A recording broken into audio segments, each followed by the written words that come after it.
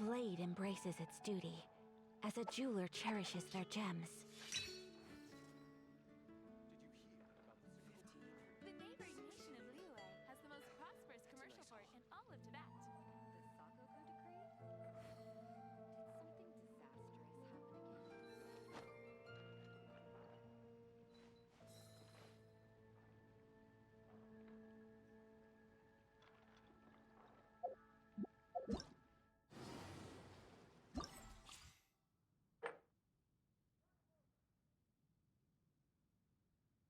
So this is a day in the life of the traveler. I'm learning more about you all the time.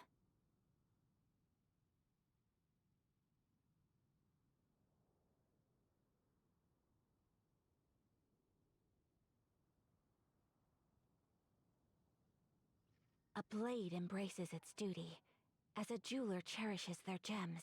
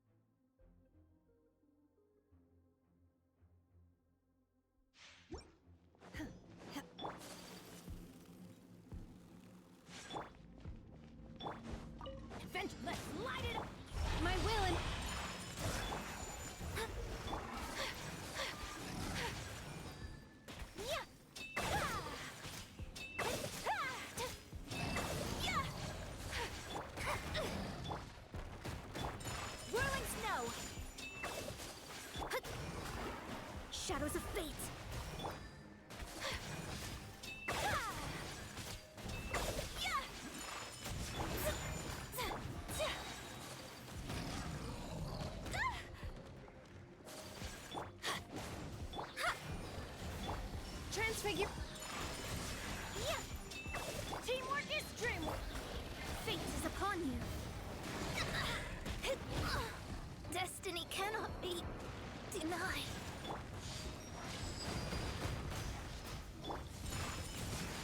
Kamisato art. Sumetsu.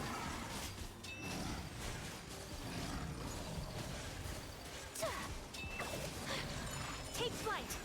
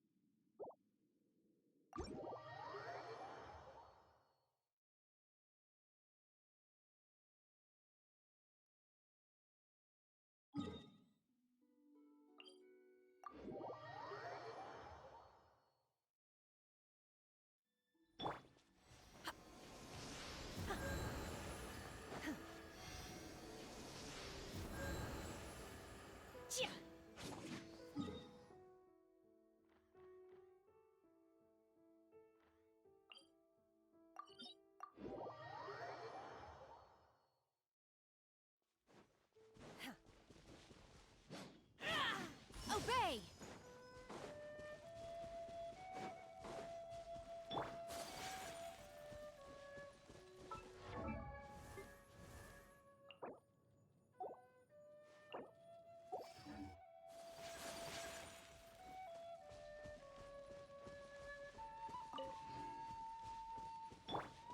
Manifest!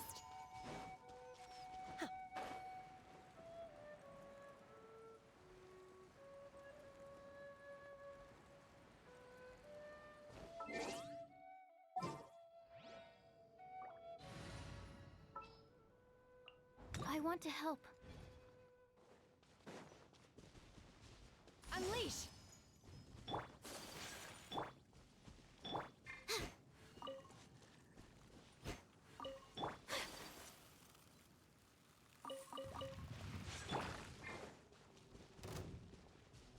Manifest!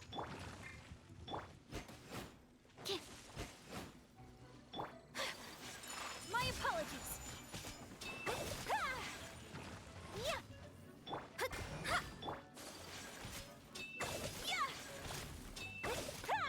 My will and take flight.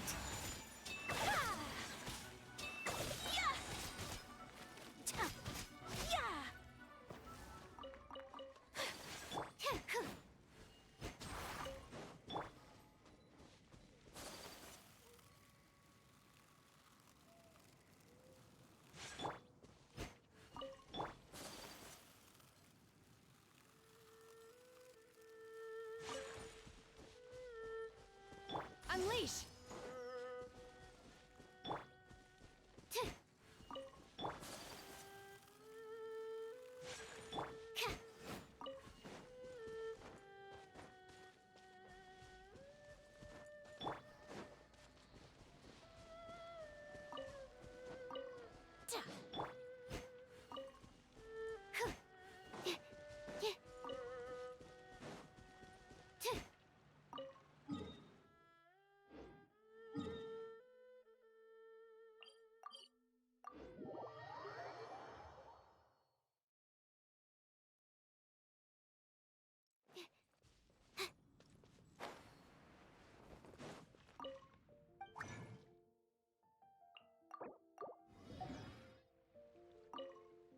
My apologies. If I could sketch you as port.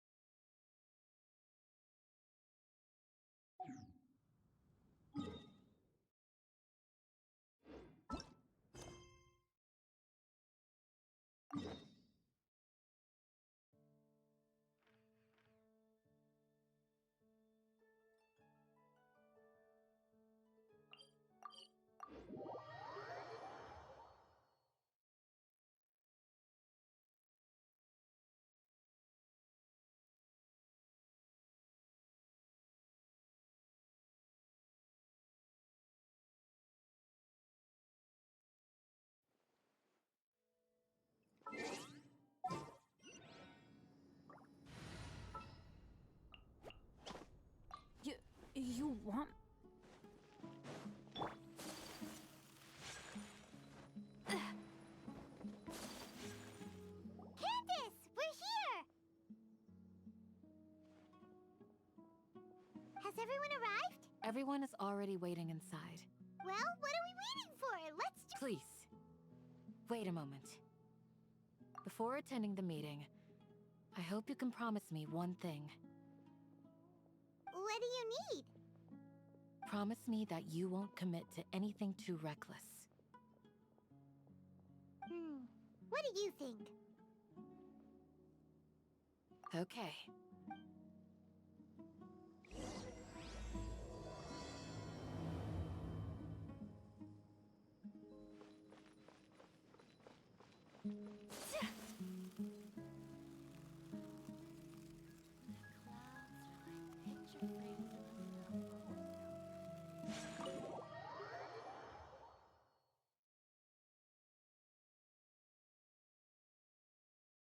Everyone's here so early! But why isn't anybody talking? We already discussed things a bit. Hey, where have you been? I've missed you too. Are you ready? Very well.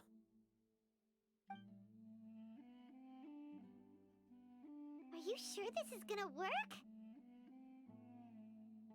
I gotta admit, it's bold. Color me impressed. It's worth a try. The point of discussion is to arrive at a solution. Let's cut the small talk and move to the next point. You're making Paimon nervous.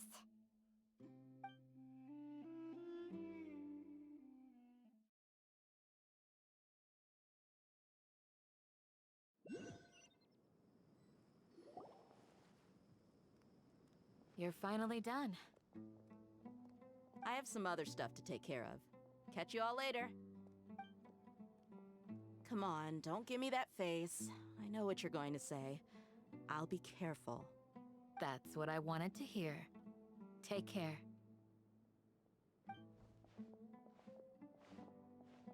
Well, Traveler, Paimon, judging from your expressions, the meeting must have been quite productive. You can tell?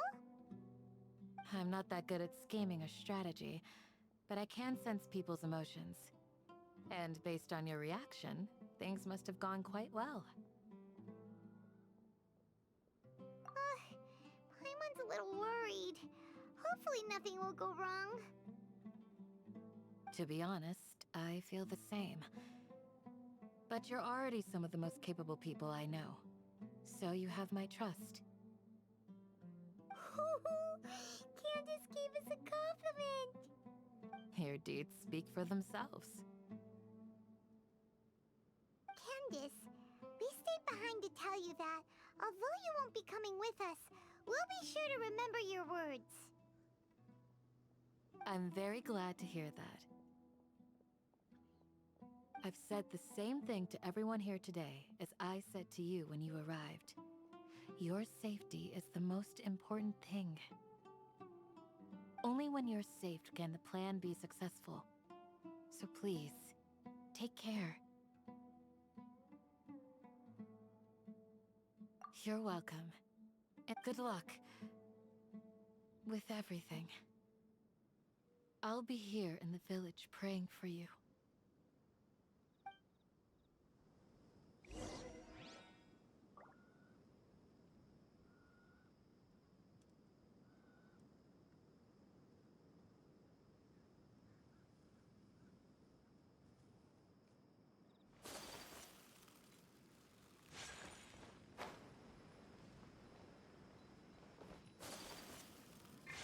Obey!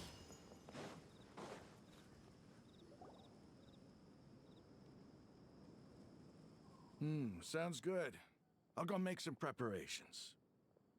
Okay. I'll hit them! Have you finished saying your goodbyes? Yeah! Also, Candace told everyone to be careful. Yes, she did. But I think my point also bears repeating. Our plan is not child's play. We won't be able to achieve anything if we're simply careful. We must go beyond that and fully commit ourselves to it. I hope this is clear to you.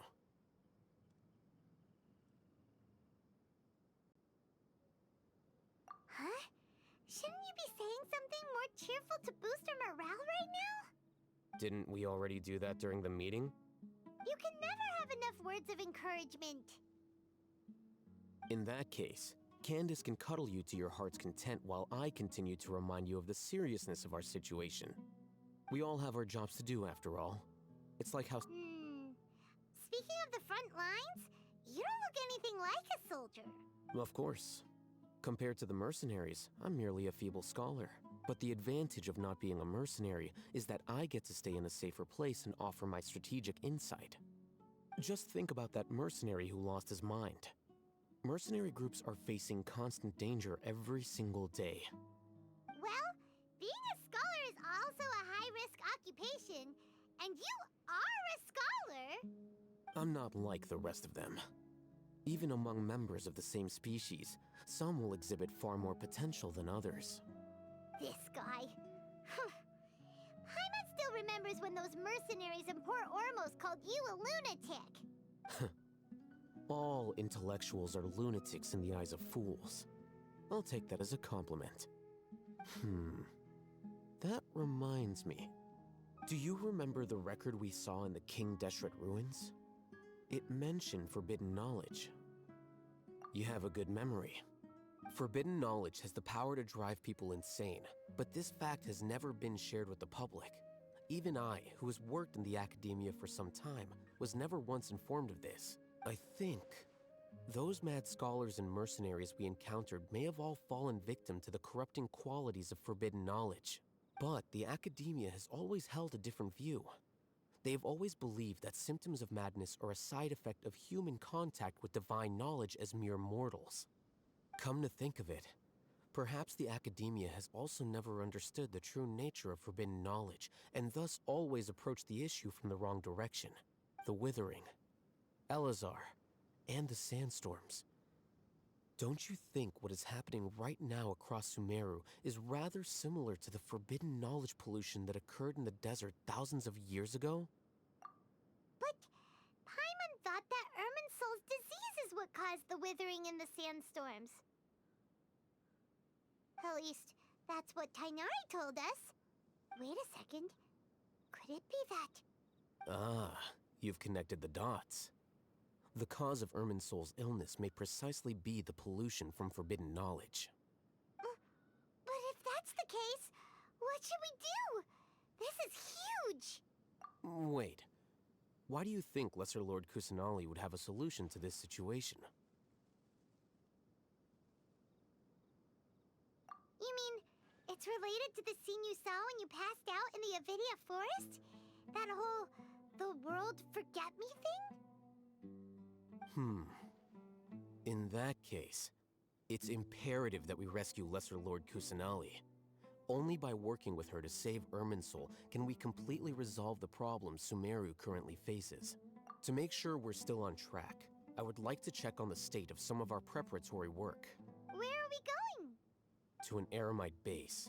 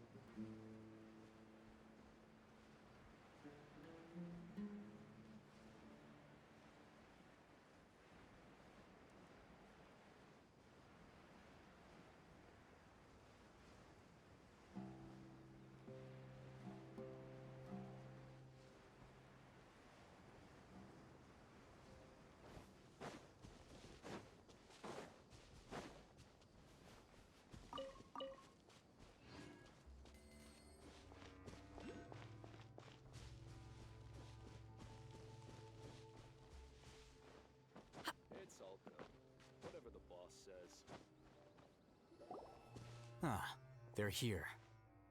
Huh? What are they doing here? I gave them some technical work to do.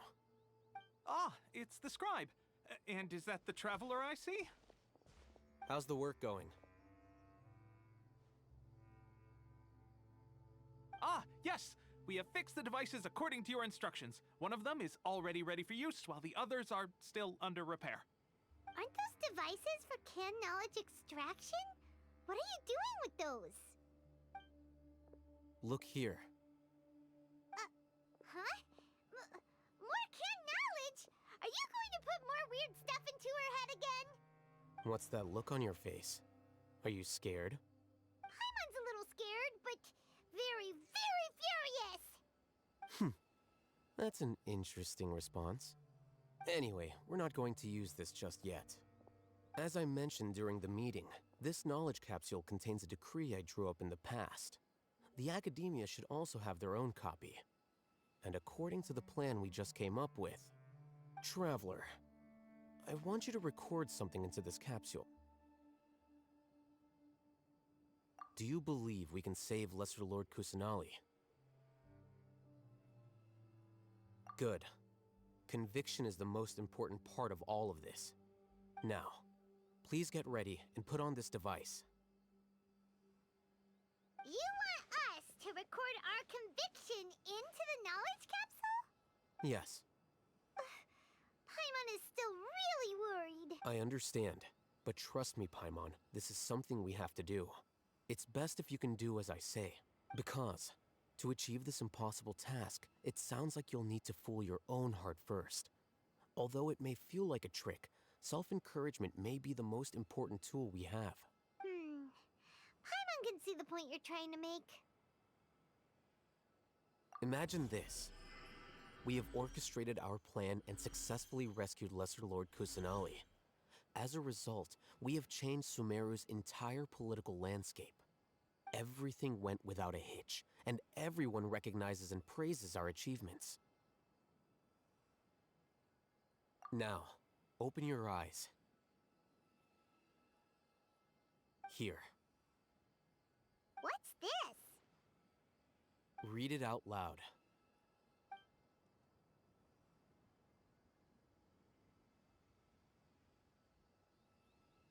It's done.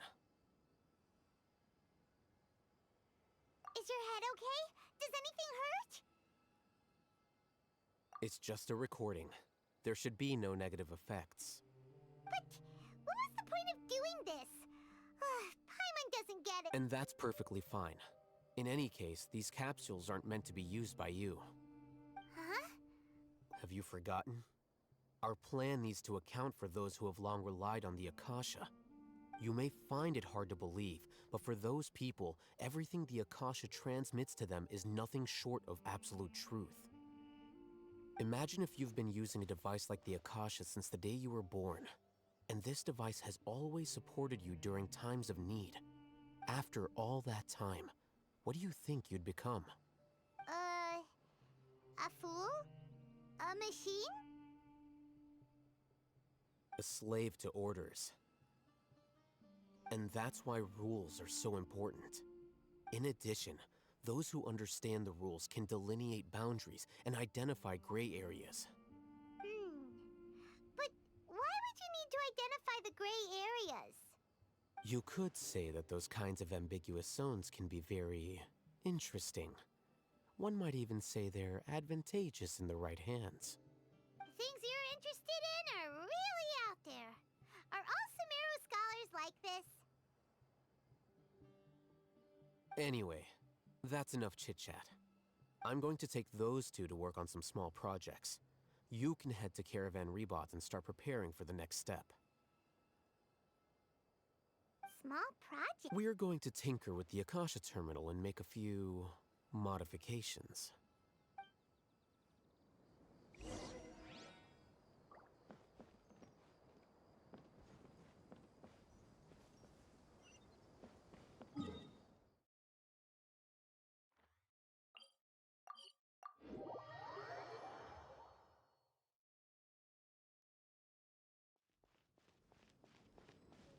Unleash! I thought we agreed on a plan. How can you go back on your word? The plan is too radical and carries a high risk for casualties. I've given it a lot of thought. And in the end, I still can't agree to it. But it's still the best plan we have. As a former Matra, you of all people should be able to see the bigger picture and recognize the innate advantages of our plan. I did. And that's how I saw the danger behind these so-called advantages. Alhaitham's plan is even more radical than I imagined. Huh? Why are you guys arguing? My friend, you're just in time. Why don't you help me persuade Sino? He's turned against our plan. We agreed to work out a plan at the meeting. As mercenaries, you're familiar with the local environment, so you'll take care of the specifics. But then, you went to Alhaitham for suggestions. Had I known Alhaitham would give you those kinds of suggestions, I would not have agreed to the plan. Look, you already know that we're all on the same side here, don't you? Mercenaries place a lot of importance on their bonds of friendship, but also will not hesitate to make sacrifices if they deem the situation to be sufficiently dire. I'm sorry, but as things stand, I can't accept your principles. Seems you really do understand the ways of the desert. Traveler, Paimon, this is also something you should know. Ramon's plan is to have me work with the Caravan Reebok guards in my capacity as a Matra. We will arrest the mercenaries and escort them into Sumeru City. Wait, how can we work with the guards? We can't get through that wall easily, remember? Caravan Reebok would never let so many unregistered members of the Eremites enter Sumeru City. My plan will clear us of any possible suspicion, and also let us enter the city as a big group. There is no better way. That also sounds like something Alhaitham told you. Am I right? Doesn't Alhaitham know how dangerous this plan is? Of course he does. He told me, there is no perfect plan, but this can get the job done. He also said that with the help of Sino and the Traveler, our chance of success would increase significantly. I never blindly trust anyone, and I've always had a good eye for people. I think he made a number of valid points. It's my own choice to trust you. If I make the arrests alone, I can control myself and prevent you from getting hurt. But I can't guarantee that kind of discipline from the guards. To make the whole thing more convincing, you'll need to resist to some degree. Casualties are inevitable once push comes to shove. I'm okay with the deaths of enemies. But now that we're allies, I'm against the meaningless loss of our own. I can't believe a Matra would actually care about us. I've lived a hard life, and I can say that people like you are hard to come by. I've always treated my allies with honesty and respect. They have the right to know important things like this. Now you're making this hard for me. Hey, is there something we can do to help? I knew you would say that. We can help fight some of the mercenaries, which should reduce the number of times you'll have to struggle directly with the guards. That should help at least a little bit. Sino, on behalf of my people, I thank you for your kindness. But this is a mission we cannot turn our backs on. We strongly value the lives of our friends, but the goal we are about to achieve is even more important. We have no fear of casualties, because we crave the spoils of victory. So please, lend us your support. We will show you the determination of us desert dwellers. Well, now that you've put it that way, I can no longer refuse. But remember, you need to follow the plan and not do anything reckless. Candace made it very clear that we can only achieve our goals if we can ensure our safety. Since you and I both recognize the significance of this operation, There should be no more animosity between the followers of the Sumeru Archon and those of King Deshret. Everyone's life is equally important. Okay, you have a deal. Let's do this for our shared dream. The guards should be stationed in the courtyard nearby. You can find them there.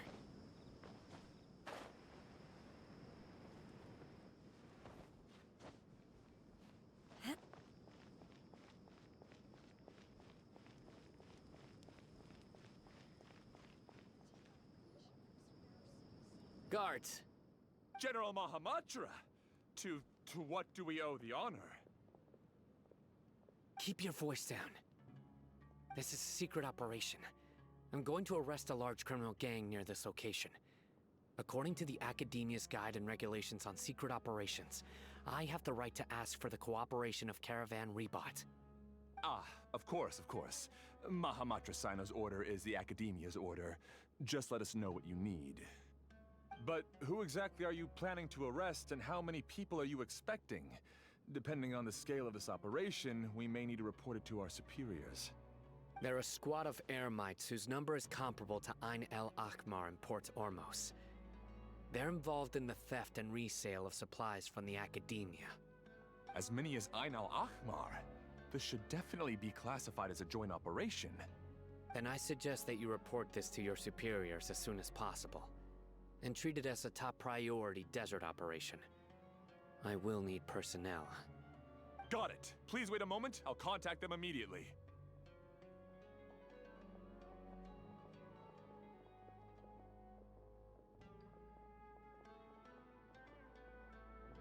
Because this is work. Because I trust you. Paimon can't believe you're still in the mood to chat. This whole thing has Paimon scared stiff. Aren't you even a little worried? What if these guards already know that you have betrayed the Academia and are no longer their General Mahamatra? Even if that guard doesn't know, their superiors might, right? We discussed this, remember? The Caravan Rebot operation is of great importance. But don't worry, the guards there shouldn't know that Sino has stepped down. How can you be so sure? First, the other Matra still don't know why Sino has left, which proves that the Academia has been covering up the matter. Second, this is a crucial moment for the Academia's God creation plan. If something were to happen to the General Mahamatra, it's bound to attract a lot of unwanted attention. No matter how you look at it, they don't seem interested in sharing the news of Sino's departure. A reasonable inference. I agree. Which brings us to our next issue. I'm sure some of you have been wondering if the prediction function of the Akasha will affect our operation. The Akasha is still in operation, so I must remain on high alert. Actually, considering the power of the Akasha, it's quite strange that it hasn't already tried to interfere with my actions. I've given that a lot of thought. For now, I don't think you'll need to worry.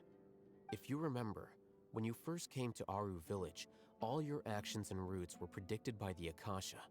It even gave that information to those who kidnapped the village keepers. But things like that never happened again after we met up with the Traveler. That's true. But why? Look at it from a different angle. Why do you think the Akasha will predict your actions? Because my personal data has been entered into the Akasha. That's true, but the key to this question is, how well can the Akasha make predictions about a person? Haven't you ever thought about it? Just how can it do this in the first place? Because the Akasha controls the entirety of Sumeru. The Academia firmly believes that all human actions can be explained through logic. By sorting and analyzing entered data, the Akasha can derive behavioral logic and predict the actions of those who fit an existing logic model. However, at the risk of sounding like an advocate for fallacies, can everyone truly be considered logical at all times? Emotions are part of our behavioral logic, but can you guarantee that every experience of the same joy or pain would be equally intense? How can our feelings and opinions be predictable down to the letter in every single instance? Sino, in the past, you've always worked alone. In the absence of another person who could sway you or your thoughts, the Akasha could produce predictions that were similar to your real-life behavioral principles. Decisive and principled, you were used to solving problems alone. That's why the Akasha could figure you out. But now, you've joined a team. And I believe the Akasha hasn't yet figured out the full composition of it. Our thoughts and logic have intermingled and weaved themselves together to become a complicated, chaotic mess. Any one of us could potentially disagree with another. The Akasha lacks data on these interactions, and it's impossible for it to predict your actions in the future based on your decisions in the past. After all, there's probably a limit to just how much we can be modeled or controlled by data. So, in my opinion, you're probably safe for now.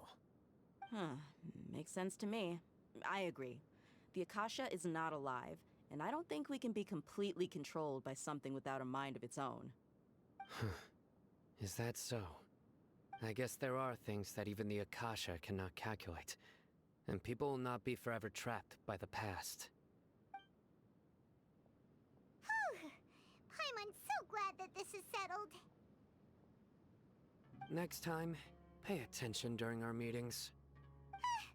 Will do. Just remember to stay vigilant. Footsteps! General Mahamatra, we were not expecting your presence here. I'm the security officer of the Great Red Sand District. My name is Luxembarbo. This is my assistant, the Traveler. She will be working with me. The construct next to her is for her work. Beep! Construct, beep! What a great honor to meet you. Your golden hair is as bright as the sun. And, is this the latest technology from the Academia? Have you made a decision regarding the matter I mentioned to your subordinate? It seems to be a dire situation, so of course you will have our full cooperation. To be perfectly honest, I've always longed to go on a mission with someone as well known as yourself. There's no need for flattery. Yes, sir. Take your most elite platoon and follow me to the eastern side of the district. We will carry out the operation there. Understood. Map. Hurry, bring the map! In 2 days, we will engage Rahman's Eremites and capture all of them. Any questions about the time or location? None at all, sir. Good. See you then. Yes, sir.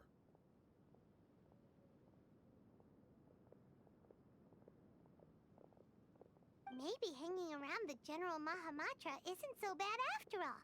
Everyone's so respectful towards us. This is all due to the absolute authority of the Academia. And now, we're going to strike back against that massive pillar of power. Get ready. We will move out in 2 days.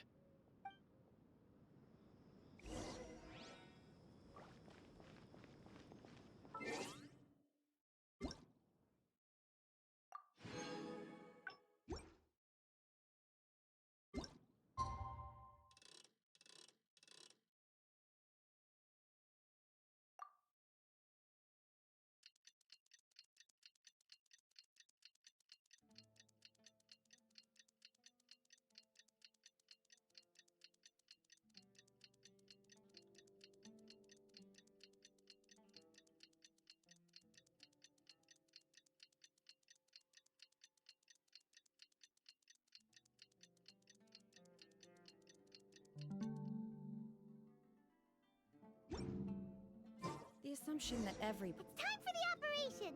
Let's go meet Sino in the desert!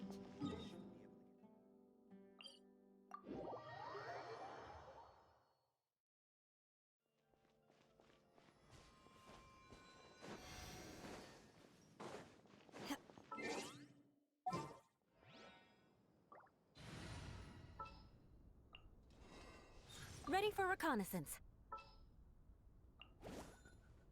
Just sharpen my spear.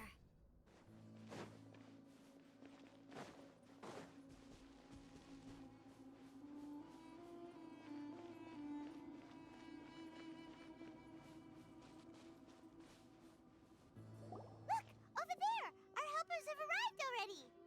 Let's hurry over. Wait a moment. Ah! Oh, it's you. You're my assistant, remember? Being my assistant, you must stay with me. It's General Mahamatra and his assistants. We meet again. You're here early. It's to show how important we think the operation is. Since this is a big case for the Academia, we are prepared to give it our best. I'm glad to hear your sense of resolve. Remember, we must capture them alive. They are our only leads for the case.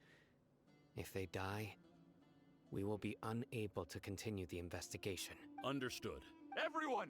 The Eremites are approaching from the west! Make preparations and be ready for combat.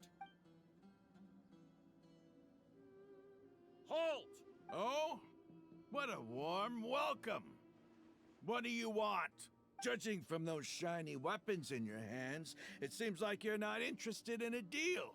Rahman, the Academia has caught wind of your smuggling and illicit sales. If you value your life... Who are you supposed to be? A Matra from the I'm not here to talk. Oh, nobody's given me this much time of day since I became a mercenary. Brothers!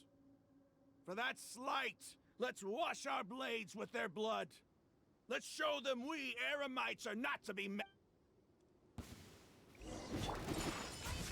Crush! Huh?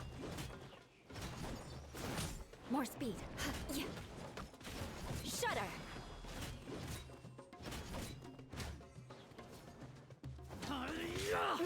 Beg for mercy.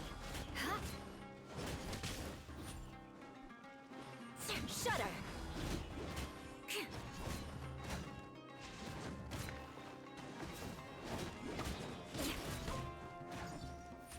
Crush!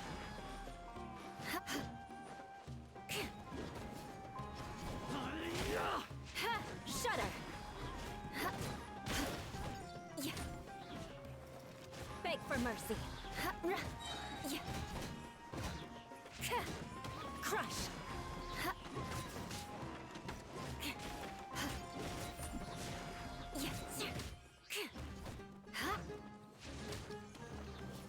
Shudder!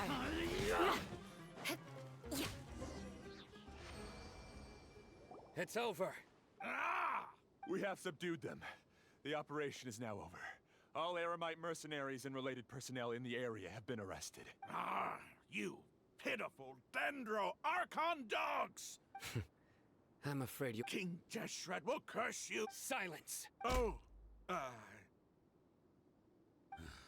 Restrain them and take them back to Caravan Rebot. Count their numbers and send them to the Academia as instructed by the General Mahamatra. Yes, sir!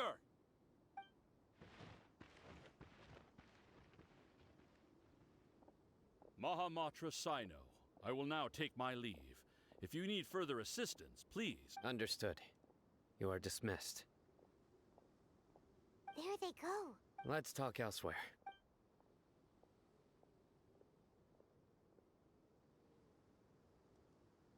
This part of the plan went really well. Yes, things went perfectly. That's fantastic! And that punch you gave Rahman there sure looked convincing enough. Once we're done here, I'll return to Caravan Rebot and oversee the group's transport. I promise. I'll get everyone into Sumeru City safely. Yeah, you're the reason why everything went so well.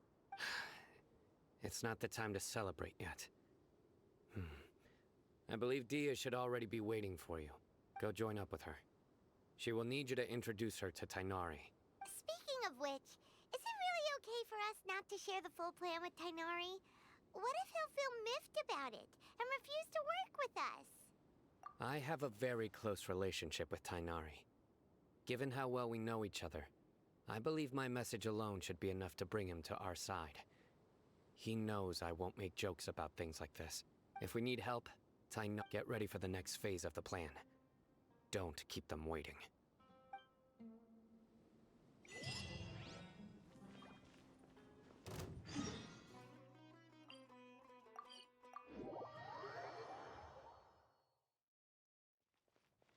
More speed. Dia! We're here! It's about time. Didn't you say our part of the plan is the most important of all? And here you come rolling in late. In the time it took you to get here, I already did 5 laps around the place, downed 7 drinks, and even did some clothes shopping. Sorry. We didn't mean to keep you waiting. I just wanted to fix your attitude and rub it in a little. After all, you took your sweet time getting here, and we've got important stuff to take care of. I just like seeing that serious look on your face. All right, I'll stop. All joking aside, I'm glad you're here. Let's get moving and take care of this as soon as possible. But where should we start? Our responsibility is to get a status update on the Fatui Harbinger known as the Doctor. We need to make sure he won't get in our way when we rescue Lesser Lord Kusanali. Dealing with an institution that controls all of Sumeru is already hard enough. If the Doctor were to crash the party, it would be next to impossible for us to achieve our goals. Yeah, we sure don't want him showing up. Ooh, he really gives Paimon the creeps. Right? Hearing his name just reminds me of those stuffy old geezers in the academia. I'd rather not have to deal with someone like that. According to the plan, we should first go to Pardis Di and ask for Forest Watcher Tainari. If all Hatham and Sino's sources are solid, then we can be sure that Tainari still has the Academia's trust. So, we'll find Tainari and convince him to get us the latest intel on the Doctor. Then, depending on what we learn, we'll make any necessary adjustments to our plan. The sages have placed spies everywhere on the other side of the wall. I'll follow you as a bodyguard. You should be honored. I don't offer my services to just anyone you know. But Paimon thought mercenaries would do anything for Mora. That's certainly true. But when multiple employers are vying for your services, you should always go with the best offer. Let's see. If I were to charge you a bill, I guess I can apply a discount. How much more do you want? Paimon's not sure we can afford it. How much do I want? Hey, how about paying me with a smile? What do you say? I haven't seen you smiling much recently. If you ask me, someone like you must look lovely when they smile. Come on, give me a smile so that I can be less worried. Looking good! I hope this pretty smile will become our lucky charm. There are many kinds of smiles, but only a truly joyous one can bring blessings to others. Let's consider this smile a down payment for our future victory. Let's go. It's time to pay a visit to Pardis Di.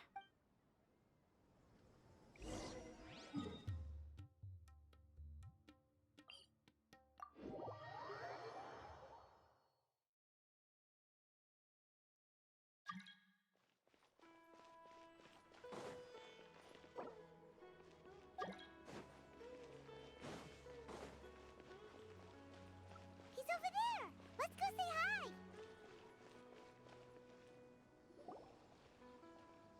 Tainari! Traveler, Paimon. And you are? Hey there. This is our friend Dia. She's an Aramite mercenary. A mercenary? You must have some big news for me. It's something really important. Please help us out. All right. Then follow me.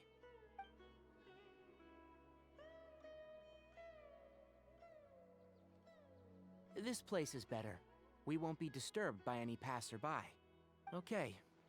What is this important thing you want to ask me?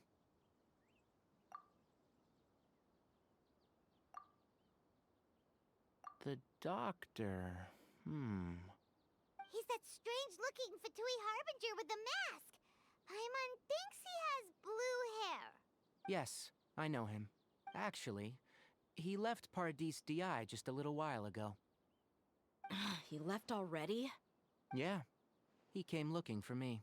Can I ask what it was about? Sorry to ask you like this after having just met, but your answer is very important to us. For now, all we can share with you is that your friend Sino is working with us. Sino, you say? I see. So that's why he hasn't been at the Academia. Okay. I'll answer your questions and will assist you any way I can. You don't have to tell me everything that's happened. Sino's name really does work wonders. You're not even a little worried that we might have made it all up? Despite having just met you, I can sense that you're the serious type. Between you, the Traveler, and Sino, none of you strike me as the type that would conspire to deceive me. You don't need to tell me anything you don't want to. I'll also get straight to the point. The Harbinger you mentioned came to me because he wanted to take the scholar Hypatia away with him. Hypatia? Why would he want her? And what do you mean by take away? Is he planning to leave Sumeru? Yes. He told me his return to Snezhnaya is imminent. So you mean you're leaving this place soon? Indeed. Otherwise, we could have perhaps talked a little more. I was just about to set out when I remembered something important. To that end, I made a final trip to Pardis Di. Let me ask, have you been taking care of a scholar by the name of Hypatia? Your sources are accurate. No doubt because you've recruited many informants. But you're right. Hypatia has indeed been receiving treatment from me. Forgive me for asking, but how's the treatment coming along? Given the way you're asking, I assume you have something to say. Since you asked, I'll be frank. I would like to take Hypatia to Snezhnaya. It's incredibly difficult to transfer a patient. As a scholar yourself, shouldn't you at least be aware of this? Oh? I can't believe your utter lack of faith in me, to the point of even questioning my general level of knowledge. How unbefitting. Well, you're the only one who's ever made such a request. I have my ways of keeping her safe during the journey. In addition, I can also promise that under my care, Hypatia will receive the most advanced and effective treatment. I will personally supervise her treatment and see to her recovery. Would that be agreeable to you? Hypatia was born in Sumeru and remains a scholar of the Academia. Her situation has not become dire enough to necessitate her transfer to another nation. Transporting her to Snezhnaya is risky, and the potential benefits are unknown. As the person currently responsible for her treatment, I cannot possibly sign off on this transfer. Your suggestion is rude and reckless. I'll pass. I don't know much about the doctor, but after talking with him, I realized that just like many other scholars, he possesses an aura of arrogance that I've come to detest. It's not so much that he's looking down on others, but more that he's confident in himself and his abilities to a point of near insanity. I would never refer a patient to someone like him. I prepared myself for a protracted battle of wits, and was really surprised to see him just give up on the topic. Still, his reaction really concerned me.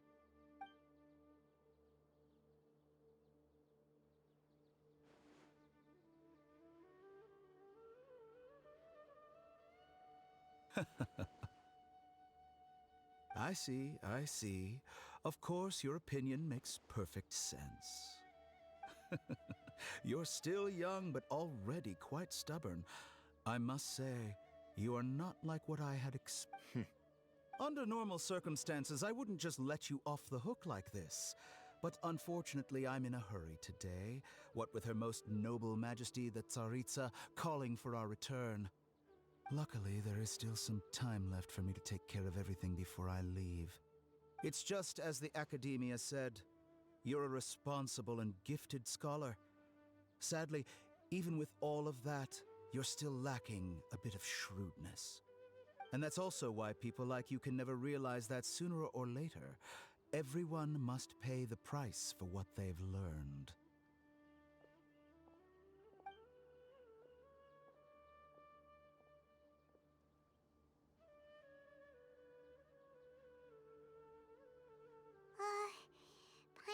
help but feel like he's hinting at something unpleasant.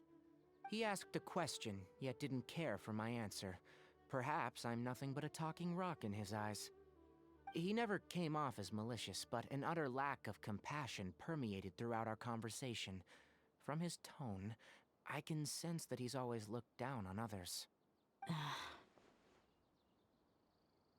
I can barely believe it myself. But if that's true, the situation will be in our favor. I don't think I missed any details. Frankly speaking, I don't want you to do anything too risky. Now that you know a little more, it should be easier for you to stay safe. Sorry we can't tell you everything. We appreciate that you helped us anyway. I won't forget your kindness. It's okay. I have an obligation to do so. To be perfectly honest, all of this may have started because of me.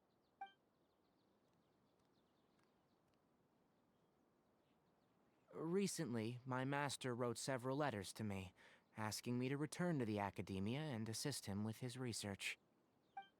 Hasn't he already asked you several times before? Yes, but there's something off about this most recent batch of letters. The handwriting and the tone are both familiar, but some details have been omitted. My master will occasionally leave a few dots on the back of the letter. 1 dot means that he wrote the letter on a sunny day, and 3 dots stand for a rainy day. This has been a habit of his for many years, but I didn't find any dots in his recent letters. I believe something may have happened to him. I get it. Since you are always at Gandharvaville, you would like me, someone already working at the Academia, to investigate this matter, right? I'd like to ask you to do that for me, if you can keep yourself safe. Please withdraw immediately at the first hint of danger. I can do that, but I have a feeling it won't be that simple. The Academia has been working on a big project. I'm not quite sure what it is, but your master might be involved with it. If the higher-ups really are hiding something, then it will be difficult to remove myself from the situation once the investigation starts.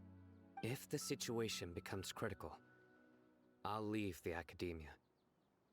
If you don't see me there for an extended period, that's your cue. All right, we've got a plan. I'll stay at Gandharvaville to support you. If that scenario comes to pass, you must be extra vigilant. And be wary of any messages or direct requests from the Academia. I must say, I didn't expect a warning like this from the General Mahamatra.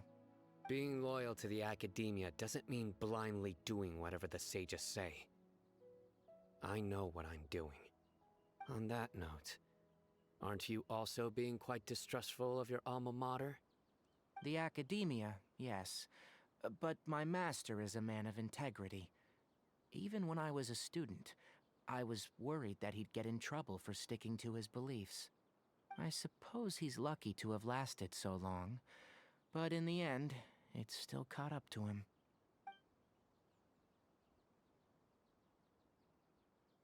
I see. So you noticed something was up with the Academia from the very beginning. This may well be how Sino became involved in all of this. In which case, I must keep my... Also, if you run into Sino again, please help me pass on a message to him. Trust your own senses and experiences. I think this may be something he needs to hear right now. Okay, we'll find a chance to tell him. Thanks. Right. Now let's go hunt down this Harbinger. Oh, by the way, which way did the doctor go when he left Pardis Di? That way. Gotcha. Thanks so much. We'll be on our way.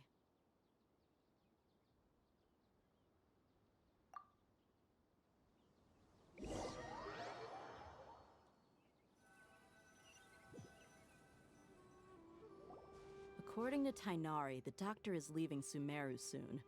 I want to check if the doctor was actually telling the truth. He also said that he'll take care of everything before he leaves. What did he mean by that? We need to be extra careful when dealing with a person like him. Just to be safe, let's chase him and see what we find. But we have no idea where he went! How can we start chasing him? We'll do it the mercenary way. I'll find leads as we go. All you have to do is just follow me. That Harbinger may have tried to cover his trail, but he still left some traces. Or perhaps he never even thought about concealing his whereabouts. Maybe that's just how arrogant he really is. Yep, we're headed in the right direction.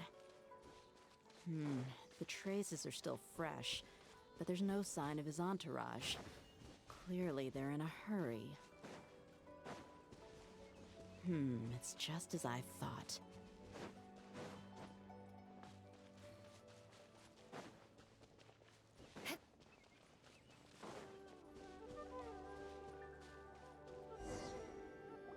We can stop here. I think I know where the doctor went. To the south of here is Port Ormos, which seems to be where they're headed. Port Ormos? They're going to leave by boat? That's right. Let's go to the port and have a look for ourselves.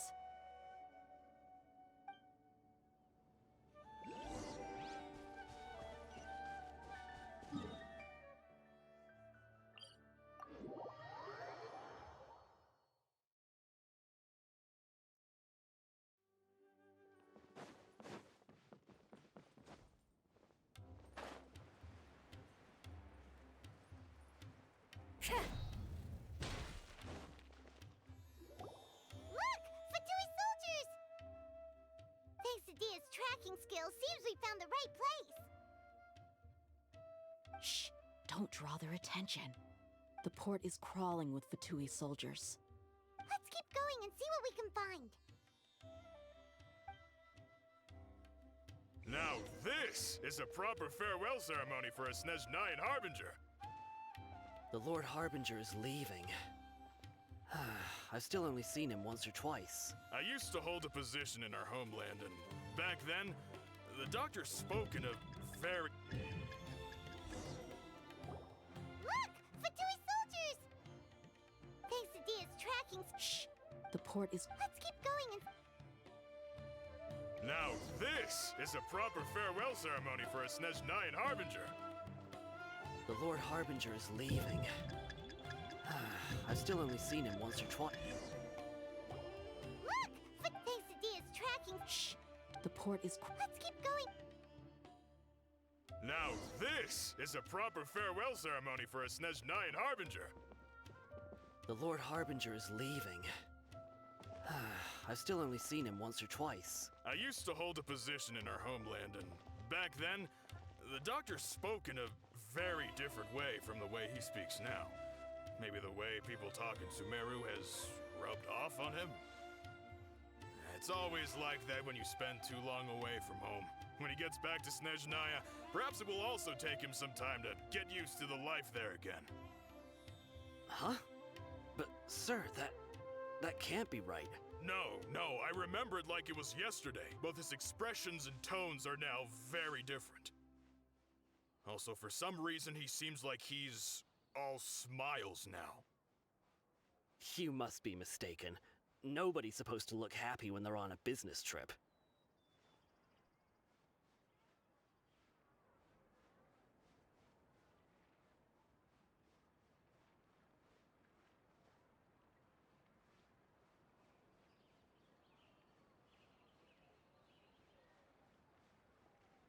The doctor is on that boat. So he told the truth after all. He is actually leaving Sumeru. Let's get closer and find a place to hide so... This place will do. We can hide here while we keep an eye on the boat. Huh? Uh-oh!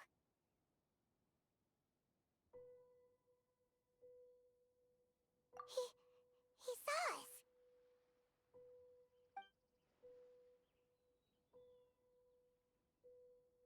Huh? Is he waving at us? It's time to say goodbye. Wait, is he the only person on the boat? You mean there's nobody with him?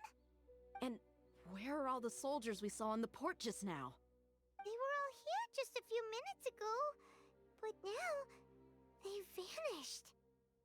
So this was a trap. wait. Don't tell me that. Luckily, there is still some time left for me to take care of everything before I leave. Oh no. They might be after Hypatia. Let's get back to Party's DI. Huh? What do you mean? I'm afraid that she's seen something that she wasn't supposed to see. If I were the Fatui, I would also try to take her away. And if I couldn't... Oh no! Are you saying they're going to kill her? Let's go!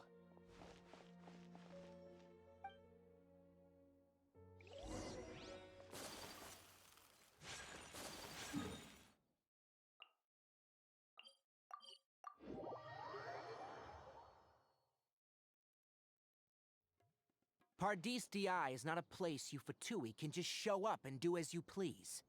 I believe we've already made ourselves quite clear. Our superior gave us permission to search for and collect medicinal herbs in Pardis DI for research purposes. But you've been in Sumeru for some time already. I find it coincidental that you chose to only come here today. Even the Grand Sage himself may not have the right to question our research, much less an ordinary scholar like yourself.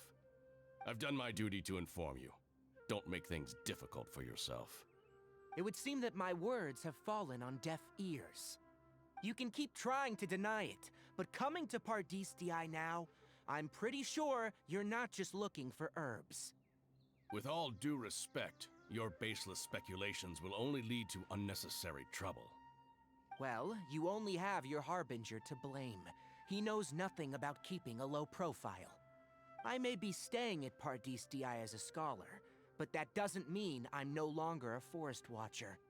It is still my duty to protect the peace and safety of the scholars who have contributed so much to Sumeru. Then it seems our conversation has hit an impasse. No one will lay a hand on you, Hypatia. Not on my watch. Tighnari! Are you alright? I'm fine. These Fatui have really crossed the line. Time to teach them a lesson.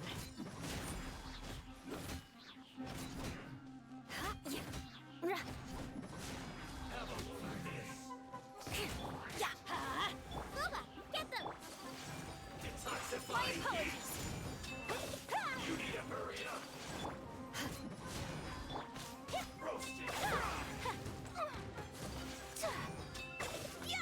Take flight. Beg for mercy. You need to hurry up. Shut up. Let's light it up. Whirling snow. Crush. You need to hurry up. Roasted frog. There's no use resisting! Give us Hypatia! Keep dreaming. Yeah, Tighnari, speed him up! Whirling snow. Shudder. Vengeance will be mine. The doctor's orders are absolute! Yeah? You've been someone's lapdog for so long that you don't know anything else now! We're not getting anywhere.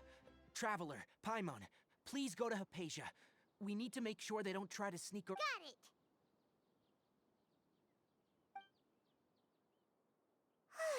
Hypatia's still here. Doesn't look like anyone's broken in.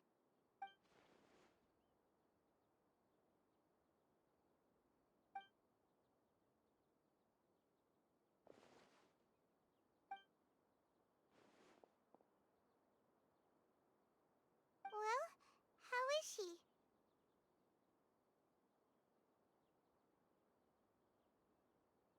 Oh, that's good.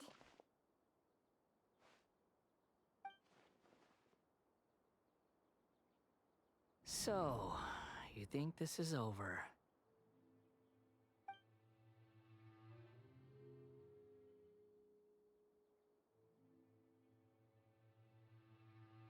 What? The Balladeer is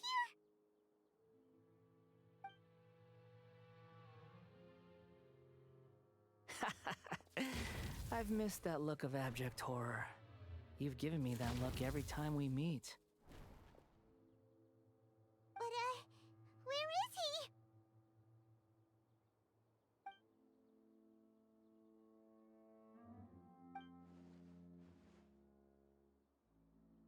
I can hear all of your thoughts, you know.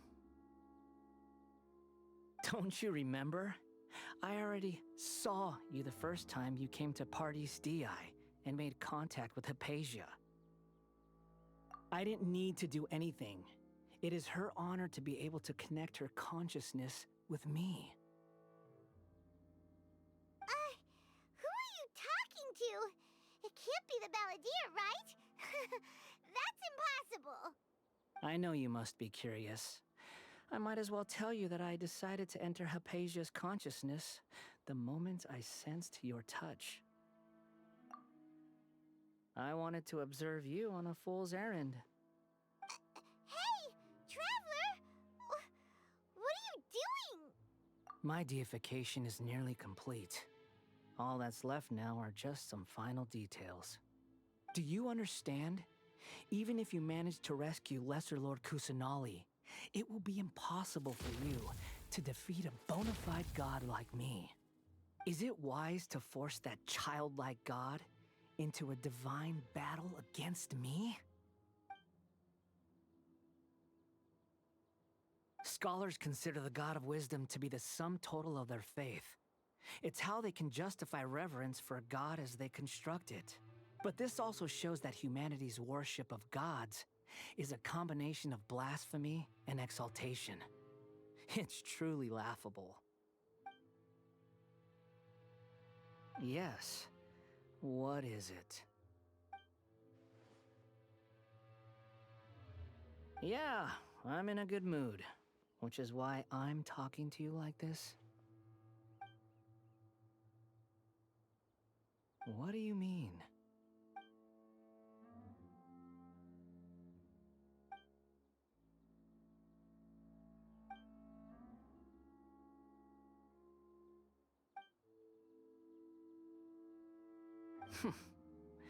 Those words almost make you sound like a friend who actually cares. But you're wrong. I'm different from all of you. I was born to become a god. My entire life up until this point has just been a meaningless routine. Just think about a sheet of paper. By itself, it holds no meaning. The content recorded on it is what gives it value. All I had recorded down before were some painful memories and boring human feelings. Such senseless drivel should have been erased a long time ago. Indeed, to me, the sight of you fools in your futile struggles is far more amusing. Tell me, just what has this world done for you to protect it with such zest and conviction?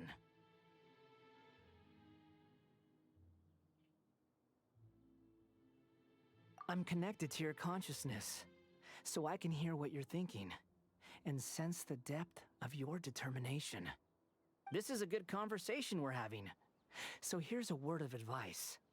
Let go of your misguided guardian complex. You know nothing about the truth.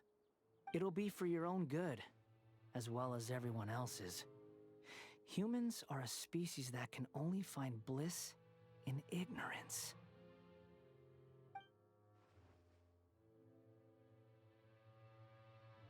Ah, you've seen my affection for her. If you were in my position, I think you'd feel the same way. She peered into my consciousness and saw my past. Someone like that is qualified to become my first follower. All gods need followers. So Hypatia has been chosen. Her appearance heralds my imminent arrival at the throne of divinity, while her worship shall become my glory. You're doubting me again? No matter. Soon, you'll know what kind of authority you're challenging.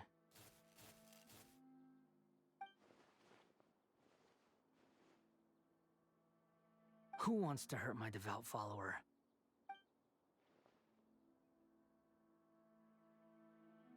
The doctor wants to hurt my first follower?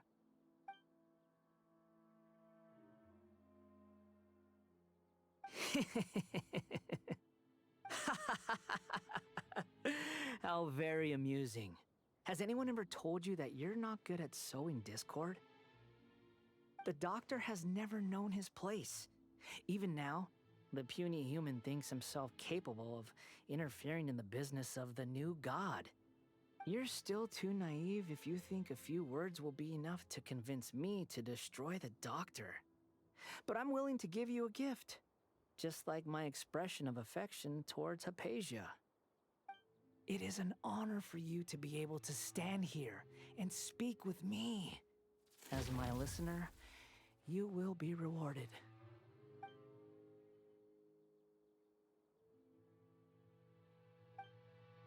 Both good things and bad things can be called gifts.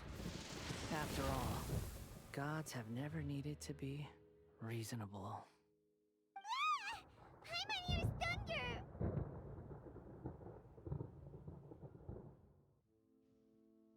That person Paimon couldn't see was the Balladeer? Oh, he sure chatted with you for a while.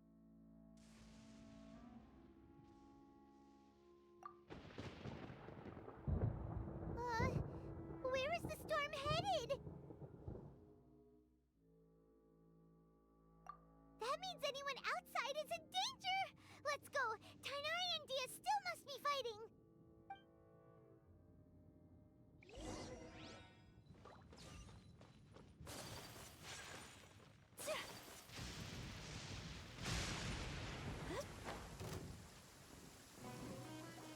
Oh! Have the Fatui retreated? Hey! What happened to you? He's hurt. I'm fine. Ow! Don't move. I've seen eremites get struck by lightning before. You need to rest. Struck by lightning? We were fighting, and just as things started looking grim, the weather suddenly became extremely strange. Lightning started attacking everyone, almost as if it were alive. Luckily, there were only two of us, and both of us were nimble enough to dodge most of the strikes.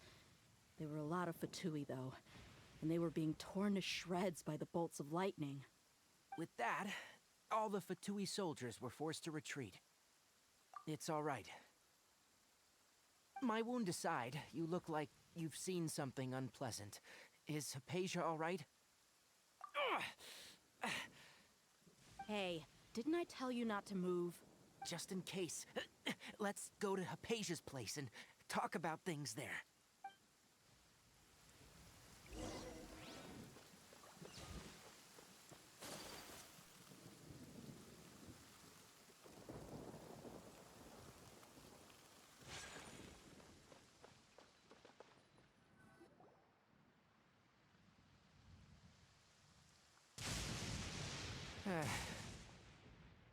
Thank goodness, she's fine. Hey, how about taking care of yourself first? I understand my condition. The wound is not fatal. I'll be all right. Ugh. The more you understand medicine, the worse of a patient you become. I know. They always think they can push through the pain. Oh, he sat down. Let me rest for a bit. Sorry, traveler. Now you may start.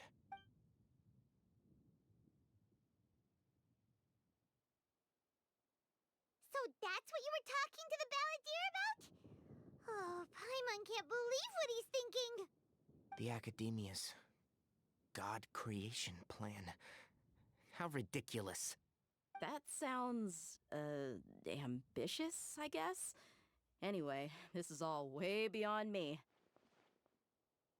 As long as I can enjoy every day with a drink in my hand, tasty food in my stomach, and a good night's rest, that's enough. I'll only work when I have to. I must be the least ambitious person who's ever set foot in Party STI. Don't say that. I haven't even thanked you for your help back there. Don't mention it. Well, if nothing else, all this proves that the doctor really did have some urgent matter to attend to, and left Sumeru in a hurry.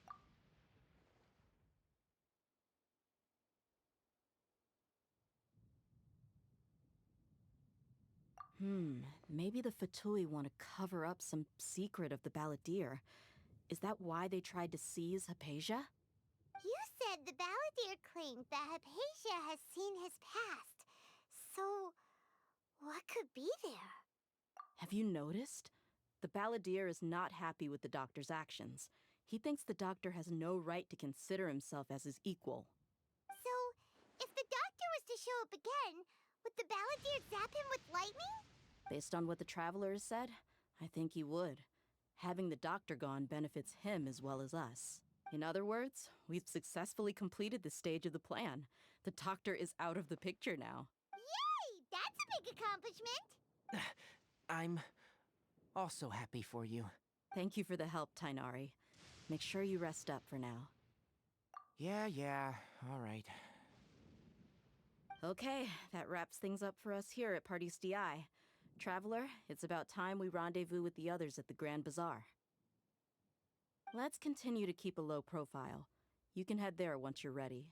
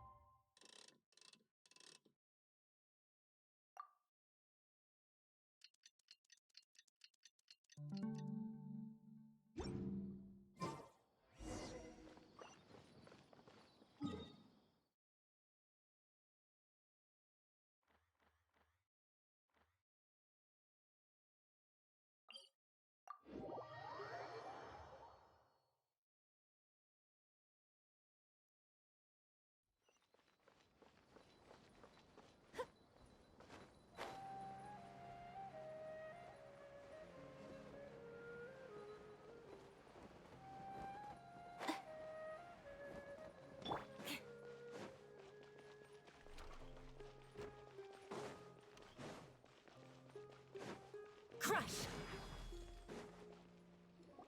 All right, everyone is here. How did everything go? Any luck with your missions? Let's report back one by one. I'll start first. We've made the necessary modifications to the Akasha terminal. In addition, the props required are also ready. I'll go next. The Traveler and I went to Party's DI. The situation was a bit complicated, but we found Tainari. Unfortunately, he was wounded during a fight. Who was behind it? Well, that's the tough part. What should I say, Traveler? The Fatui or the Balladeer?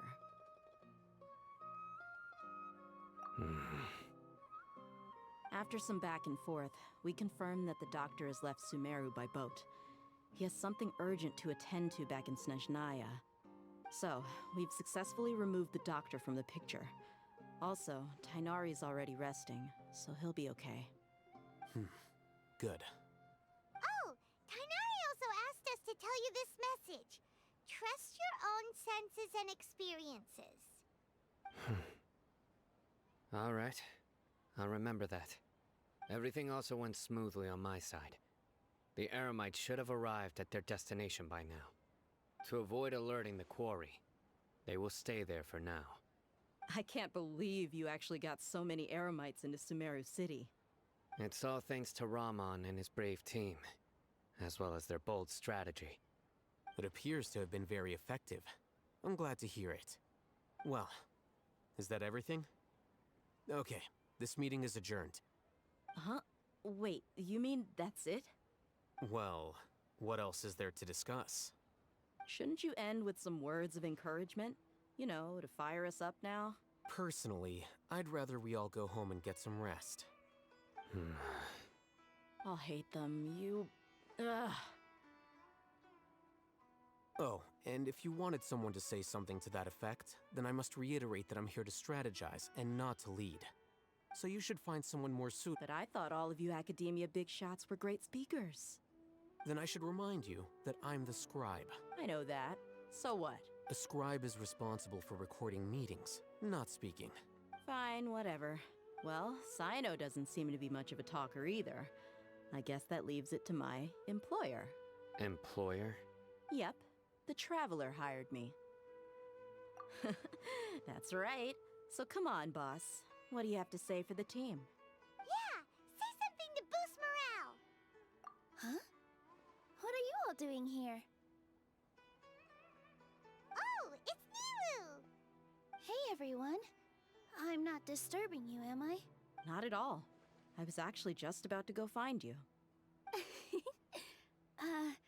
Judging from the group and all your serious faces, you were discussing something important, weren't you? But you also look like you're up to no good. Seems pretty interesting. Welcome, Nilu. Would you like to join us? Huh? Join you? You mean, you also want to discuss something important with me? Yes. Something very important. Nilu, are there any breaks in your performance schedule in the upcoming days? Huh? Wait, you're seriously inviting me?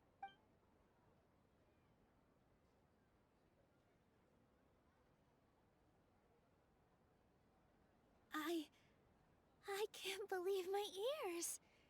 You are truly the bravest and most passionate people of Sumeru, well, that I've ever met. Oh, right. The Traveler and Paimon are not from Sumeru, but you are awesome as well. That's right! I must admit that I'm a little scared, but I'll try my best for Lesser Lord Kusanali.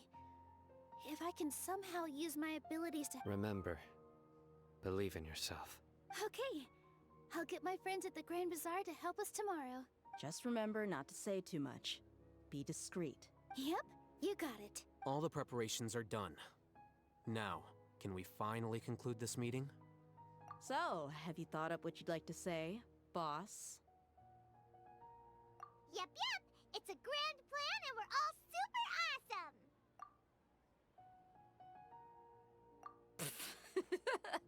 Well said. A good night's rest before an operation can be the difference between success and failure. Thankfully, I've had my place to myself recently. It's been nice and quiet. Uh-huh? Oh, nothing. Alright, let's all go home and get a good night's sleep so we can be up early tomorrow! Okay, so I guess that means it's time to say goodnight now. Yep! Good night, everyone!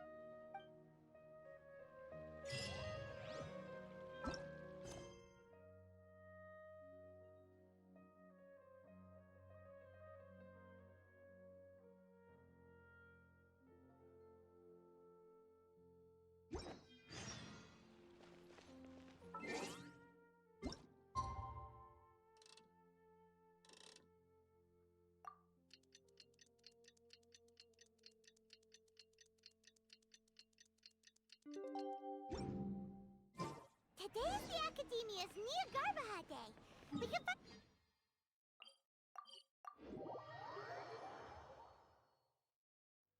Hello, you two. Sleep well? Not really. Paimon got too nervous thinking about today and didn't fall asleep until the sun was almost up. What about you all, Hatham? Naturally, I slept just fine. After all, a good rest should be considered part of the plan, since energy is an important resource. You just want to show off how calm you are! It's crucial to dissipate any tension before we execute our plan. The only thing you're doing is being annoying! Anyway, do you need me to go over the game plan again? Our target is Grand Sage Azar's office. Everyone in the Academia knows that's where the Grand Sage's console is. Only they can operate it. Many restricted commands and operations are executed via that console. I'm sure that console has a way to free Lesser Lord Kusanali.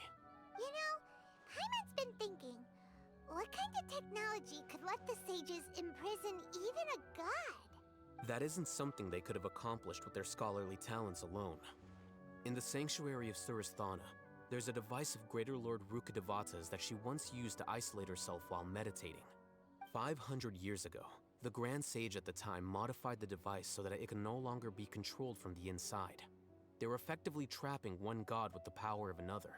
So, how are we gonna get to the Grand Sage's office? Don't forget, today is Niagarbaha Day, arguably the most important day to the Academia. The sages and core academia personnel are busy loading the latest batch of research developments and legal decrees into knowledge capsules so that they can be entered into the Akasha. All the Darshan's researchers have their noses to the grindstone, and the academia's grounds are flowing with all sorts of people. It's the perfect time for an infiltration. When the Grand Sage leaves his office to supervise the entering process, that's our cue to access the console and free the Sumeru Archon. Well, yes. That's just the visible side of our plan, after all.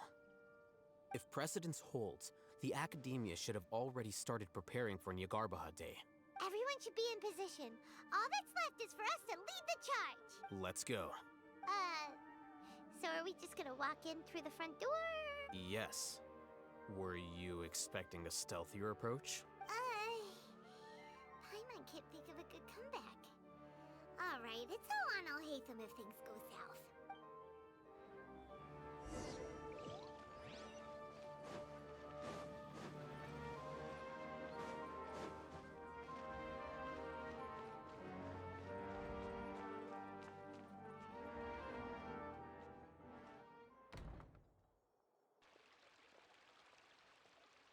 Scribe? Please, wait. Are you Scribe Alhaitham?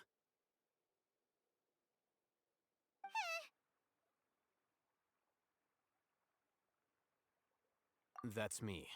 Is something the matter? I'm in a hurry. No. I was just surprised to see you here. I had heard that the sages were looking for you not long ago, but I didn't know what for. And, also, please don't bring outside guests into the academia. Outside guests? How did you arrive at such a conclusion? Your groundless inference shames the Haravatat Darshan.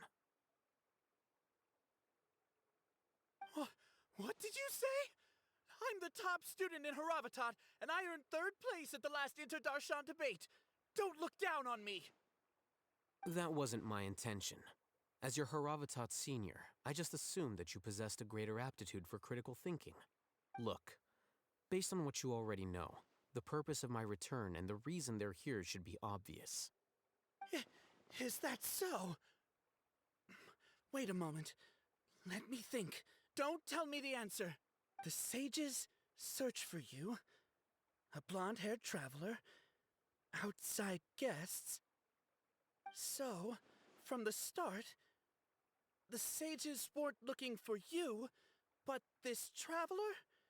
And you were gone from the academia for so long because... Hey, shh. Yes, you've proven yourself as the top student in Haravatat. I surmise you've arrived at the correct conclusion. As I expected. Please, forgive me.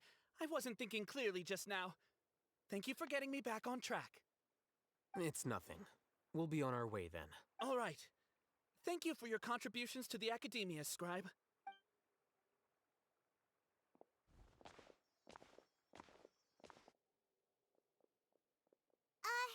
What the heck just happened now? What did he just guess? I'm afraid I don't know either. You have no idea? Mm-hmm. He convinced himself of whatever truth he came up with.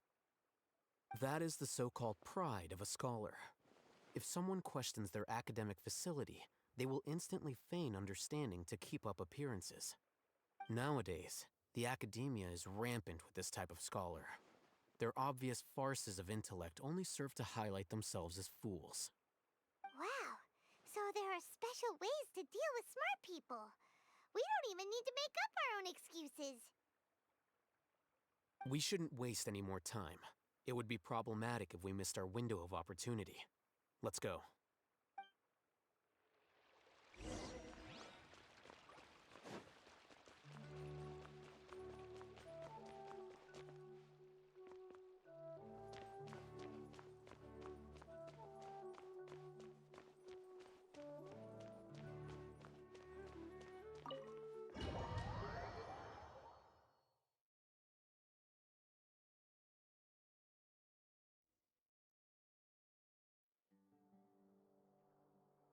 Is this the Academia's library? Indeed. Known as the House of Dana, it is quite possibly the most extensive special collections library in Teyvat. There are a lot of students going through here. Is it really okay just to waltz right in? The Academia marches to a fast beat, especially since it's Nyargarbaha Day. They're all occupied with their own matters. Just act natural. Now, hurry along.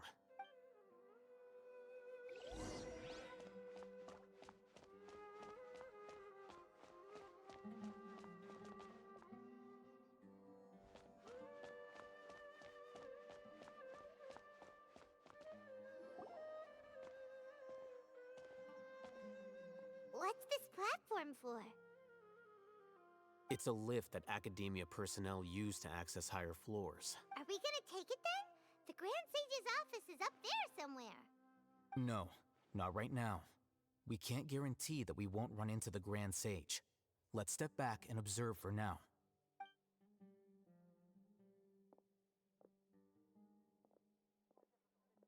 You think the Grand Sage will exit from there?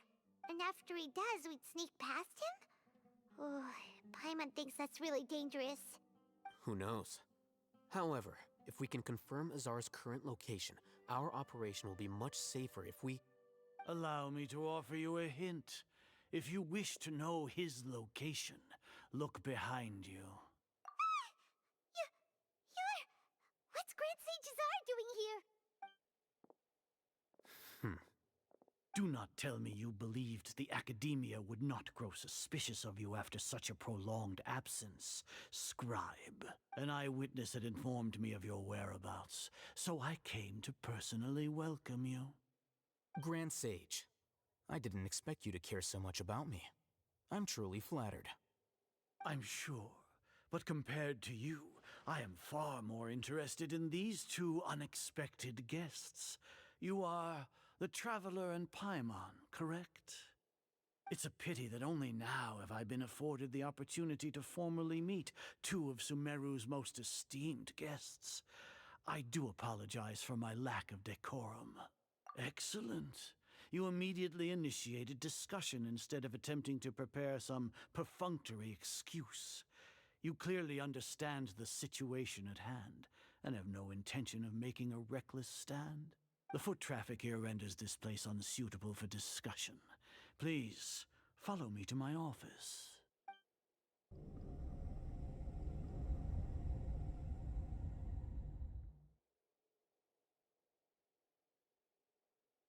This place is crawling with guards. There's no way out for us. All right then, Traveler. What did you wish to discuss with me? Today is Nyargarbaha Day, so I still have many responsibilities to attend to. There is little time for idle chit-chat before I detain you all. You seem to know quite a bit about our endeavors. If that is so, then you should be praising our great work, rather than using your trivial misgivings in a futile attempt to sway me. Trivial? Then tell me, what do the Fatui want from me? Worthless. Those are all completely worthless. Benefits, divine power. These materialistic words do nothing but debase our great work. Creating a god. Yes, we are using human wisdom to create a god. If humanity cannot attain omniscience and omnipotence, then we shall create a god to reveal them. This is the pinnacle of human wisdom. We shall regain a god's guidance at long last. No longer will we flounder in the interminable void of consciousness and knowledge. Even Ermin's soul will be freed from its plight. For our nation of scholars, this is the ultimate aspiration. No cost is too great to realize it. You will never understand the rapture of having a god be born within your very hands. With your degree of knowledge, you cannot even comprehend such an emotion. Gods exist on a plane that far eclipses humanity's. Lesser Lord Kusanali, what can she even do? Care for the people? Fend off sandstorms? Fabricate silly fairy tales? These are but child's play for the Academia. Does that make us equal to the gods? We are a people favored by Greater Lord Rukkhadevata. Though I may have personally not seen it, our forefathers bore witness to true wisdom. The ascension of the Lesser Lord has brought nothing but bewilderment to the scholars. They all ask, is that truly what true wisdom is supposed to look like? With that in mind, it is better to keep her isolated in the sanctuary of Suristhana, so our academy will not become embroiled in turmoil. What a pathetic justification! Do you really think that only the super smart or powerful should be able to call themselves gods? As per your judgment, Grand Sage, they are indeed dangerous individuals. Not only are they acting against the academia, but their ideologies have the potential to lead scholars astray. Looks like there really was merit in my assignment. Alhaitham? Are you talking about us? Anyway, I've brought them to the academia as ordered, but it took some time and trouble. Oh, that reminds me. Here's the investigation report you had requested. It's a summary of my time spent with the Traveler, an array of information about her ready for your perusal. Alhaitham? So you're still on the academia's side! We finally started to trust you!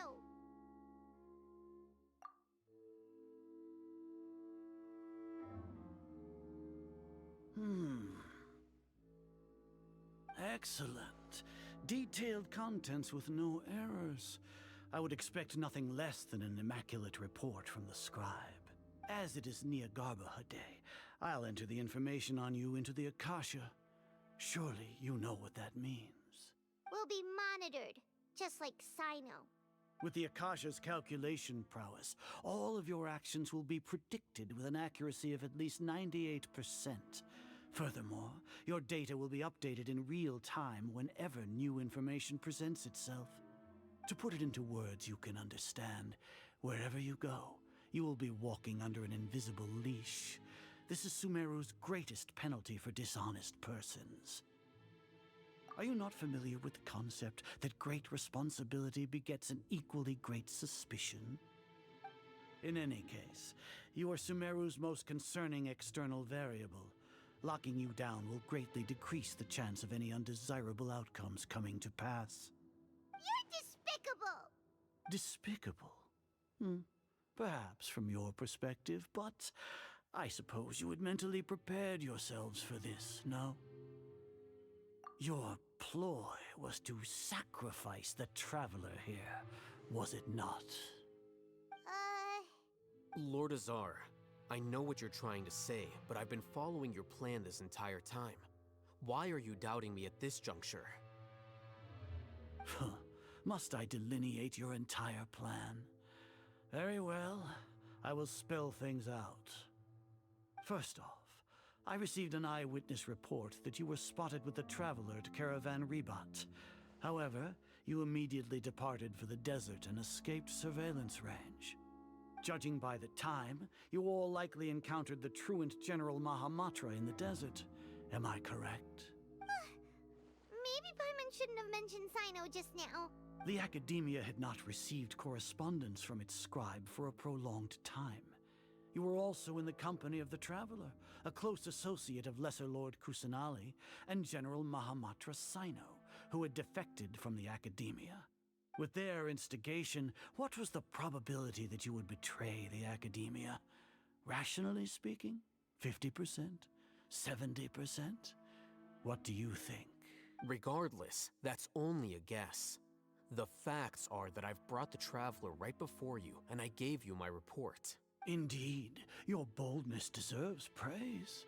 To think that despite status as an outlander, the Traveler is still willing to sacrifice for the sake of your plan. If I'm correct, you have a contingency plan to save Lesser Lord Kusanali and ruin our great work. Sneak into the Academia on Niagarbaha Day, using Alhaitham's status as the scribe.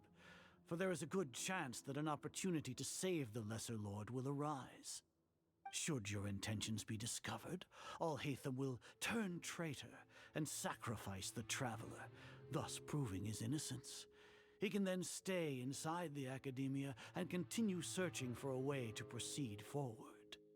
As for Sino, According to the Akasha's calculations, he will soon return to the Academia and confront me in person. I suppose this is also a part of your plan? You'll see me as a traitor regardless of what I say, no? Even if you impugn me, it would have little effect on you all. You misunderstand. Losing our scribe would irreparably damage the Academia's regular operations and the development of Sumeru's future academic systems. However, under the current circumstances, even that is trivial compared to what we stand to gain from our great work. You said that I betrayed the Academia, but you, Azar, you've betrayed all of Sumeru, betrayed its Archon. So flight is turned to fight at long last. Guards!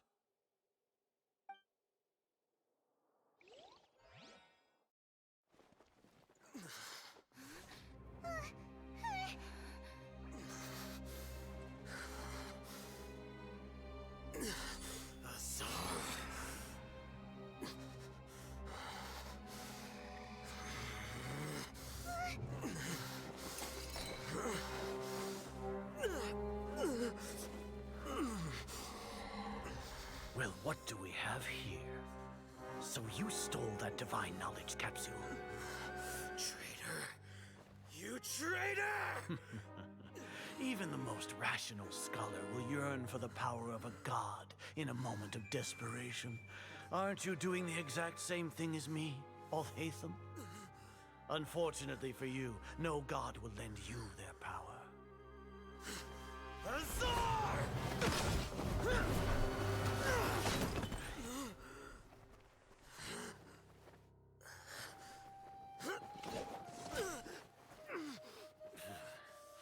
He has gone completely insane.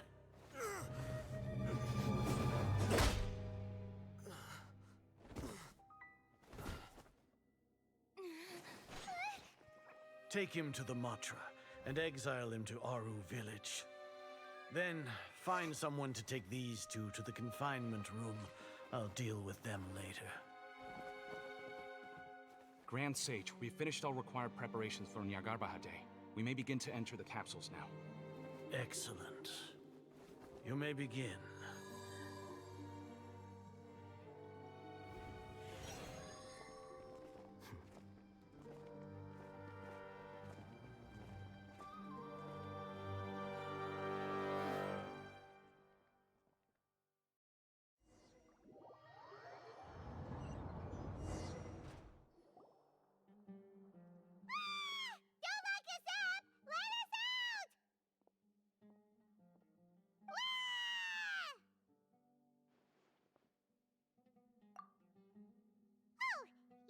Paimon got a bit carried away there. How was Paimon acting just now? Great, huh? Everything's going according to plan so far. We made it into confinement, and Alhaitham's probably done with his part too. We even managed to trick Grand Sage Azar. Alhaitham sure knows how to cook up a plan. What are we doing next? Paimon has trouble remembering things when she's worked up.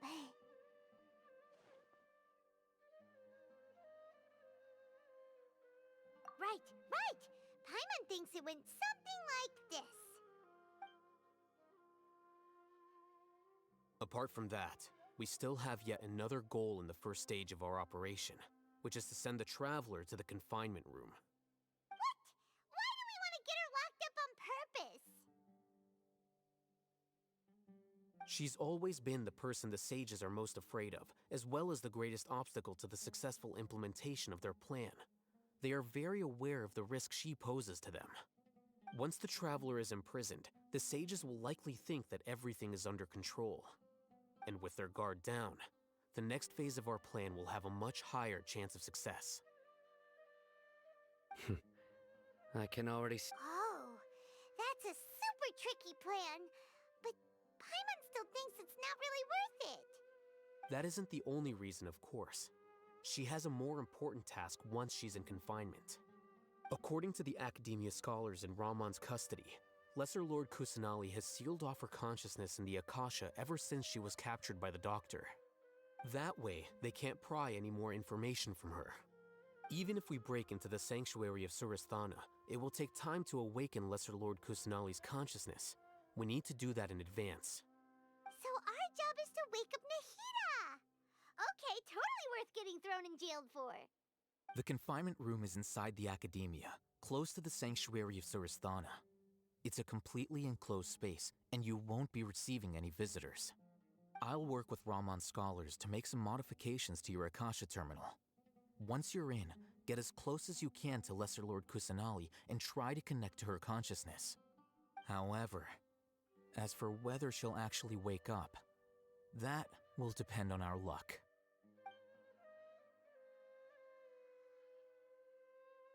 Oh, no wonder you've been wearing your Akasha terminal today. It's the one that Al-Haytham modified. Paimon thought they'd take our Akasha terminals when they locked us up in here. Were they being careless? Alright, so what now? Sounds easy enough. We can finally talk with Nahida after all this time. Let's do it. There's a light flashing on your Akasha terminal. It's almost like... the faster it blinks, the better the signal.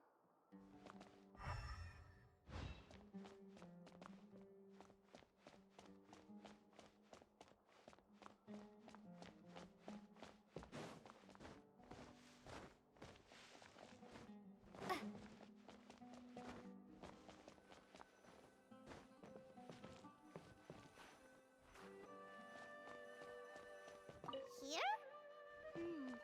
No signal again. Is it getting jammed?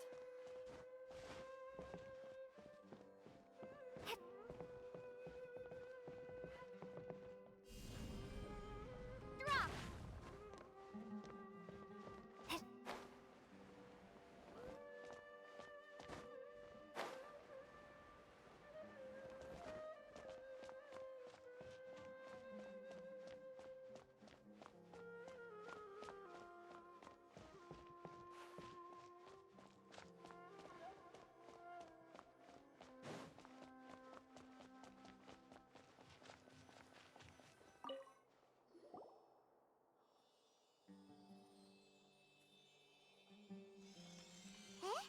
Is this the right spot?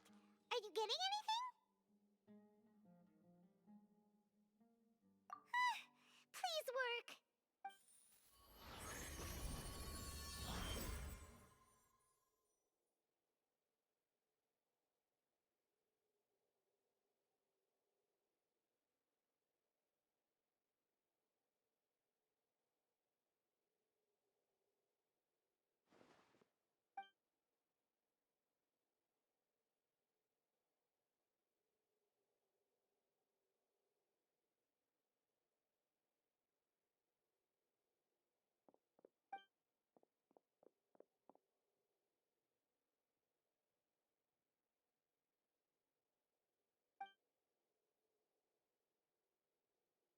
Nahida!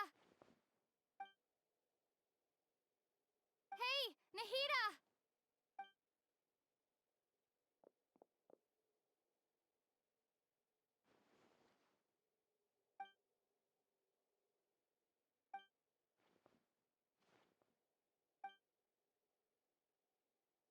When did it first start? Oh, right. It started from the moment I was born.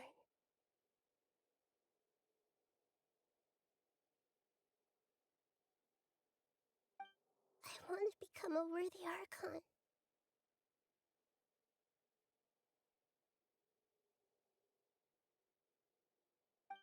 So I've kept studying.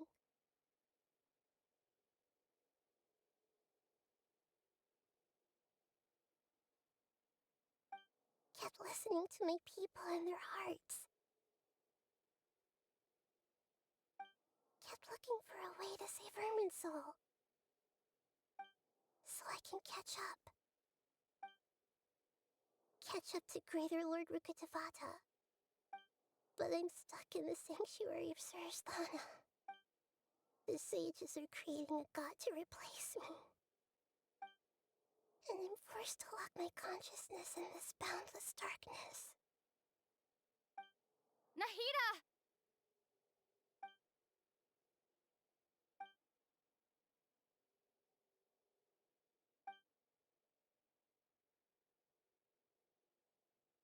Nahida!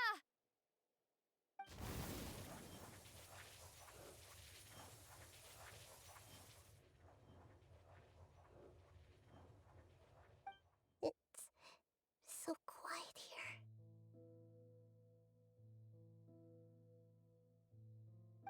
Now that I think of it, I don't think I've ever actually listened to my own inner voice. Do Archons have them? Should Archons have them? Have I been doing the right thing? Am I really not needed? How do I really feel about all of this? It's so quiet here. Since you're the god of wisdom, you've known the answers to all these questions since the very beginning, haven't you? Who are you? Whose voice is that? It sounds familiar. You're right, though.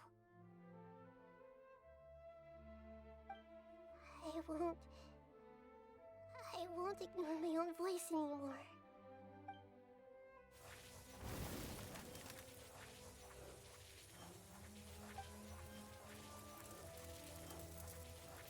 Nahida!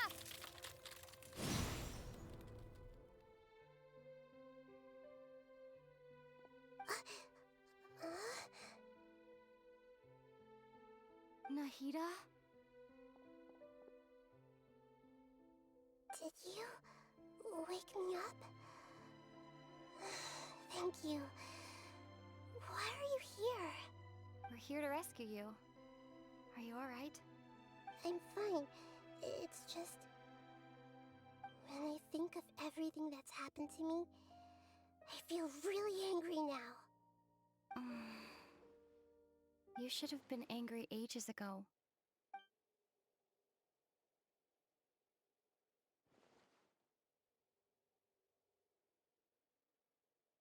Huh? Oh, you're back! How's everything? That's wonderful news! Great! We weren't locked up for nothing! When you went to wake up Nahida, Paimon was listening for any sounds outside. You were out for a long time. There are fewer and fewer scholars going about now. You think everyone's done with their Nyagarbaha Day stuff? Yep, so that means our next act is Nilu's performance!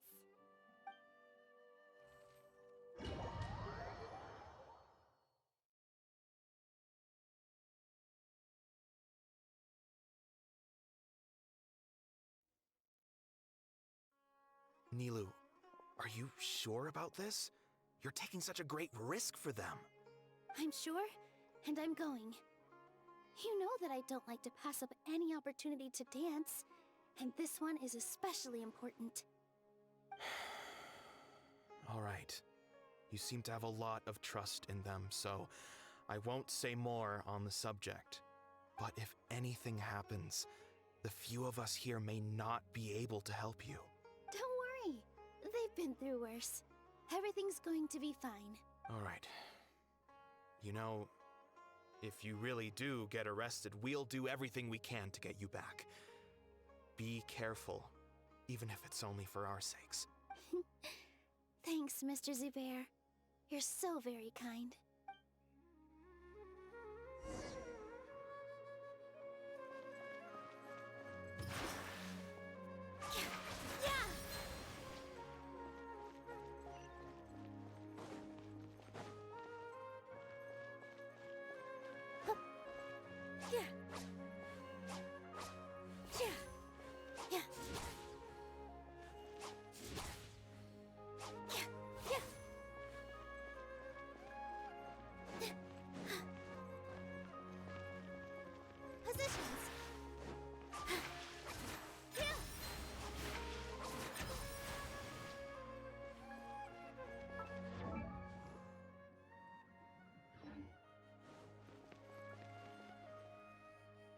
Nilu, how's it going? Nervous? Definitely more than usual. But it's because I'm worried I won't dance well enough. It's okay. Just focus on your performance. We'll take care of everything else. You sure know how to talk. Taking all the credit, even though we came here together to help out. Well, thank you both. I'll have to treat you to a meal after all this ends. I really, really appreciate all of your help. Ooh, that sounds great. Ha! How can we say no to that? All right, let's get back to business. Nilu, we'll be here to keep people from going to the academia so they don't interrupt your performance. I was planning on telling them something like, the Academia's been conducting a weird experiment, and some of their test subjects escaped. It's really dangerous there, so stay away. Oh, you couldn't think of anything better? Oh well, I guess it does sound like something the Academia would do. I think it sounds great. I'm counting on you guys. Don't worry, it'll be a piece of cake.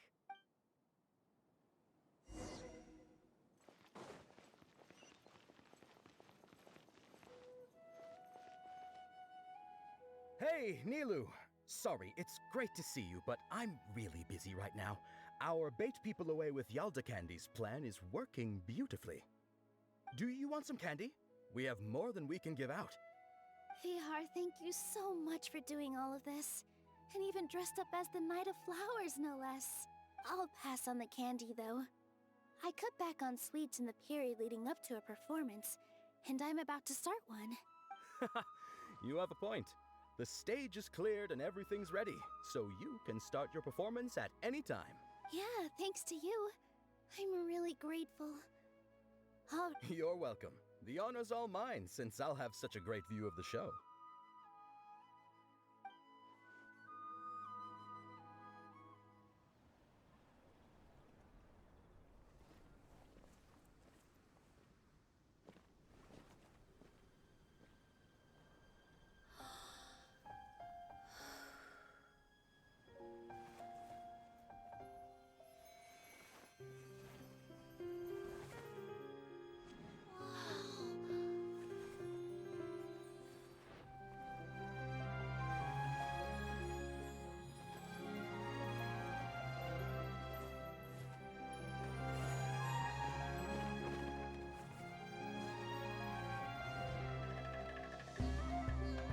I've never seen a performance like this.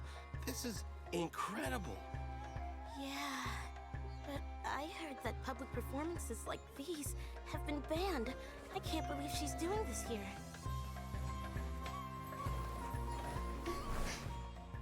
Grand Sage, there's some commotion outside. How uninteresting. Issue the new Prohibition Act from the Akasha to the guards. They'll know what to do. Do you think we should, like, stop her? Let's just watch for a little bit longer.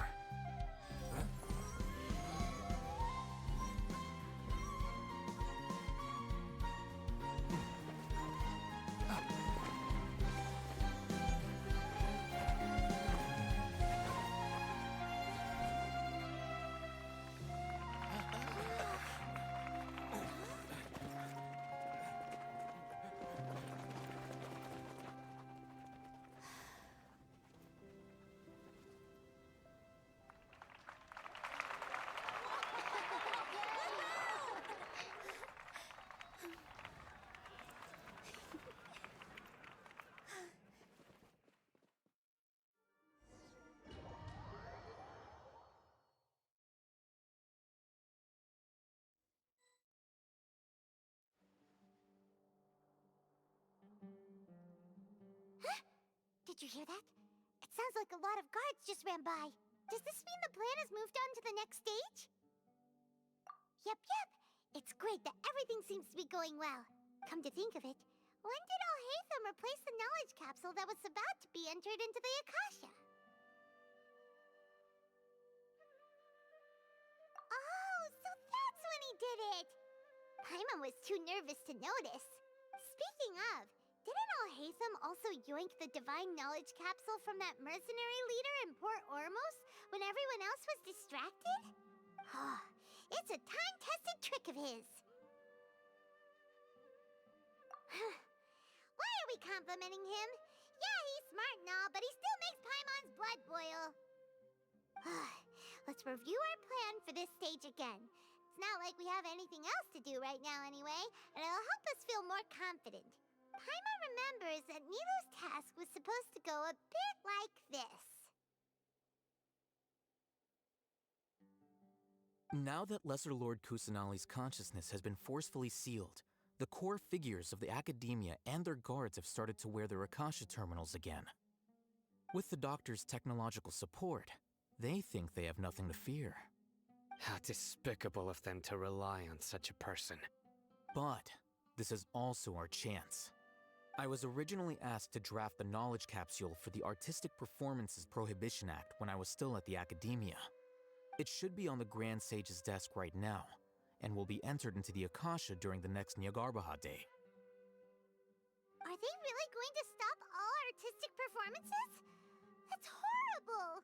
I'll make an identical knowledge capsule, but this time, I'll smuggle some misleading information into it. We only need to find an opportunity to switch the capsules. Once it's been entered into the Akasha on Nyagarbha Day, if someone were to be seen performing in public, the sages would definitely use that opportunity to announce the ban, and so the misleading information will be disseminated amongst the guards. Sure sounds complicated, but it seems like if everything goes well, we'll be able to get rid of all the guards in the Academia without any effort. That's pretty clever, getting right into their heads. I just have one question. Even if we manage to get the misleading info out to the guards, how can we be sure that they'll believe it? People who are used to relying on the Akasha become less inquisitive, and their ability to distinguish truth from misinformation is significantly reduced. They will view everything the Akasha releases to them as the unequivocal truth. The Akasha will turn humans into machines. I've seen it happen many times. Yikes. Good thing I didn't wear it for long when I was working in Sumeru City. At first, I thought it was a good thing too. By the way, this plan still requires a performer, right? Do you have someone in mind? Nilu of Zubair Theater. I know her really well. We can trust her. I'm kinda hesitant to ask her to participate in a dangerous plan like this, but we can ask her in person. All right. After the guards in the Academia are gone, then it'll be time for me and my stowaway brothers to shine.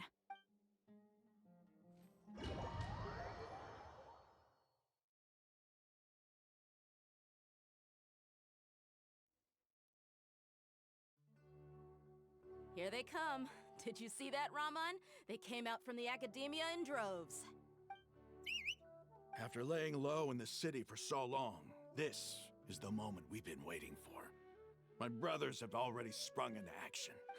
We couldn't do anything to them inside their coop, but outside the Academia, this is our hunting ground. With a lioness like you, the prey sure won't be able to run far.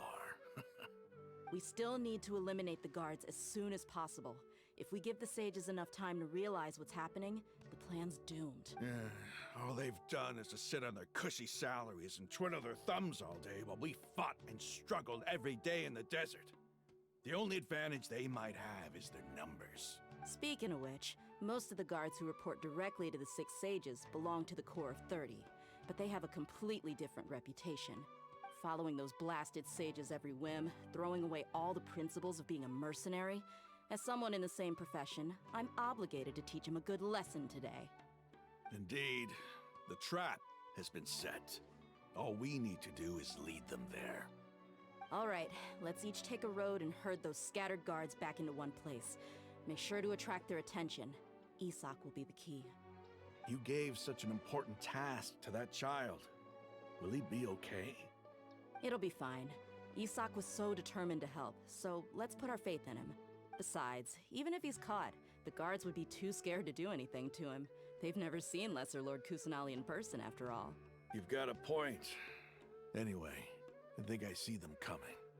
Let's head out. Good luck.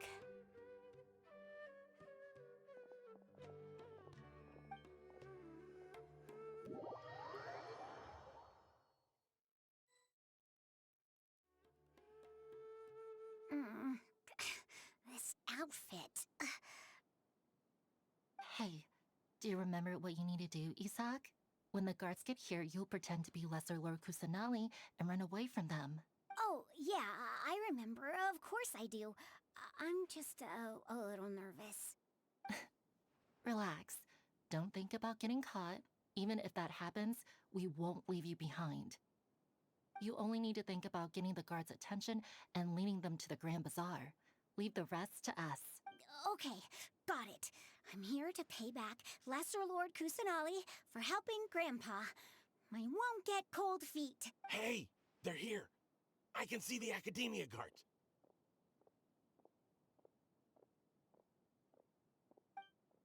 All right, it's time, Isak.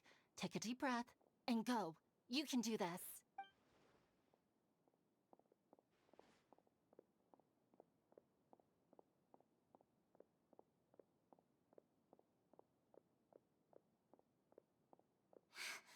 Why is there a guard over there? Did he already run ahead of me?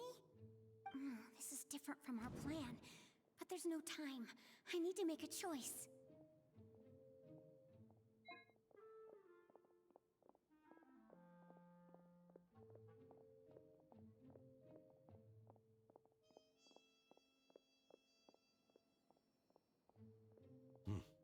Let's have a look behind the house.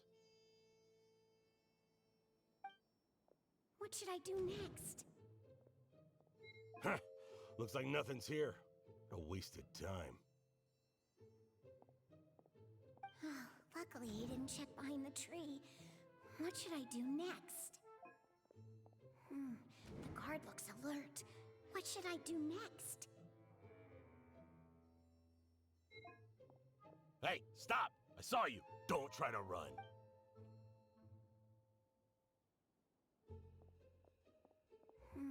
The guard looks alert.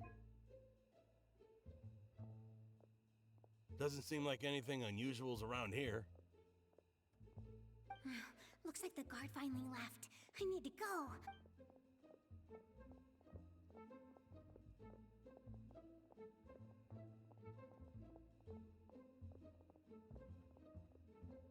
Hey! Lesser Lord Kusanali is over there! Stop! What? Lesser Lord Kusanali? How did I not notice that? They found me. This is bad. Where should I go? Oh, how is this possible? There's also an Academia guard here.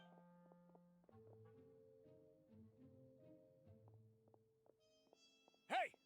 Lesser Lord Kusanali is over there! Stop! What? Lesser Lord Kusanali? How did I not notice that? They found me. This is bad. Where should I...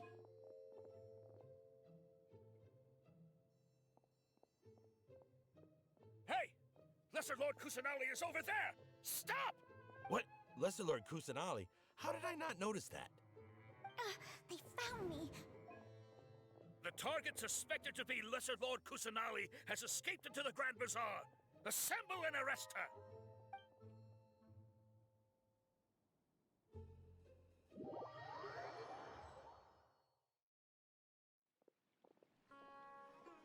Where did she go? How did she disappear? Did we lose her? Hurry up and find her! Hey, why is your team here? Didn't we say to split up our search? Hurry! Hurry! This place is... Why are you all here? Yeah, isn't it one heck of a coincidence? Everybody's here. What on earth is going on? I suppose that's all of you? Who are you? Did you set us up? What are you planning? Phew, that was rough. I almost got caught. Little brat! So you're not actually Lesser Lord Kusanali. Who exactly are you all? Eremites from the desert? Just some colleagues. Think of this as a business competition, or a personal grudge. After stepping into our traps, stop thinking of yourselves as hunters. Behave like the prey you are.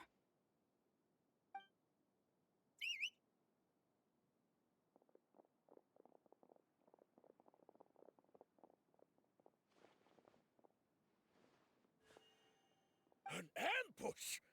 How's that possible? This is Sumeru City, but mercenaries from the desert somehow ambushed us! You've spent all your time hiding away in the academia. This place has long since become our hunting ground. Brace yourselves!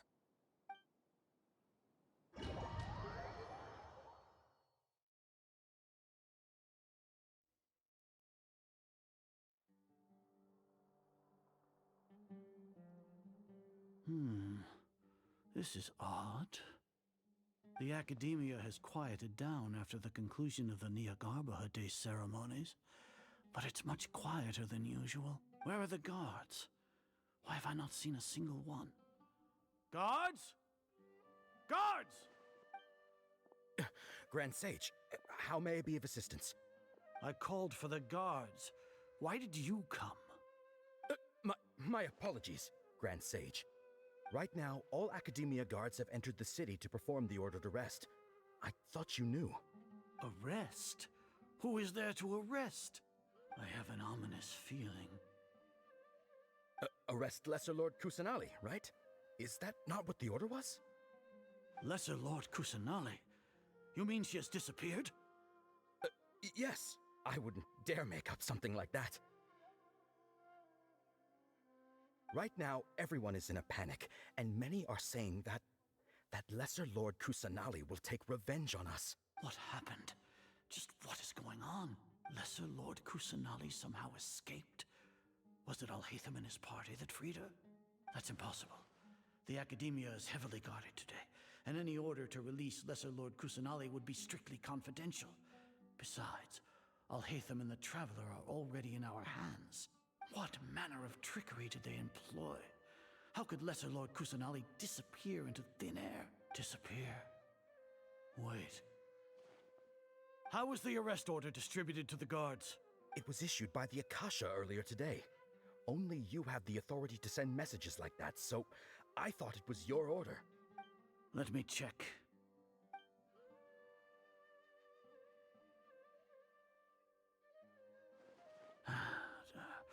Here. Lesser Lord Kusanali has escaped from the sanctuary of Suristhana. Go to the city and arrest the escapee immediately. The Akasha indeed contains this information, and it clearly appeared in my mind. How did they bypass my permissions to issue this kind of message? Was it the report about the Traveler that Alhaitham submitted? No. I specifically checked that knowledge capsule before entering it into the Akasha. Could that have been a red herring? Well, even if I figure it out now, it won't make any difference. The important thing now is to confirm Lesser Lord Kusanali's status. Have you been to the sanctuary of Suristhana to confirm that Lesser Lord Kusanali has indeed escaped? Confirm? No, it may be a bit offensive to say this, but Grand Sage, what you're saying doesn't make any sense. How can the information in the Akasha be inaccurate? What the Akasha decrees is fact. That is common knowledge to all of us. If we have to confirm the information and knowledge from the Akasha ourselves, then how is that any different from us learning that information ourselves? Wouldn't Greater Lord Rukkhadevata's legacy lose its meaning that way? In the beginning, it was I who asked you to believe in the Akasha, to believe in the legacy left by Greater Lord Rukkhadevata. Are you trying to use my words against me? No, Grand Sage. I'm merely confused because I believe in you. I never meant to refute you. Stay here and see if there are any suspicious people around. I'll go to the sanctuary of Suristhana on my own. Yes, Grand Sage.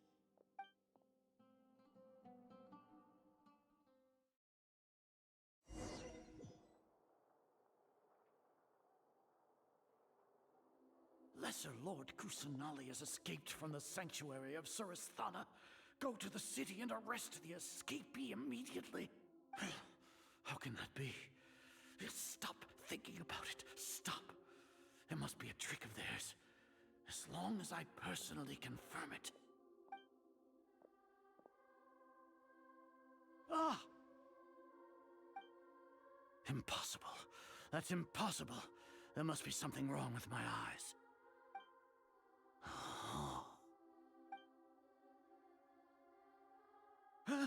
She really appeared again?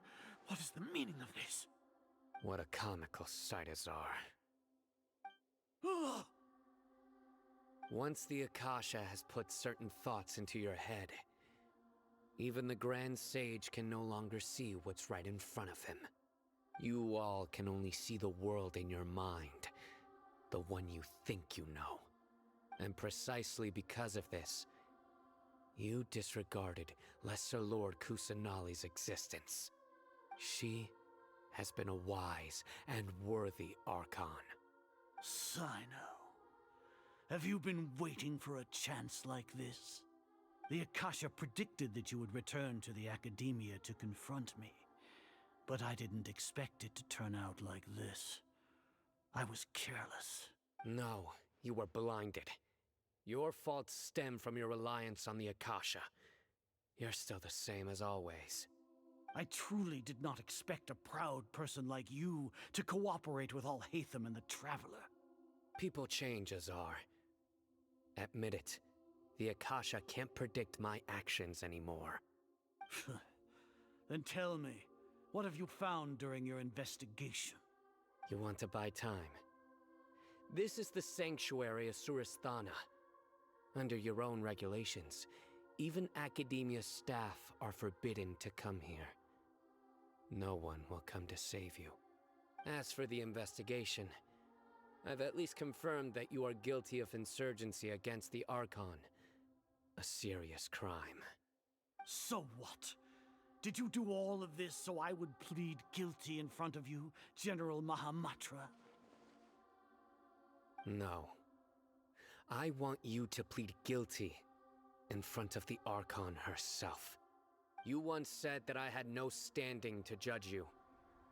So now, how about judgment in the name of a god?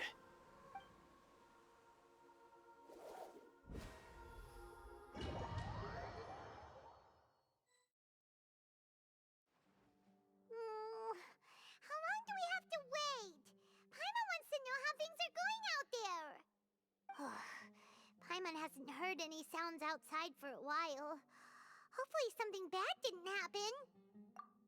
Yeah, but aren't you scared that we might be locked up in here for the rest of our lives? Thinking about it, at least Paimon has you.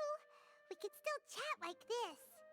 When Paimon thinks of Nahida being imprisoned alone in the sanctuary of Suristhana, Paimon can't help but feel sorry for her.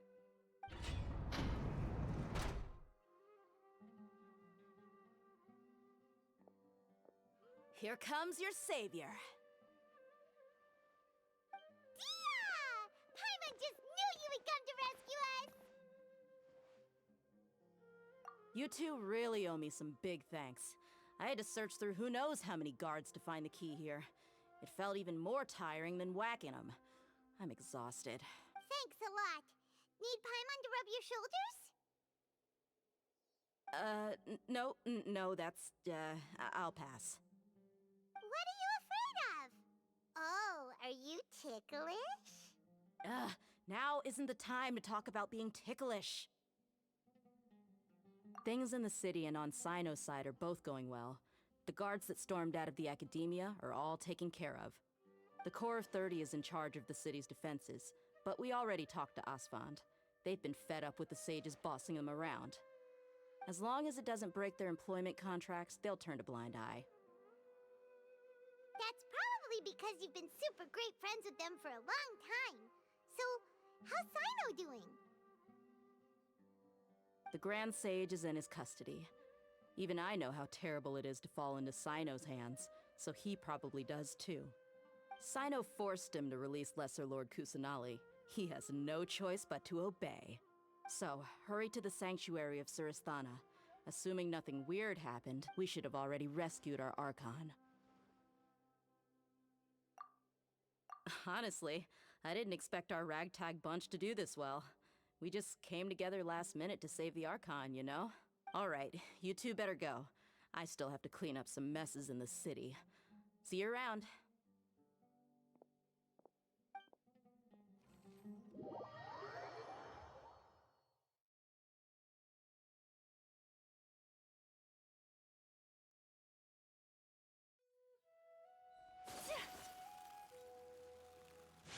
more speed.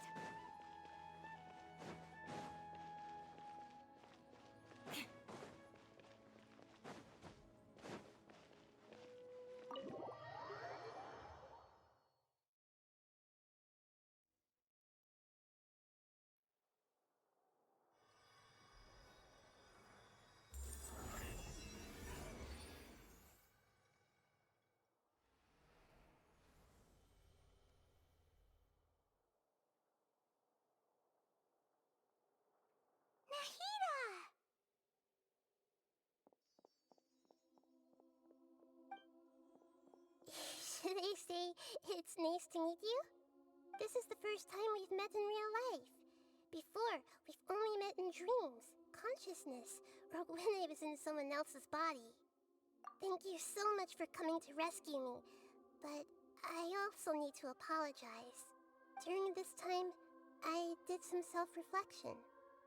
My sense of inferiority and yielding to the academia led to all of this, and created so much trouble for you all. Exactly! We're here because you're a good Archon and one of our friends! Thanks, you two. Amazing. So this is how it feels to walk out of that cage with my own body. It's like I just had an endlessly long dream. I can't even tell if I just woke up or was only now born into this world. My concept of self has become so clear. But now doesn't seem to be the time to indulge in this feeling.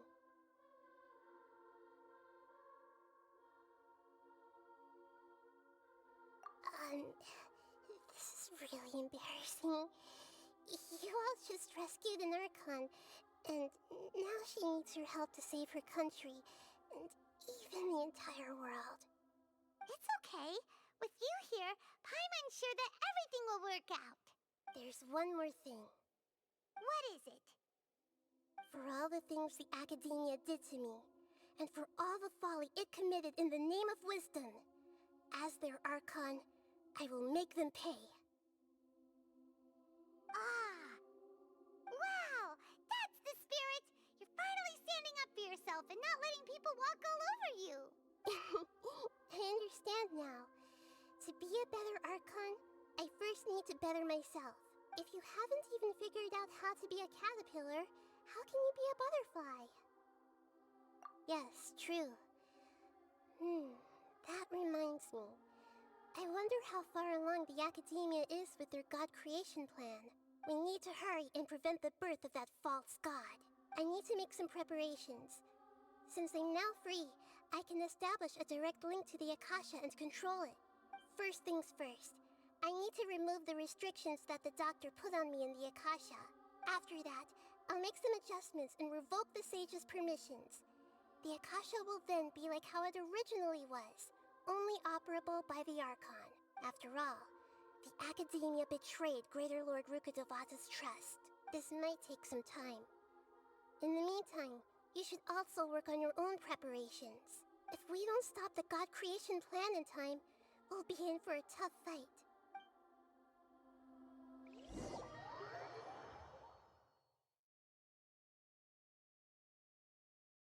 You might as well prepare for a fight. When we're done, we can take a walk around. After all, we missed out on a lot of stuff when we were locked up.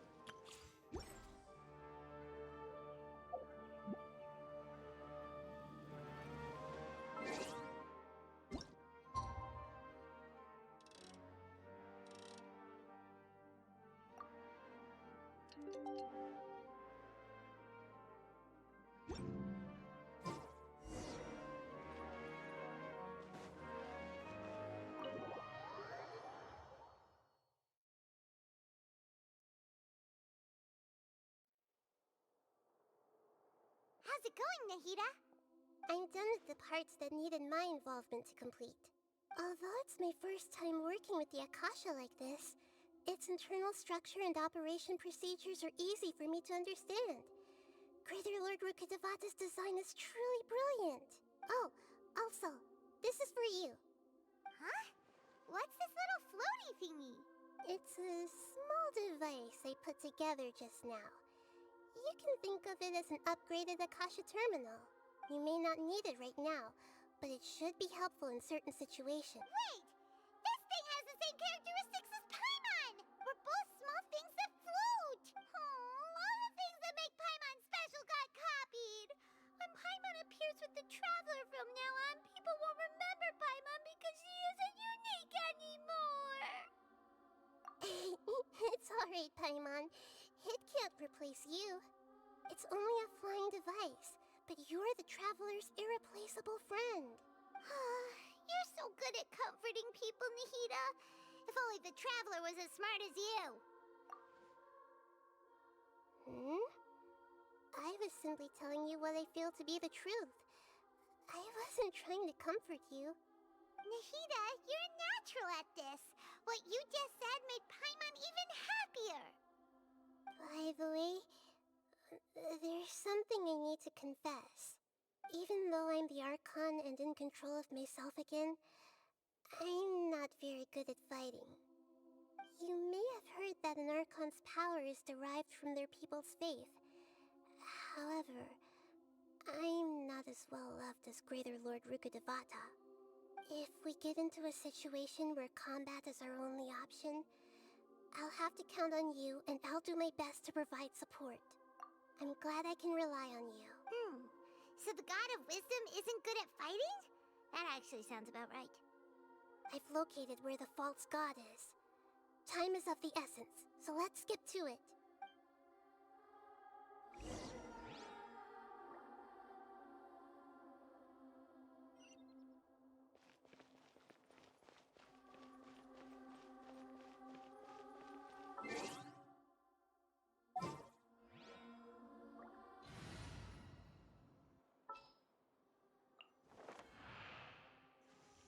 Understood.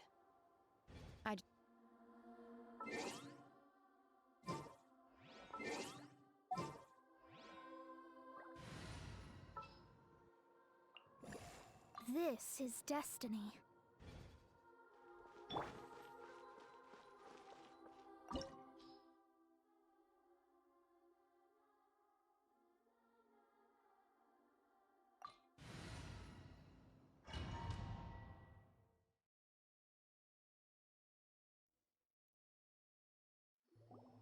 What is this place? Is this really the way we need to go? Wow. Who would have thought there'd be a place like this hidden right slap bang in the middle of the city? The sages wanted to realize their god creation plan without being discovered. The safest and most convenient way would be to build within the academia itself. That's true. They were already hiding one god, so why not two? Judging from the structure here, the project is a huge undertaking. The sages really saw the god creation plan as their ultimate goal. But this place doesn't look like it could have been constructed by the academia alone. The Fatui under the Doctor sure didn't hold back. They provided a lot of technological support. Yeah, or else they wouldn't have been that generous. Is that it, though? I've always felt that this Doctor is different from the academia sages. He doesn't seem to share their sense of urgency. Instead of being interested in the end product, it's like he's enjoying the experimental process. The Fatui Harbingers are all such weirdos. So, the Doctor being weird is actually normal. So, this Fatui that they're trying to turn into a god is called the Balladeer? We had previously come into contact with his consciousness. He harbors particularly strong obsessions. One is the desire for a gnosis, since he was created to be the vessel for one. The other obsession is probably related to his past. I can't quite explain it. Paimon knows that he was a prototype puppet for the Raiden Shogun before he became a Fatui Harbinger. That's why he wants a Gnosis so badly. There's no way he'd willingly be a test subject. Now with that temper and ego of his. It sounds like you know the Balladeer quite well. I see.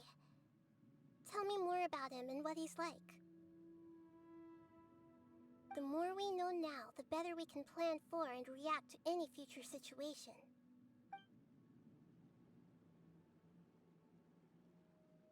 Ah, I see. How fascinating. Alright, time to go. Let's get through here and meet him in person.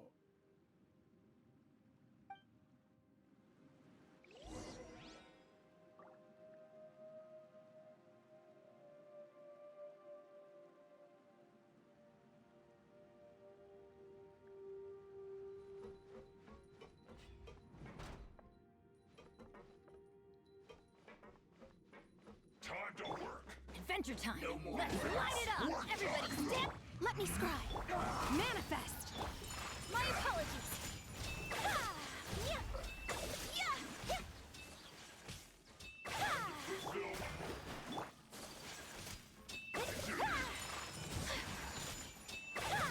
Ah. Ah. This should be fun. Ah.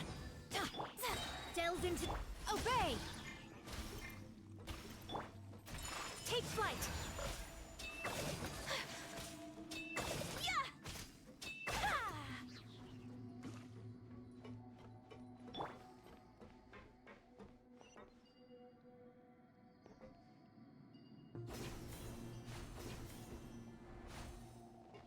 It looks like we can climb up these pipes.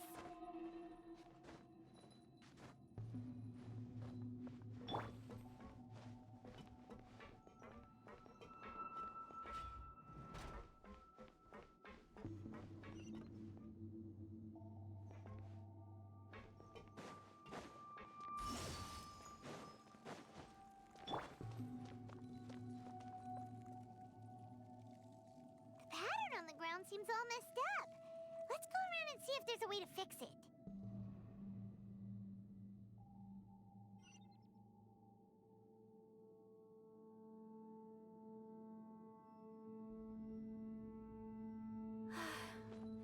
I only wish life could be as leisurely as this a little more often. How greedy of me.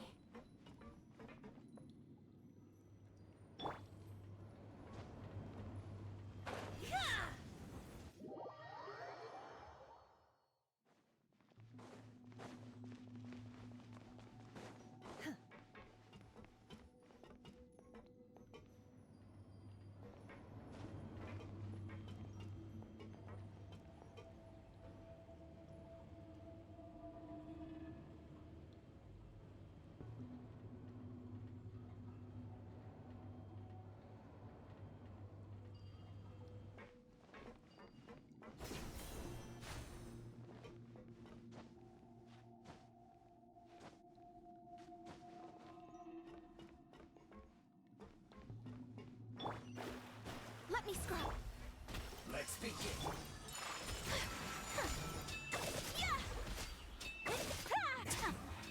This isn't good.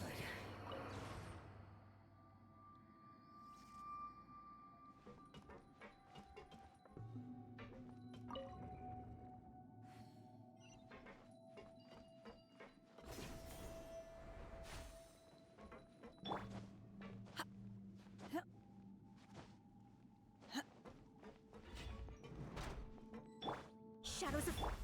Frozen. Transfig...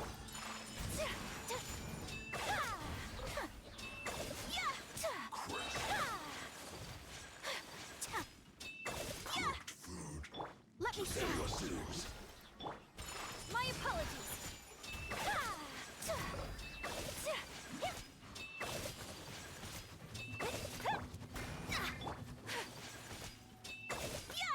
Take flight!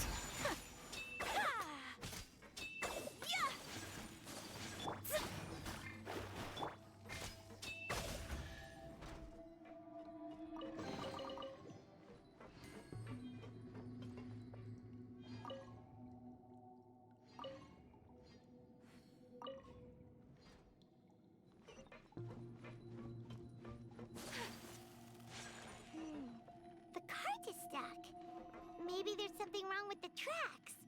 Let's try adjusting the direction of the device to clear the tracks.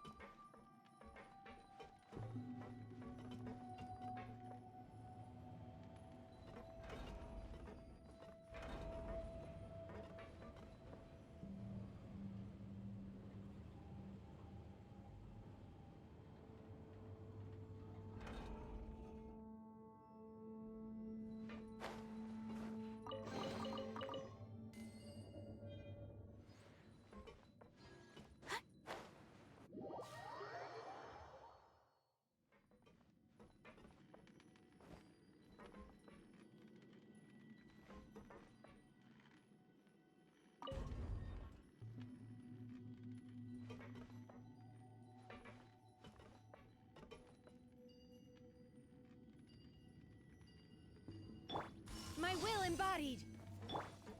Whirling snow!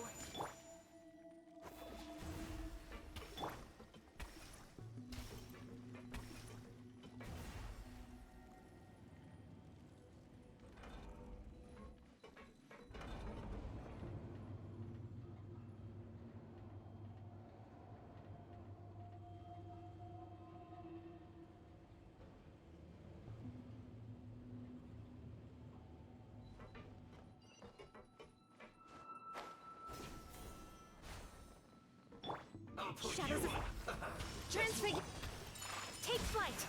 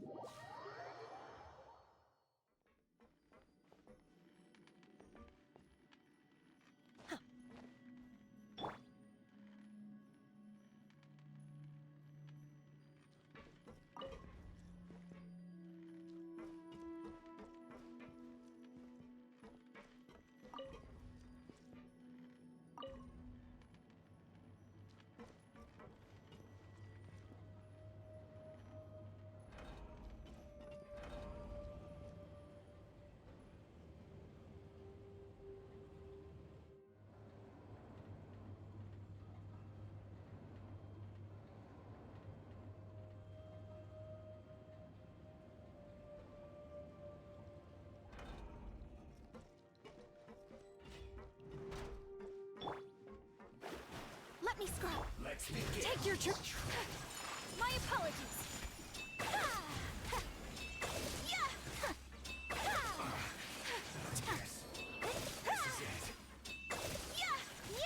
Harden up.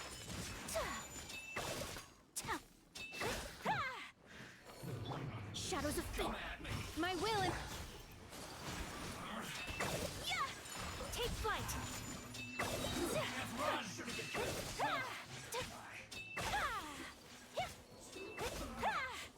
Looks like I Delve went into too far. Teamwork is dreamwork. Let unleash. Whirling snow.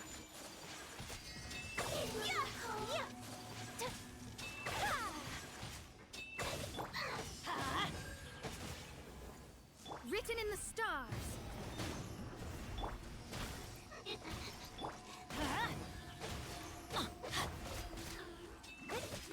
Leave my space. Take flight. Take your troop.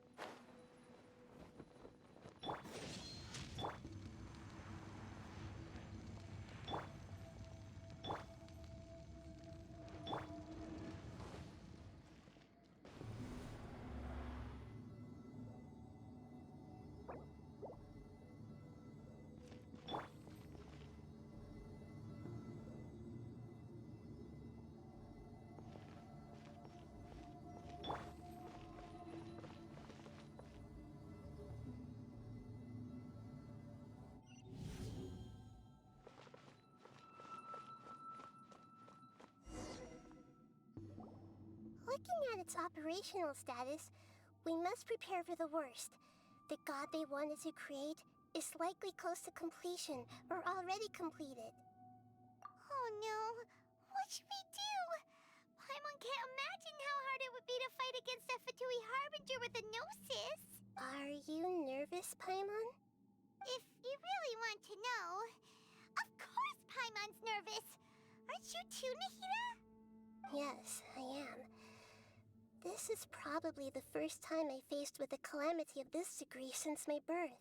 I feel not just nervous, but curious as well. Curious? Curious about what? Curious about our fate. To me, everything we perceive in this world, everything we learn, and everything that happens to us is considered knowledge. And if it's a form of knowledge, then it can be understood. However, only fate is about that which has yet to occur, so it has always drawn my curiosity. So to me, fate is the ultimate knowledge. That's also why I love observing humans and all the things that happen to them. It all brings me great satisfaction. And now, at long last, I'm not just an observer anymore. I will personally experience my own fate with you by my side. Isn't this such a wonderfully exciting thing? Ah, so that's what you mean. Paimon thinks she understands what you're feeling. Agreed. Okay, let's continue on. I can sense his aura from here.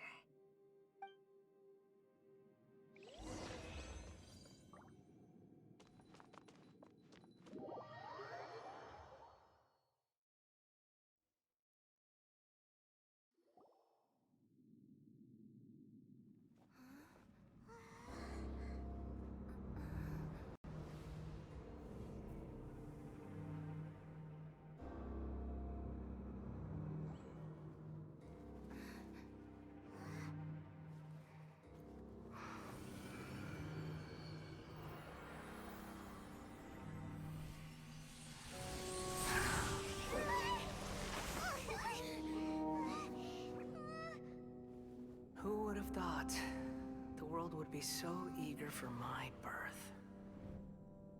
I remember you, Booer, the god of wisdom, and standing beside you, the traveler. Is he all-knowing and powerful now like Greater Lord Rukkhadevata? No, I can't feel the same kind of divinity I felt from the Greater Lord. It seems that the sages didn't get the chance to infuse the divine knowledge capsules into him. But even still, he has undoubtedly become a true god now. So we're too late? The Balladeer has already become a god? The Balladeer. A long bygone title. When my spirit ascended to divinity, I felt as if I had existed for the same number of epochs as heaven and earth. Looking back, the existence of what once called itself Kunikazushi appears infinitely small and ugly.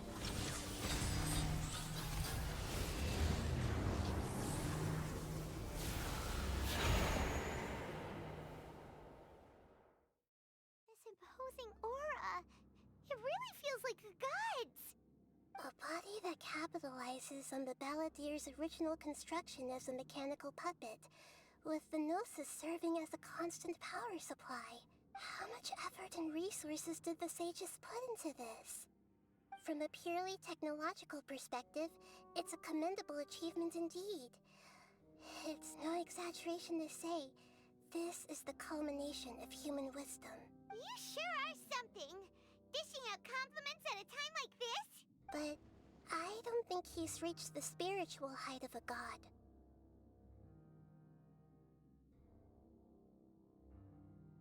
Strife is engraved upon every god and every gnosis brought forth into this world. Can you feel it? The exhilaration of such power, and the thrill of anticipation for our contention. Nahida wouldn't feel the same things as you! Do you not realize that you are interrupting a conversation between gods? Lowly creature, know your place! The strife engraved upon a Gnosis. You're talking about the Archon War. Tevat's current peace was not easily won. I didn't personally participate in the Archon War, but the way I see it, all those losses were meaningless, driven by the demands of the laws. There's no point in bringing it up again. Is that so? Yet I am deeply disappointed that I was never allowed the fortuity to personally participate in the Archon War. This is a first. Encountering a god in this world who does not crave power. No wonder your own people have abandoned you, God of Wisdom. Your judgment is as your existence, unsubstantial. This is where everything ends, Booer, the God of Wisdom. You should know that wisdom cannot solve every problem. Like now, where your only option is to face me in combat. Come! Let us reenact a scene of the Archon War. Come and inaugurate my birth as a god.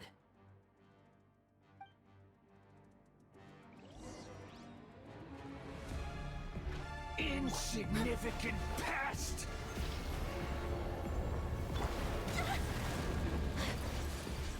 My apologies. Let me scry. Churn!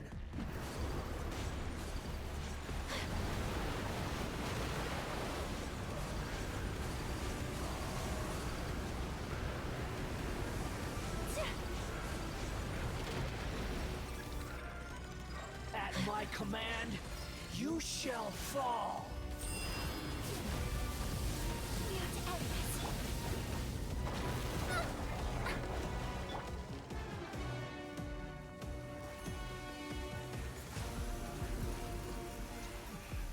Perish! Off we go.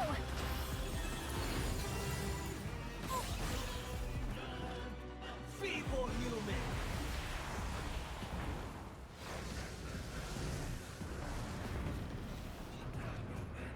That's gonna hurt in the morning. Ah.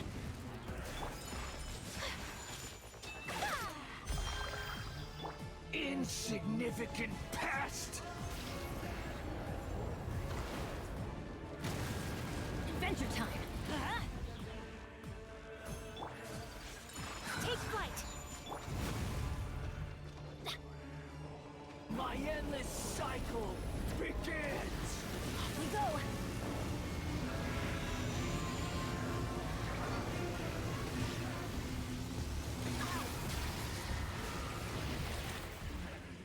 Adventure time.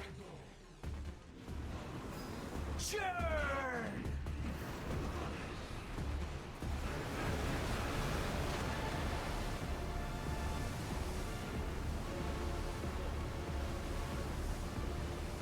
Feeble human! Off we go. Ah. Ah.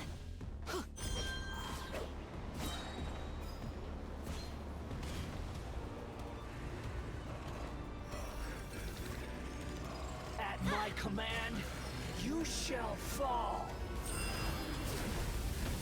I always bounce back. Just watch me. Benny's adventure team. I have failed you.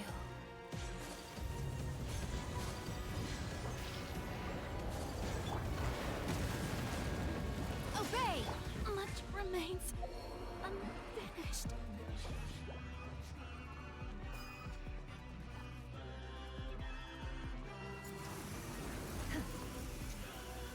Perish!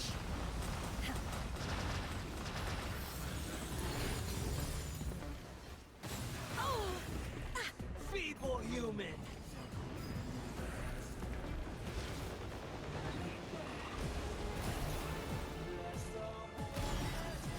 I've no escape from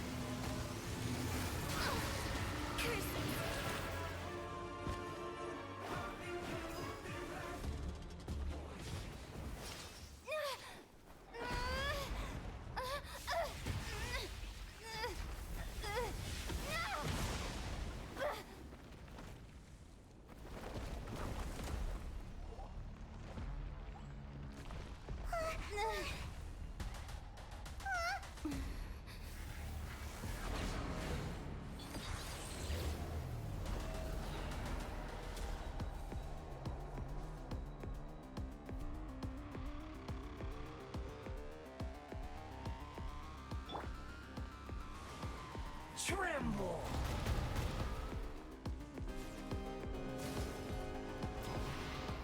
Burn to oblivion! Let's light it up!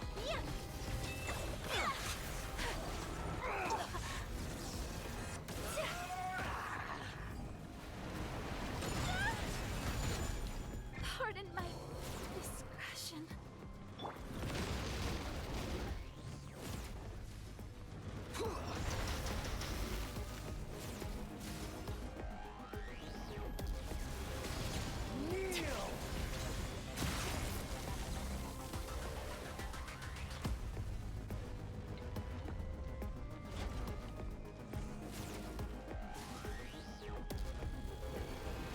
Reality is pain!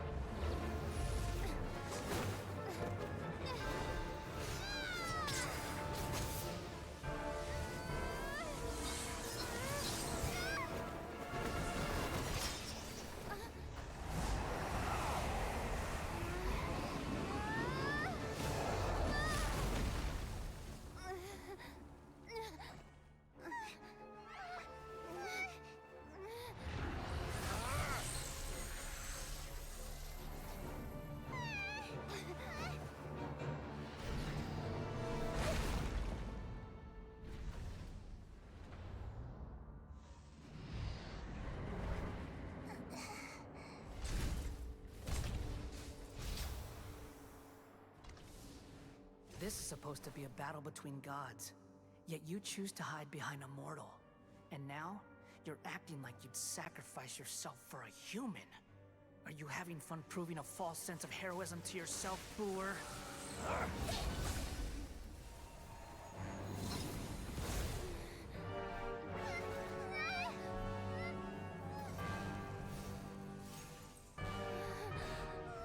The data collection is almost complete.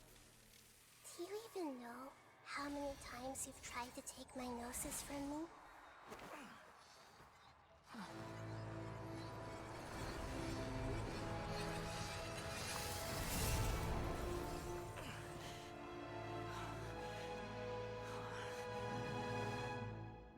We just concluded the 168th loop. Did you know that in the effort to create you, the people of Sumeru were forced to live through the exact same number of Sabzerus festivals and Samsara cycles?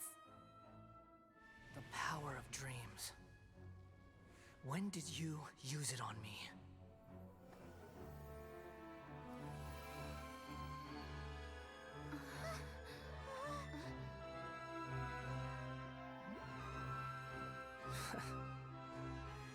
You can't even defeat me in a dream.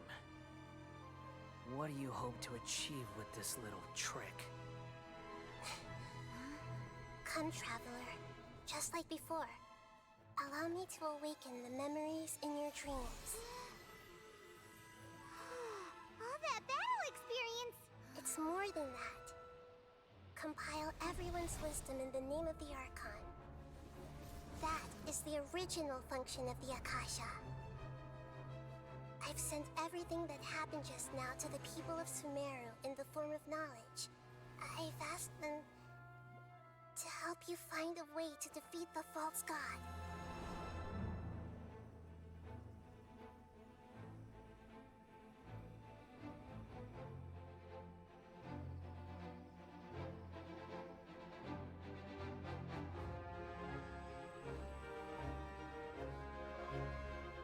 Now, all of Sumeru's wisdom is at your disposal. Meaningless tricks won't save you.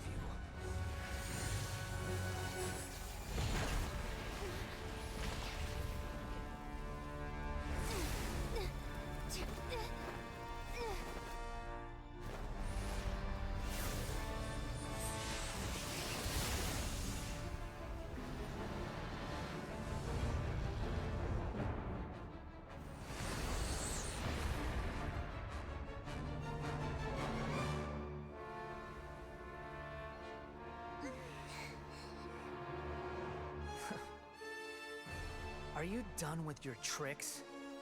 Can I finally take this as a real battle between gods? I'll leave this to you. The first sage of Boor.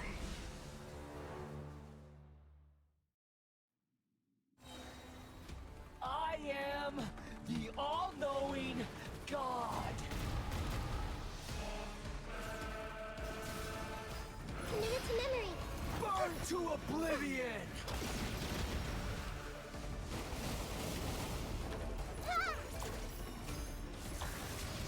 Kneel!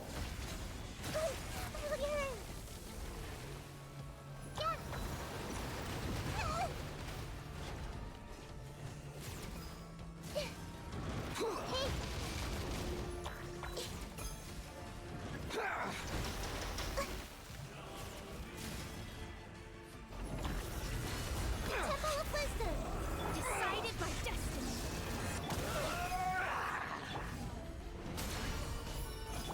My apologies.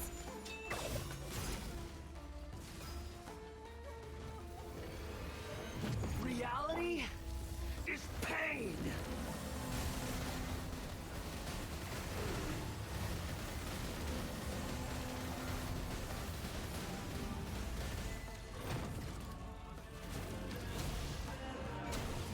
Good riddance, cruel world.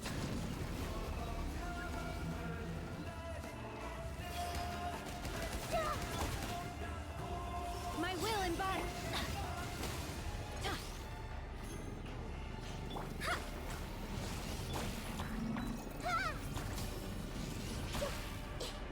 I see everything!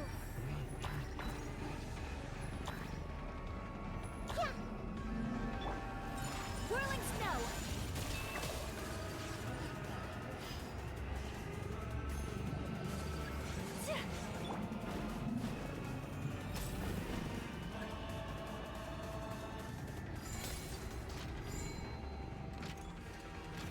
Your new god awakens!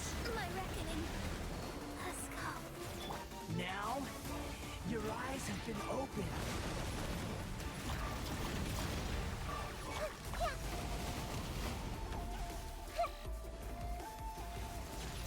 Kneel! Adventure time.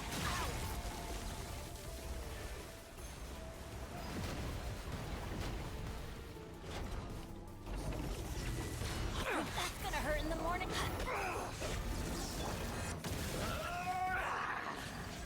Take flight.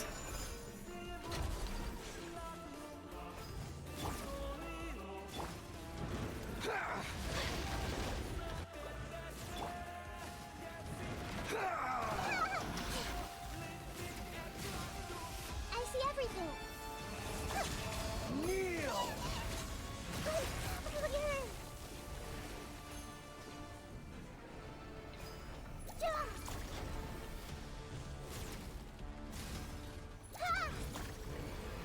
Reality is pain!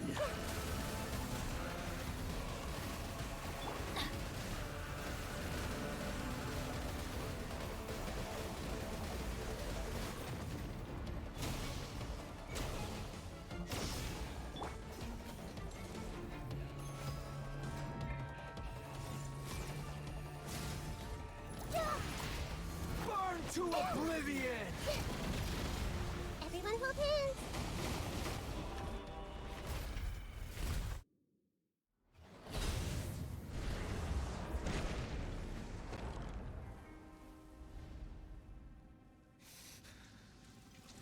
Humans. Filthy humans.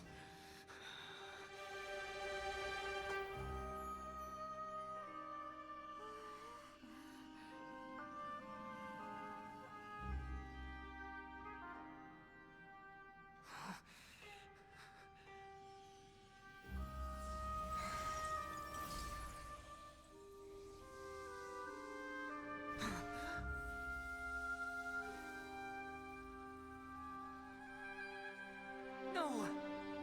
Wait! Please! Anything but the Gnosis!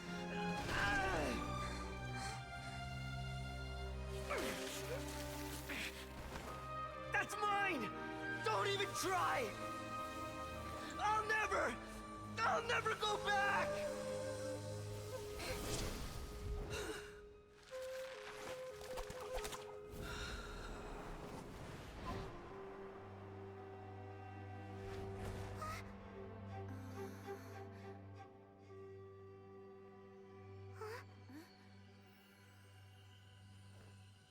We haven't yet found the answer to the most important mystery. Irminsul is still waiting to be saved. With the power of another Gnosis, we may now finally understand the last memory of Greater Lord Rukkhadevata.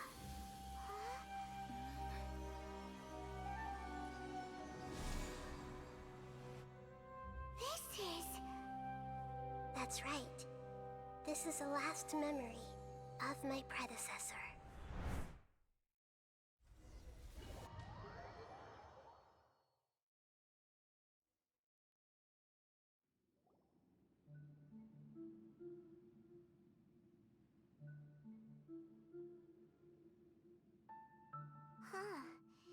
This sure seems very different from what Paimon imagined. Shouldn't Irminsul be in this realm of consciousness? Yes, that is our destination. But I didn't expect the remaining consciousness of Greater Lord Rukkhadevata to be as polluted as this. Forbidden knowledge? It seems you know about a concept that even I don't completely understand. Could you tell me what you know?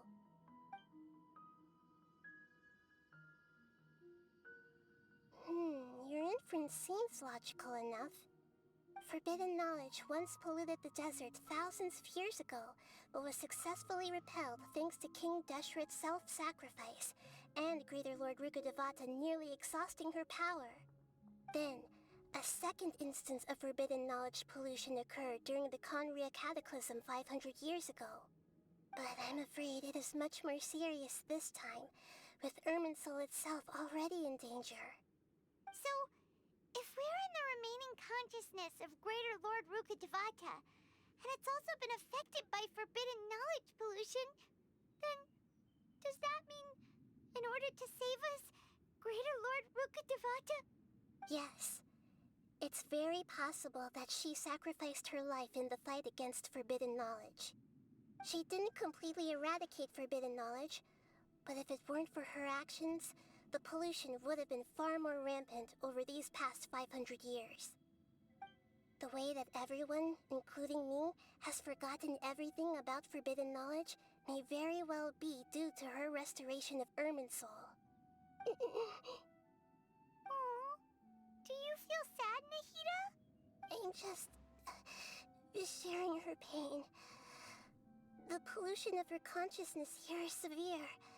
There is madness, chaos, and pain all around us.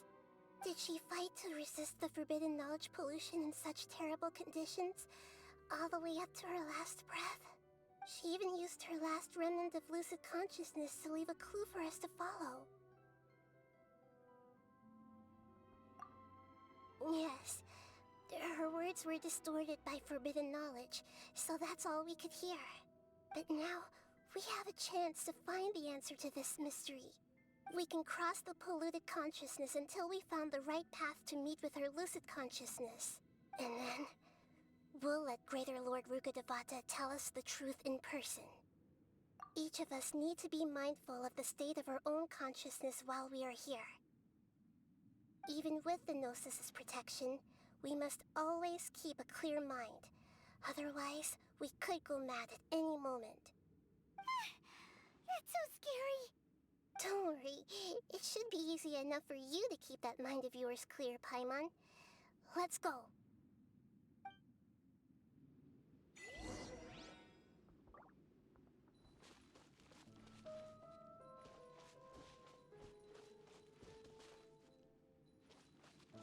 Are we in the air? And why is there a huge boat? That's the boat of consciousness, which symbolizes reason here. Its course is the direction our consciousness is traveling towards. If we lose control over our consciousness, we will fall into madness. So let's make sure the boat stays on course. Wow. What are these? The monsters seem to have been affected by them.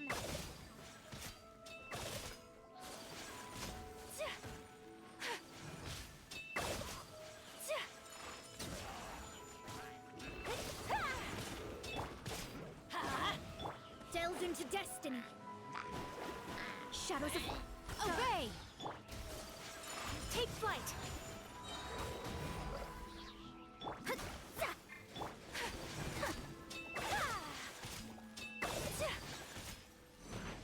My apologies!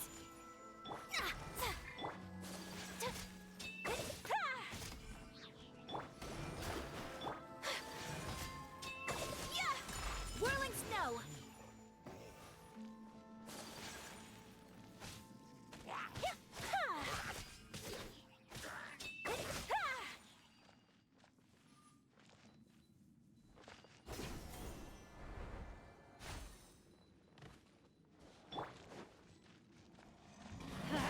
Teamwork is dreamwork! Delved into destiny. Fate is upon you. Take flight.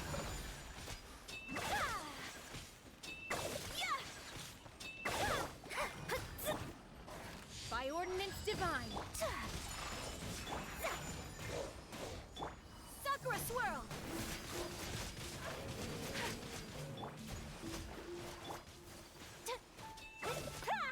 Whirl up! Four-leaf sigils have appeared in the sky!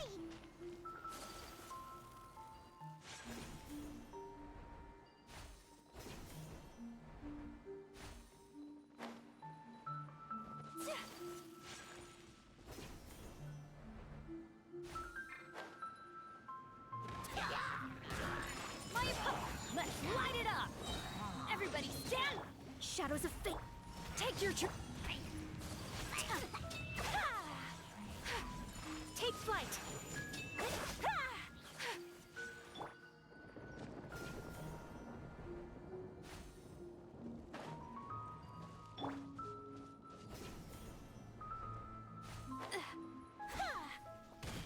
Whirling snow! Delved into death. My will and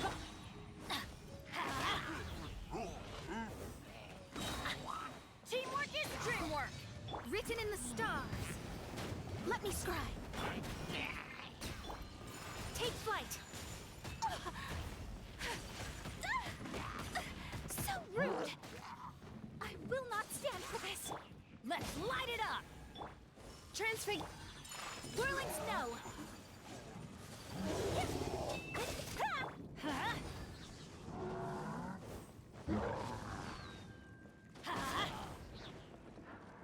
Shadows of fate. Off we go. Everybody stand. My will embodied. Cryo incarnate. Decided by destiny. Embrace the ice. Take flight.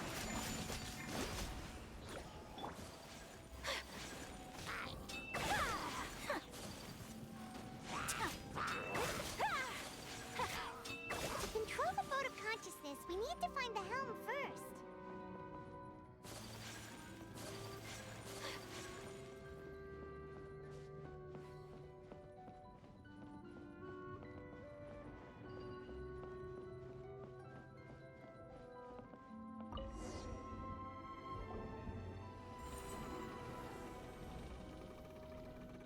We changed direction.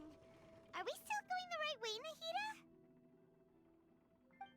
Mm-hmm. Judging from the current route, the boat of consciousness will soon take us out of here.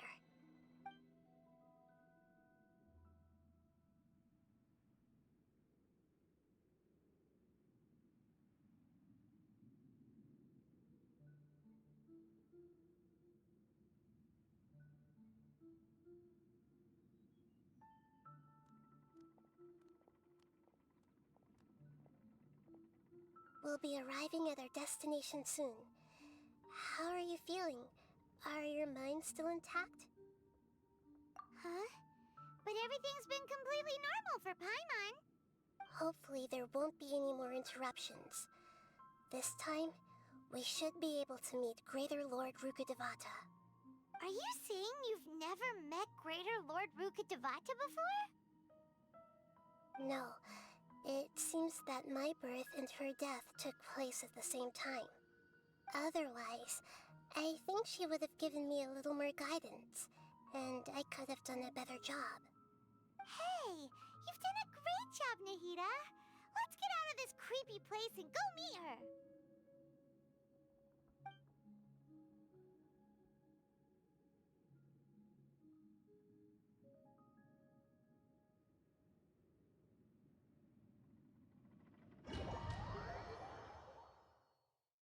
So, is this the place you were talking about? The base of Irminsul?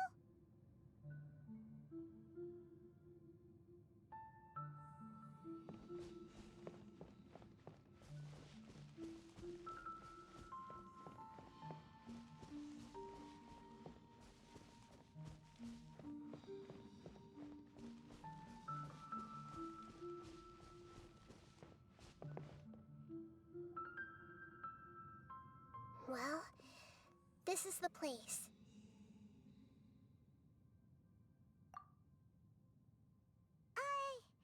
We're here to find Greater Lord Rukkhadevata, right? But the one standing over there is... Is that me? She looks exactly like me. Are you Greater Lord Rukkhadevata? Yes, that's me. Are you surprised by my appearance?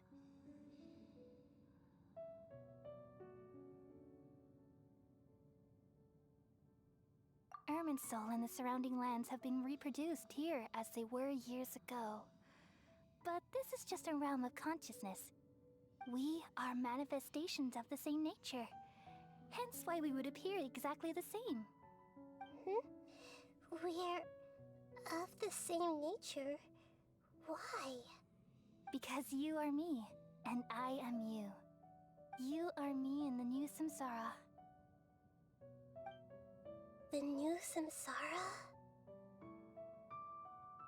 As Greater Lord Rukkhadevata, I'm the avatar of Irminsul. And you are the purest branch snapped from Irminsul. Imagine it this way. Even if a tree dies, its branches will eventually take root and grow, continuing the tree's life in another form. I'm merely the remaining consciousness of Greater Lord Rukkhadevata. The real me has presumably died a long time ago.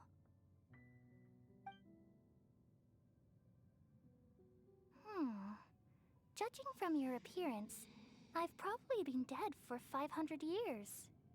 But you're finally here. My new self in the samsara. If this is true, then am I going to be a great Archon like you someday? Though we share the same nature, our fates are bound to be different. All things have their own fate. When a branch grows into a mature tree, it won't be the same as the original tree. That's why fate is the ultimate knowledge, isn't it? That's a great insight. Yes, very good.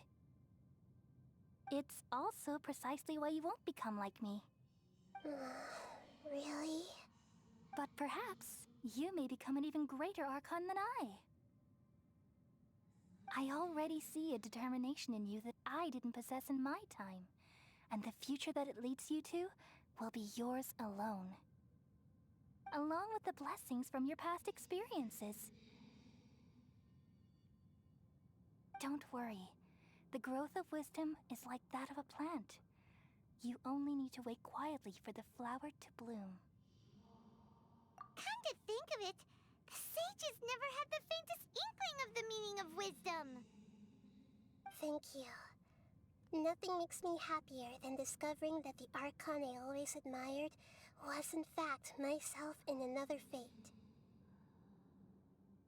It's so nice to speak with you, Greater Lord Rukkhadevata. I've always wanted to meet you. The feeling is mutual. From the moment I snapped the branch off Irminsul and created you, I've also looked forward to talking with you. Could you tell me why you wanted to create me? And what exactly happened when you died? Ah, I see.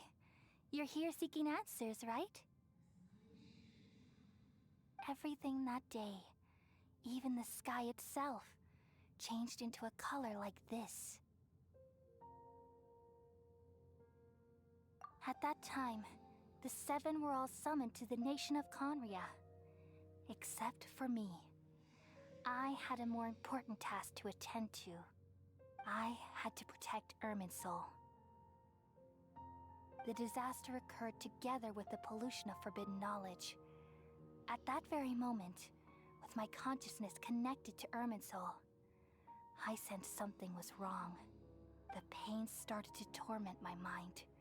By the time I reached Irminsul, it was already displaying signs of corruption.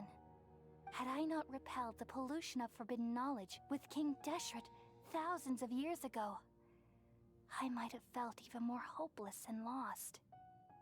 So what exactly is forbidden knowledge? It's a kind of knowledge that doesn't belong to this world, and a form of truth that can't be understood. It came from the very bottom of the abyss. Even I could never understand it. The world is constantly rejecting it, leading to all kinds of bad phenomena. If we allow forbidden knowledge to pollute Irminsul, I'm afraid the entirety of Tevat could fall apart. So, there's knowledge that even the God of Wisdom can't understand? At that time, I knew I couldn't repel the forbidden knowledge with my strength alone. Which is why I created a device that compiled human wisdom and named it the Akasha. It's truly the world's most amazing invention. Thank you. For a long time, I thought dreams were the fruit of human wisdom. Though it was selfish to do so, I borrowed people's dreams using the Akasha. Then I compiled their wisdom and all of my own power. Well, did it work? Thanks to the wisdom of the people of Sumeru, almost all the forbidden knowledge was cleared from Irminsul. But things didn't go as smoothly as I thought. I had a terrible headache, which gave me an uneasy feeling. And then I remembered that my consciousness was also connected with Irminsul. It brought me knowledge and wisdom, but vile corruption as well. From the very beginning, my existence had been polluted by the forbidden knowledge. Oh no. How could that happen? I've experienced that pain in your consciousness. It must have been a horrible experience. Yes, but my feelings weren't important. The important thing was that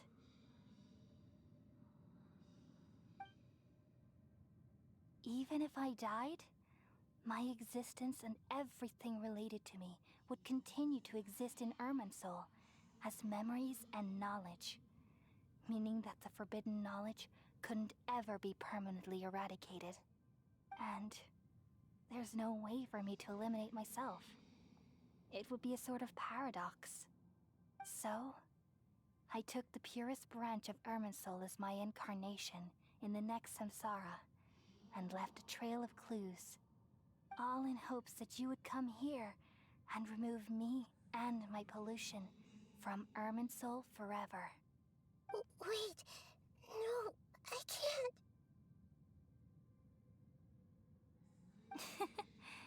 So you realize what that implies. You are very smart indeed. Irminsul has all the knowledge and memories of this world. And as you've realized just now, removing me from Irminsul means I essentially will never have existed in this world.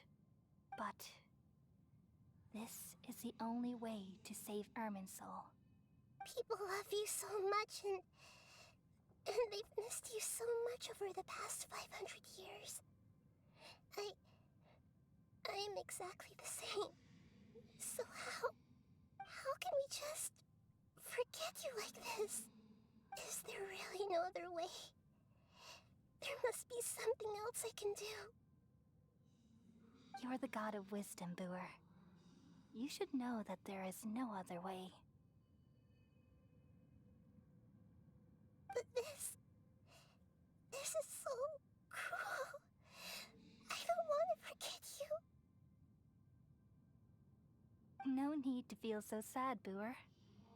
As someone who delights in wisdom, you should feel joy at finally finding the answer. These are the words in their entirety. The answer you've been seeking all along. Let the world completely forget me.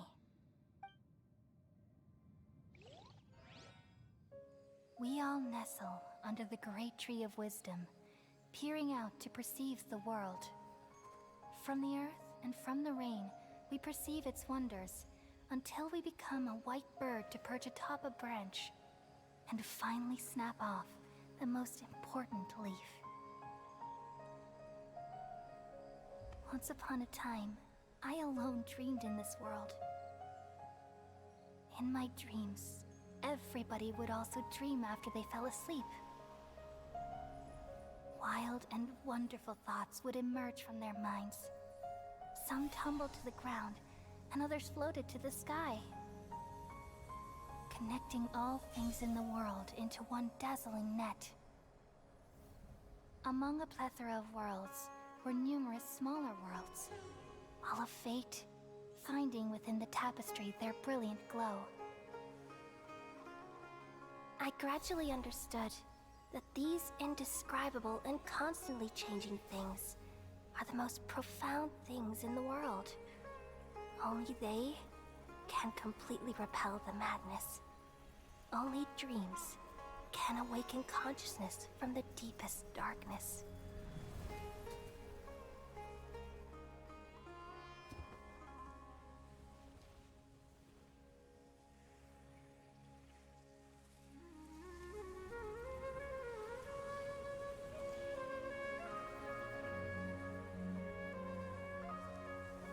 I'm the one who posed this question, yet also the one who sought a solution.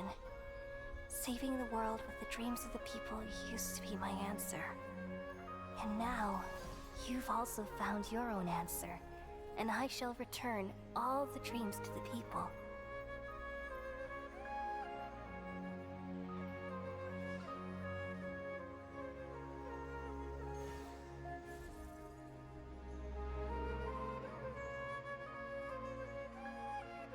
Goodbye, people of Sumeru. May you be blessed tonight with the sweetest of dreams.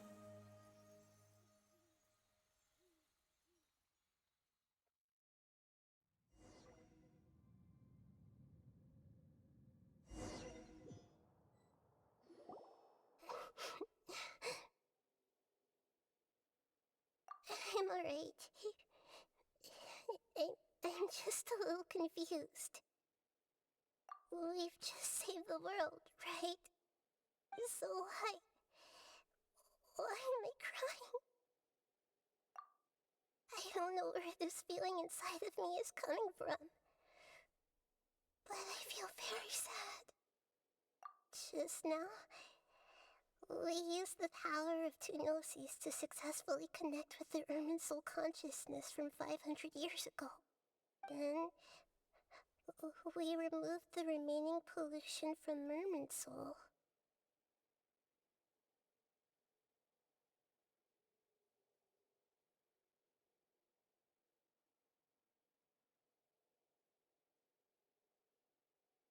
Yeah, what's wrong? Weren't you there just now?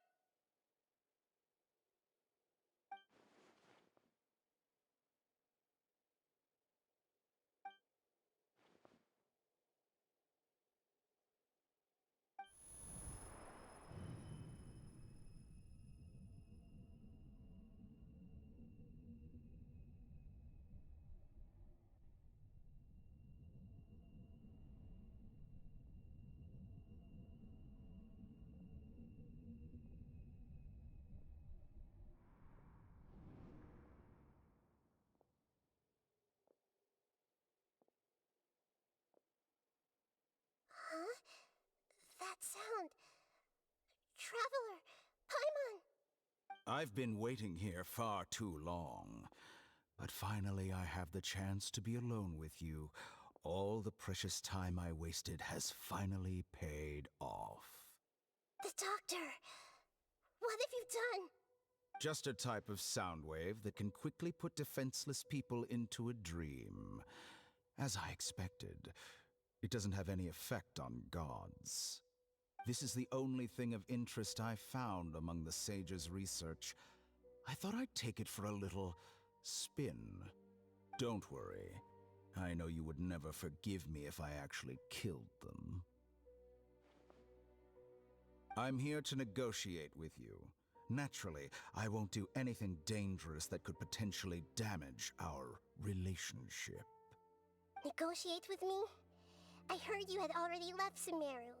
Why are you here again now? I left Sumeru, but I also stayed in Sumeru. Even the God of Wisdom is restricted by the habits of cognition. How disappointing. You mean there are many different versions of you in this world? An astute guess. Even the same individual will have different cognitions at different ages. A long time ago, I made a major decision in hopes of preserving all my perspectives of how I observed the world. Observation is the first step of any experiment, but observing the current world doesn't satisfy me. It lacks an important dimension, that of time. So I saved segments of all my ages and made them into independent individuals. That's all there is to it. Indulge me. How does the God of Wisdom find my method of seeking knowledge? It's an insult to the very concept of life. Life inherently has many rules and restrictions, each with its own significance and reason to exist. They can't be broken on a whim. Good. Amazing, even. Indeed, it's difficult for humans to make peace with themselves, not to mention oneself from a different period. Since you're in the academia, why wait until now to show up? You could very well have stopped us and helped that fake god. Simple. Let me ask you this. Would any staff member ever help the subject in the middle of an experiment? It was my experiment. So why should I interfere with the results? The academia saw the plan to create a god as their ultimate goal, yet you only saw it as an ordinary experiment. You really are crazy. If the experiment succeeded, you would have had a new god on your hands. How would you have faced your own god then? Would you still take the same stance? Would you still hold the same view of yourself? I'm first and foremost a scholar. These results should be left to the judgment of the hypothetical me confronted with that outcome. But you're right. And that's exactly why I'm disappointed with the conclusion of this experiment. As an individual, you don't have any sense of belonging. You seem to have even fewer convictions than a typical scholar. Oh no, I certainly have my own convictions. They just don't fit your standards, that's all. All right, that's enough conversation for today. The experiment is over, and it's time to tidy up the equipment and reclaim any useful materials. For example, the Gnosis. Lesser Lord Kusanali, you're an intelligent Archon. I'm sure you understand the disparity in our combat abilities at this time. Besides, you have no way to use that Electro-Gnosis in battle. Didn't you say you were here to negotiate with me? Somehow, it's starting to seem like you intend to take it by force now. I'm merely stating a fact. After all, I'm also a scholar. Naturally, I hope to show proper respect and dignity to the God of Wisdom. Your hypocrisy is built on absolute confidence. I understand your scheme, but... what if I were to destroy the Gnosis now and awaken the heavenly principles? Awaken the heavenly principles? Do you think that's really possible? The heavenly principles have been silent for many years, but the Gnosis are symbols of their control over Tevat and all the laws. Will the destruction of a Gnosis attract the attention of the heavenly principles?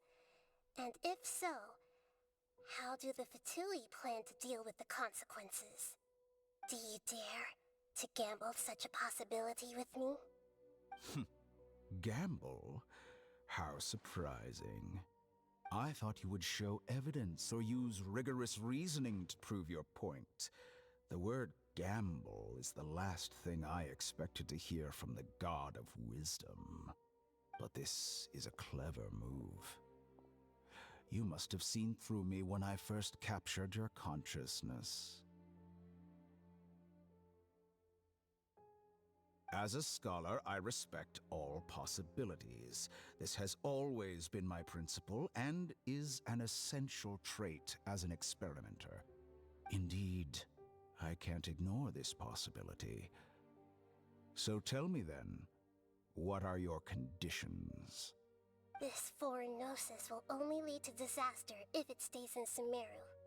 But this Electro-Gnosis is the prize I obtained after defeating one of your fellow Harbingers. Now, as the one who initiated this cascade of events, shouldn't you pay the corresponding price? Price? Interesting. What price would you have me pay? How about erasing all your other segments? So this is how you wish to restrict me, the most threatening opponent of the Nation of Wisdom. What you request of me is like plucking out the eyes I have placed in the dimension of time. Segments are extraordinarily difficult to make. They require extremely rare resources and enormous amounts of time and effort, requiring me to destroy them all here and now. Bravo. A suitably wise decision on your part. Yes, how very interesting. Can I assume that you have long been wary of me? Among all the versions of me, this segment you see now is the most selfish. If it weren't me, your idea wouldn't have worked. What did you see when you were imprisoned? You were observing me, and that's how you know I've long grown tired of their doubts and endless arguments. Like you said, it's difficult to make peace with yourself. Being as smart as you are, have you managed to do that? I see. If you think all those versions of me are worth a gnosis, then deal. You sure didn't hesitate much. Is the relationship between all the versions of you really that bad? I don't think there's any need to dwell on that. The surplus versions of me can be exchanged for a gnosis. Do you think anyone can offer themselves at a higher price? Besides, with my abilities, it's only a matter of time until I find better perspectives. Perhaps it's best to say, you're just temporarily ahead. But what I'd like to know is, how can you be sure that I've really erased them? I can see your remaining honesty.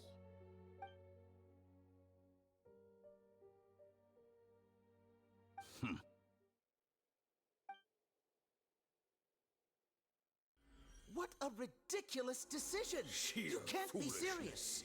How could I have been so short-sighted? You think this is the end? Wait, I'll have revenge. You'll make this moment count. You will regret this. Well, have you confirmed that it's complete? Here, take it. The future of Sumeru City will be in my hands alone. I will shut down the Akasha and let curiosity and the thirst for knowledge drive the realm of academics once again. There won't be any further gaps for you to exploit. It truly pains me that my academic achievements have never been appreciated in my homeland. Of course, I have no interest in being rejected by this city for a third time. Another chess piece. And where is your dendronosis? Don't be greedy, Harbinger of Snezhnaya. No, this is a different transaction. If you intend to turn off the Akasha anyway, then there's no further use for the Gnosis of Sumeru, is there? Besides, isn't it the Archon's duty to deliver what's desired of the Seeker? Oh, judging from your expression, you don't seem to find the idea very agreeable. Then let's think of it this way. Since you're the God of Wisdom, how about I exchange some knowledge with you? People exchanging knowledge with the God of Wisdom is the stuff of legends. Yet here you wish to exchange knowledge for the God of Wisdom's property. Arrogant as that is, it has piqued my interest. Let me ask you, have you in all your mighty knowledge ever heard the rumor that the skies of Tevat are fake? Huh? That's the secret hidden by Irminsul concerning the truth of this world.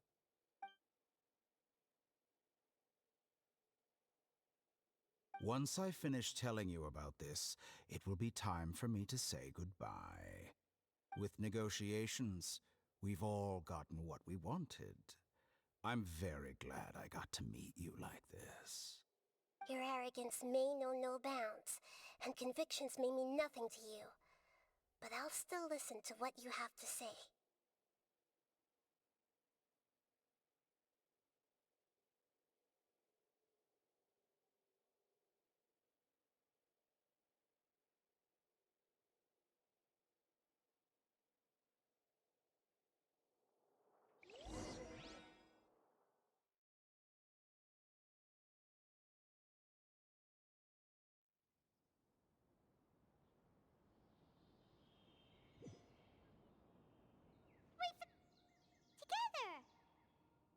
Okay.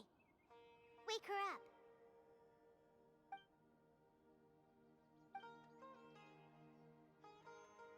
Are you awake? Kali says it's time for breakfast. Come on, get up! Good morning! How are you feeling today? Good to hear.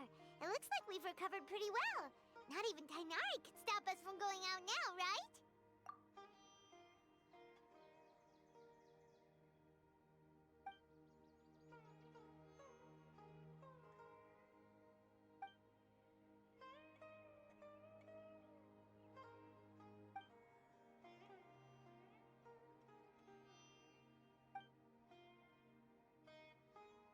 Come on, Traveler, let's go!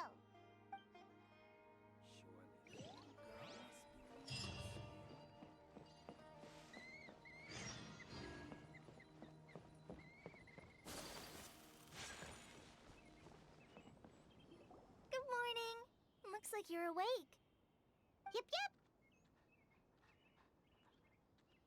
I prepared some breakfast today. Please have a taste. I hope you'll like it.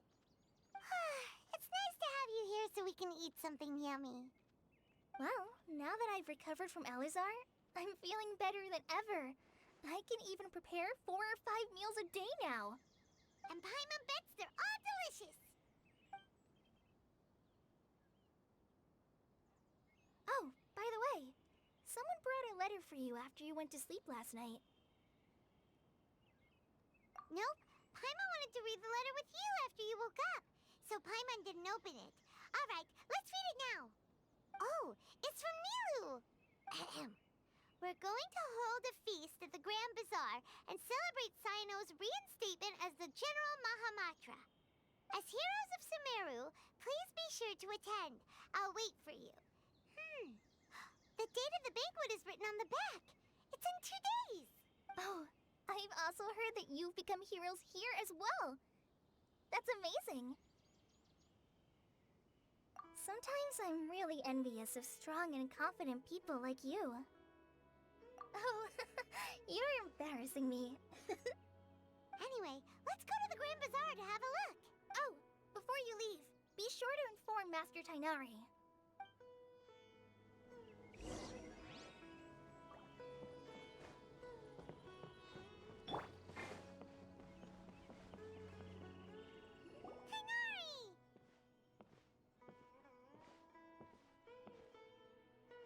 Ah, good morning.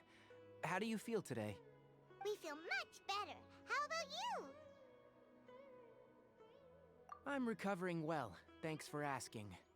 But from the looks of it, you seem to be already busy with work again. It's fine. I'm not that busy, really. The Elazar patients have recovered, as well as Hypatia. For now, I only need to tend to my Forest Watcher duties. It seems once Irminsul started getting better, everything else started to recover too. Yes, but there are still some residual effects. The withering is one example. Though it won't spread anymore, the existing zones won't just disappear. We forest rangers will still need to do the work. By the way, we have some good news. Sino got his position back. This news is hardly new. He had already mentioned it to me before. Huh? You mean he was already here? Why didn't he come to say hi to us? He visited once, but he was afraid of disturbing you while you were resting. He just asked me a few questions and left. Then you probably already know all about the celebration feast. Celebration feast? No, I haven't heard anything about that. Huh? But didn't Nilu say in her letter that they would celebrate Sino? He didn't tell you? Perhaps. Or, alternatively, he doesn't know about it either. Come to think of it, Sino doesn't seem like the type who'd enjoy a celebration feast. You and Kale are both Sino's close friends. Why don't you come to the feast with us? Kale has taken over some of my tasks these days. I don't think she'll have time for it, not to mention me. You see, some VIPs have come to the forest recently. Huh? VIPs? Very important Paimons? Well, technically speaking, they are former VIPs. The sages involved in recent incidents have begun their training in the Avidia Forest, and the people they had previously imprisoned have all been released. Huh?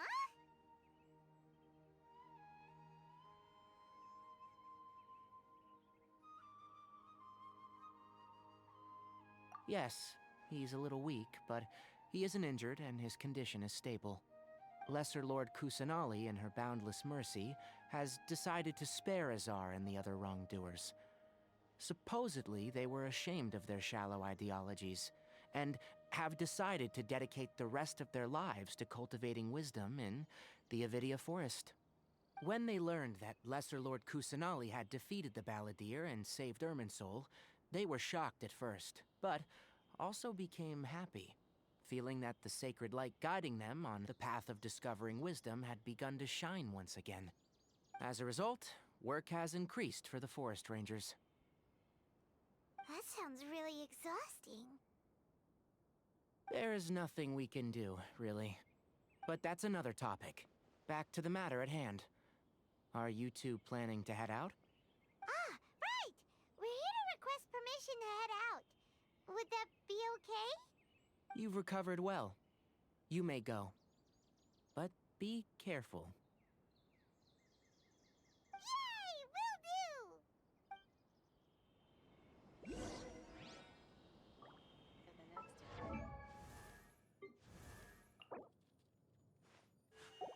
A blade embraces its duty, as a jeweler cherishes their gems.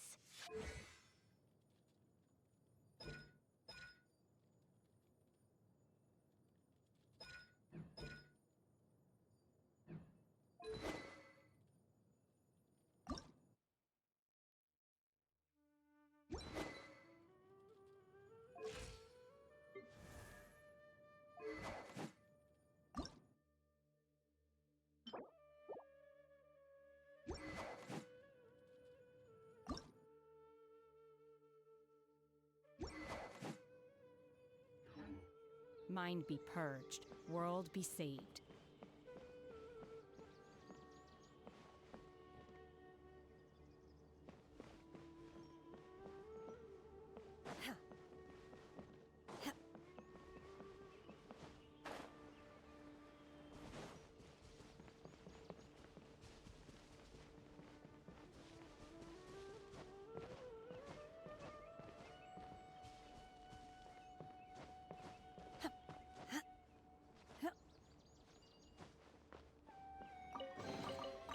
Adepti treasures have special powers.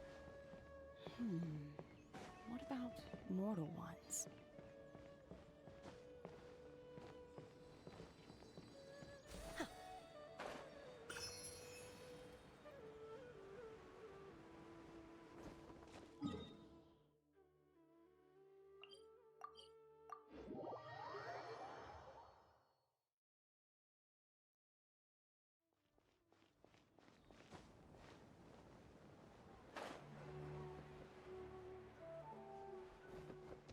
Manifest!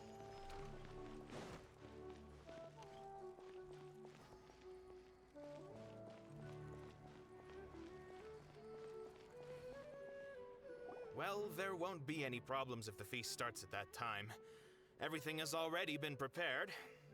Mr. Zubair, I finished tallying things up here. Well, except for the guests. Is a simple reply really that much to ask of our guests? It's affecting our arrangements. Oh, it'll be fine. Besides, it never hurts to get things ready in advance. I was thinking the same thing. The feast will be held sooner or later, right? Hey, Nilu! Traveler, Paimon! We got your letters, so here we are! You're the best! The other guests haven't even replied yet. Huh? Are we the only ones that have arrived? Yeah, I had someone deliver letters to all of our guests. But maybe everyone is still busy with other things. Look, I get it. Sumeru is in an extremely important period of transition right now, but even if your friends are important figures, they shouldn't just ignore your request like this. Nilu is Sumeru's #1 celebrity after all. You have no idea how happy I am to talk to people with good taste. If you consider enjoying Nilu's dances having good taste, then almost everybody has good taste. Because Paimon thinks everybody will love her performance. That's right. We all think she's amazing too. Nilu is an absolute favorite among those of us who frequent the Grand Bazaar. For Outlanders, you have a great eye. Master Zubair, let's have a vote for the most outstanding audience members next time. I think these two may win. Nonsense. It is not for us to determine the value of an audience. But indeed, we could try giving gifts to people with particularly good taste. I heard there's a device in Fontaine called a camera that can record people's appearances as pictures. Such pictures would make superb gifts. Ooh, good idea. I wonder where we can find one. You guys are so funny. There's really no need for that. I'm satisfied just being able to perform here. There's always a lot going on at the Grand Bazaar. Yeah, and that's why I love it here. Traveler and Paimon, could you help confirm if the letters were actually delivered? If for some reason they didn't receive the letters, then please tell everyone that there will be a feast here. Yeah, we can also check out how everything in Sumeru is going now. When I wrote the letters, as for Sino, we've only heard that he appears at the Academia from time to time. I'm not too sure about Ramon's whereabouts. My guess is that he's with Dia. As for Dunyarzad, I just hope she's feeling better. I sent her a letter, but I was afraid of disturbing her. If you have time, please ask about her for me. Okay, got it. Let's go, Traveler.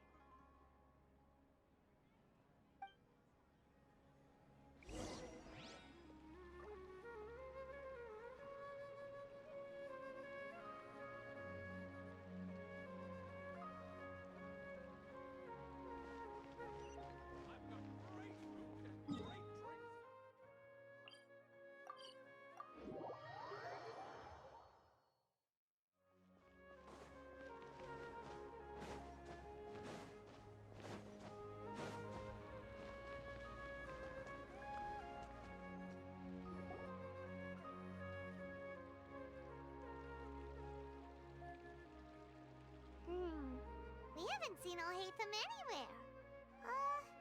Let's ask that person over there.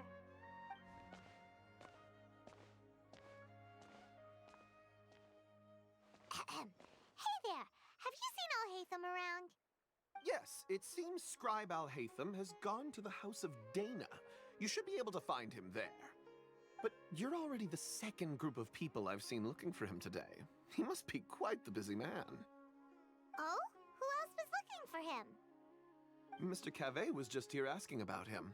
You wouldn't believe how terrible their relationship is. And now you two are here. Don't tell me everyone's here looking for gossip about the sages. No way! We're strictly here on business. Ah, I see. Sorry, I thought maybe everyone's as interested in rumors about the sages as I am.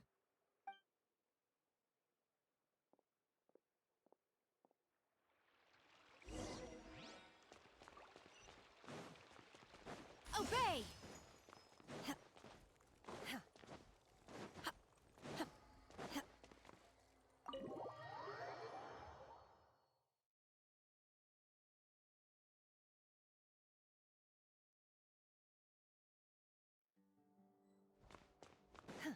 Unleash!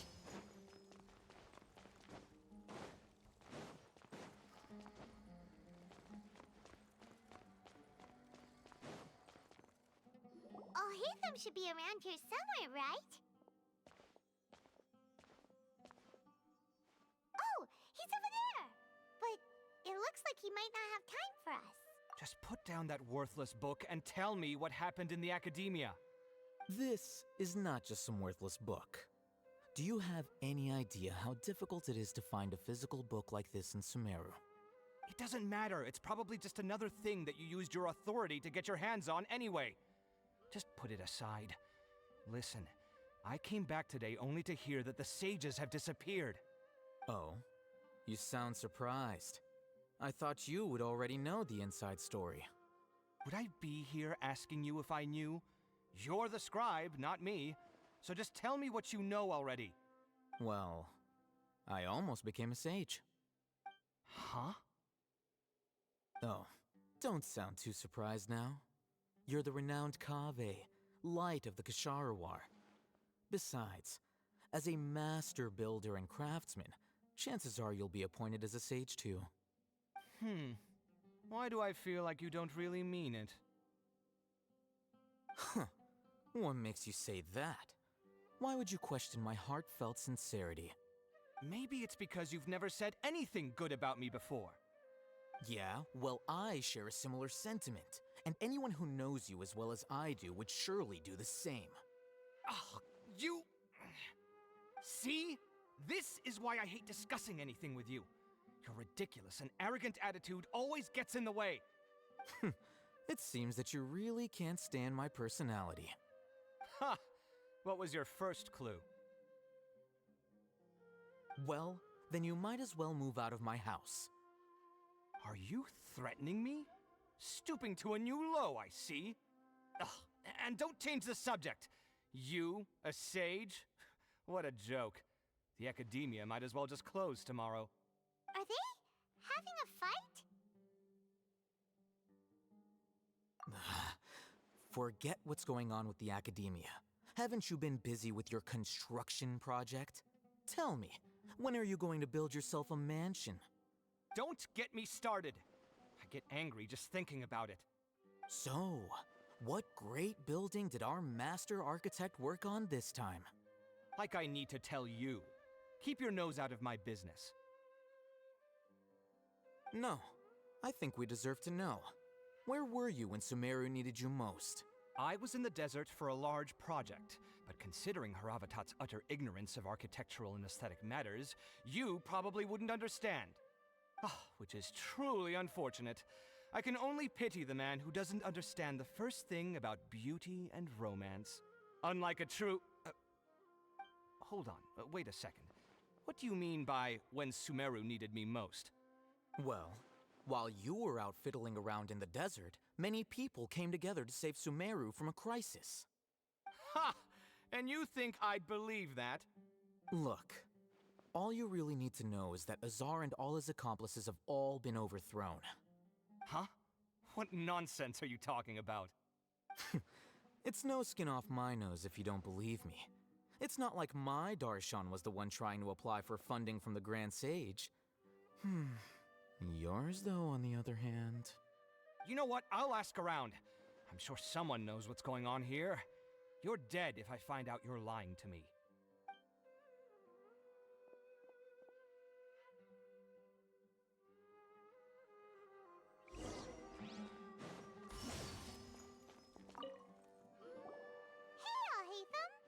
Oh, it's you two.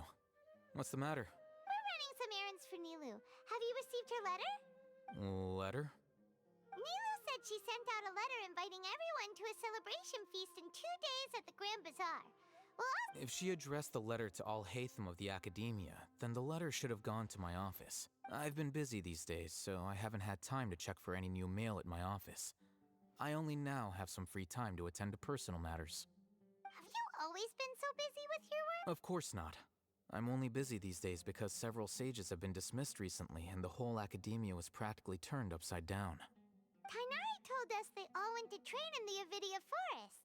Apparently they will spend the rest of their lives there. That is already the best possible ending for the likes of them. 4 of the 6 great sages were possessed by their desire for power and attempted to create a new god. In order to pull it off, they even imprisoned the other 2 rational sages. To imagine such things could take place in the Academia. Yeah, you're right. Huh. Feels kind of strange to hear them called that after all this time. But then again, the 6 great schools sounded pretty impressive too. Yes, at least that's how they're supposed to sound.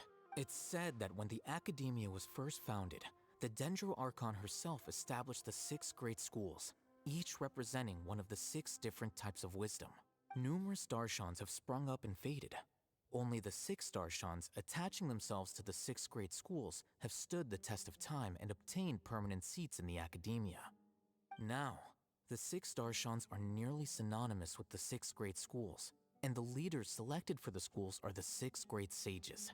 Among the 6 great sages, there is one central leader, the Grand Sage. Unfortunately, only the sages from Vahumana and Amorta remain now.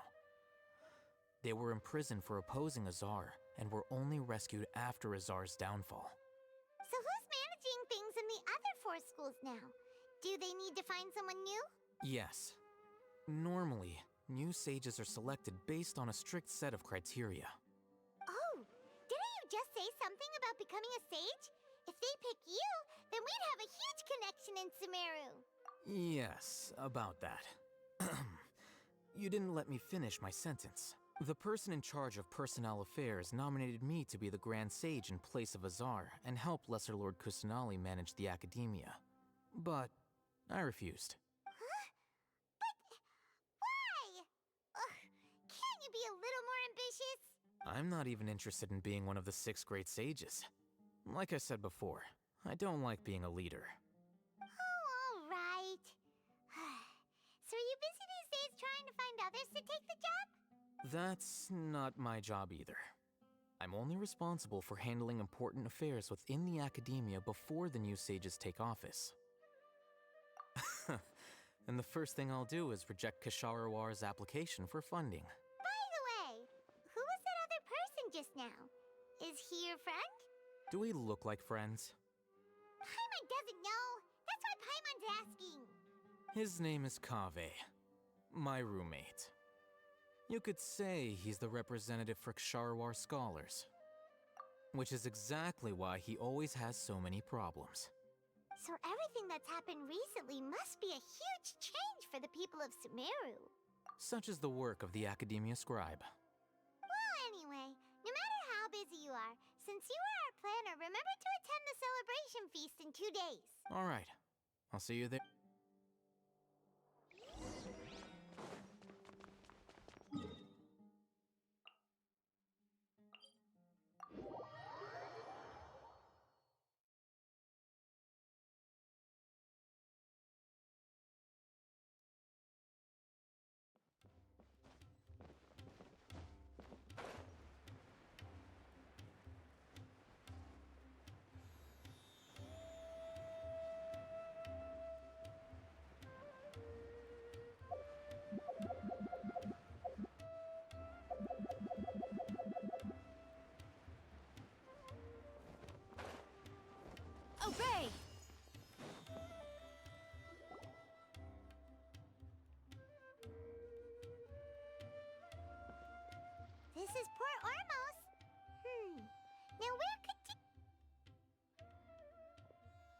Is that Paimon I hear?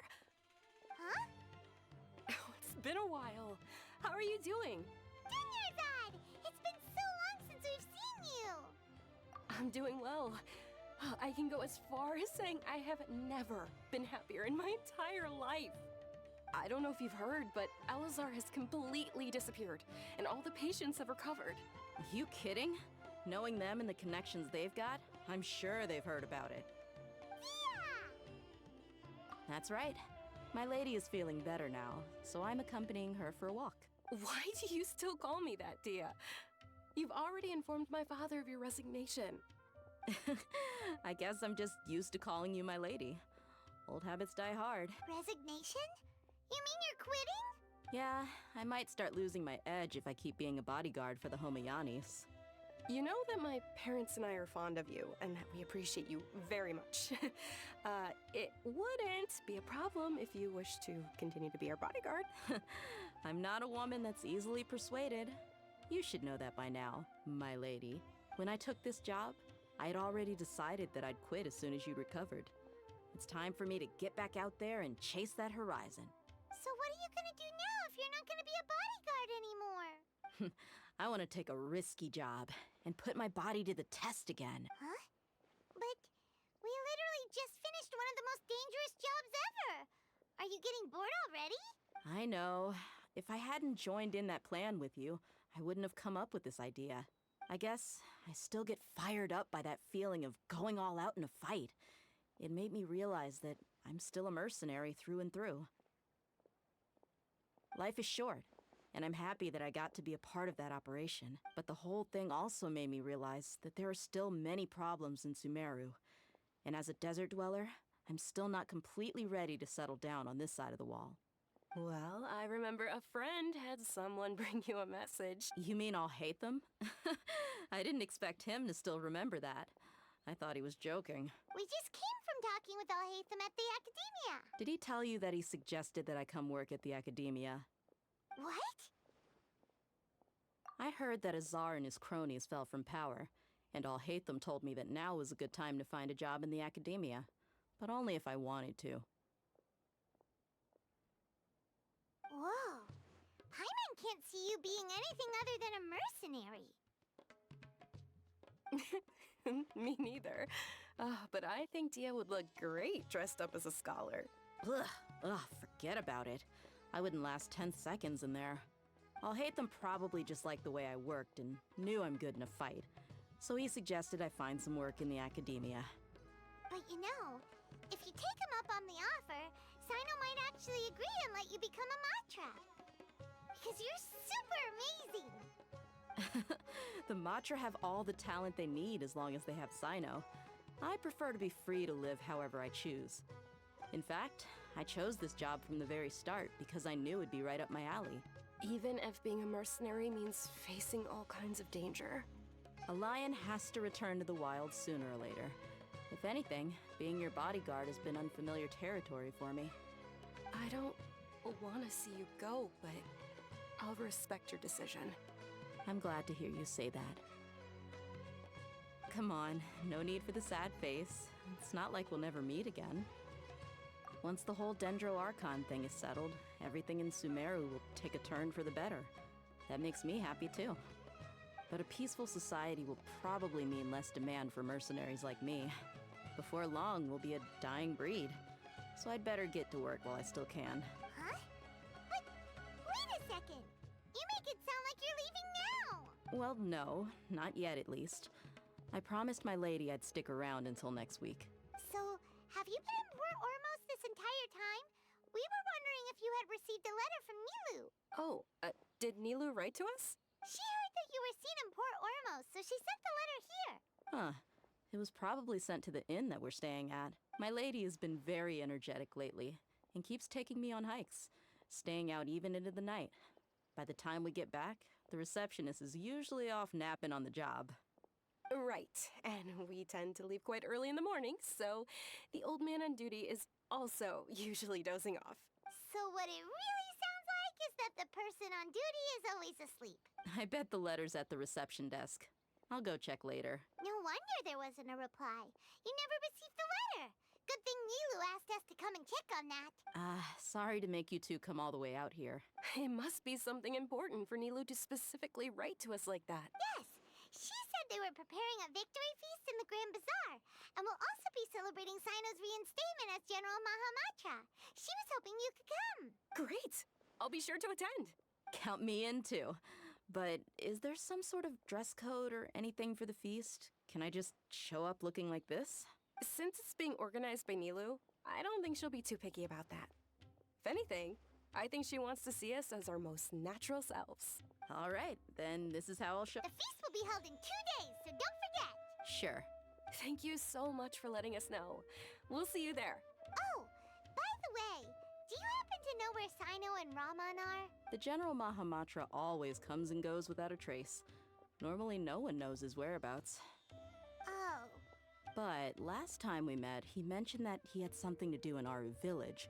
You can try your luck there. As for Raman, your guess is as good as mine. I only remember he said that he had something to discuss with Sino.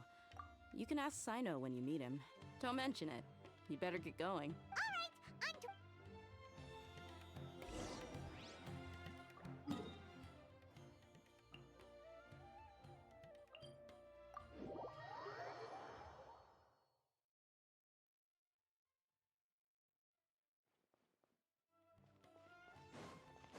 Unleash!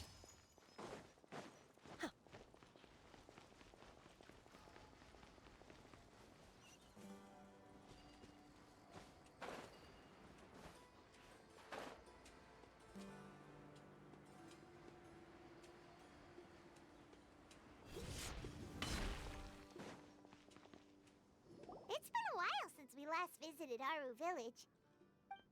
Ah, there's Sino!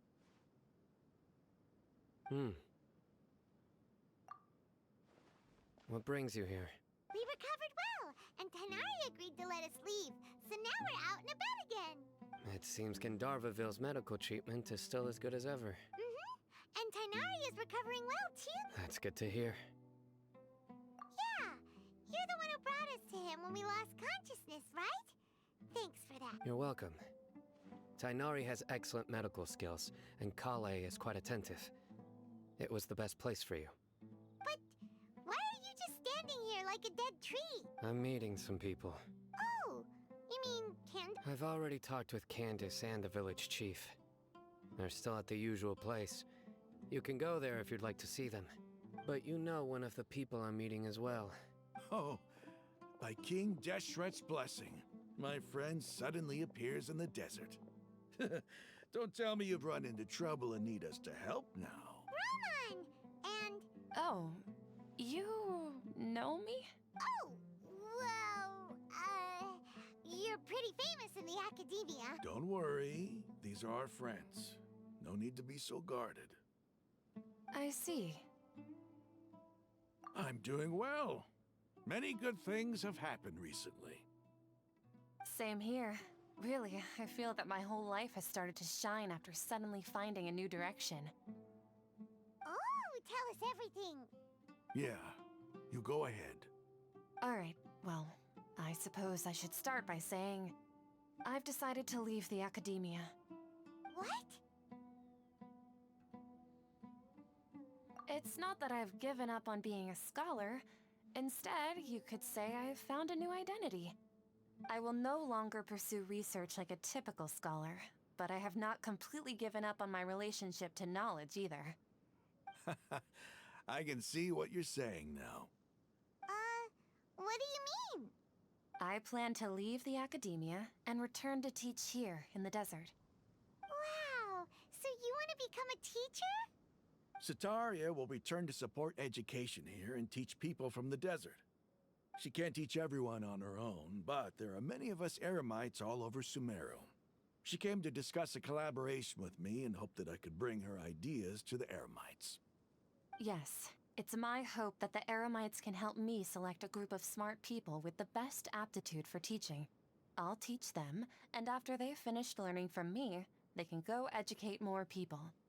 That is the true meaning of education and the spreading of knowledge. The people of King Deshret suffer from sandstorms, exile, and ignorance. Miss Itaria is more than welcome to come teach here. Her arrival is like a star shining in the desert night. The stars have always guided caravans, thieves, soldiers, and travelers who get lost in the night. They lead those in the dark out of trouble and back to safety. Oh, please. Where's all of this coming from? I'm starting to feel a little embarrassed. You deserve these compliments. Mercenaries are accustomed to danger and don't fear death, which is why we recognize extraordinary actions that common people would easily overlook. Setaria's idea will bring much good to many people. At first, I feared it was destined to fail. Everyone knows that the Academia doesn't allow scholars to teach in the desert without permission. As you know, all knowledge is under their surveillance and control, and very few desert dwellers are as lucky as me. But what I heard at that time has been haunting my heart, as if there were lightning bolts constantly bombarding my soul. Setaria, you tread a treacherous path, and the longer you ignore it, the tighter the Academia's grasp on you will become. Setaria, why haven't you gone home? Never forget that the desert that belongs to you lies elsewhere. Miss. These words sparked something in me, and I knew that I had to bring something back to my people after going home.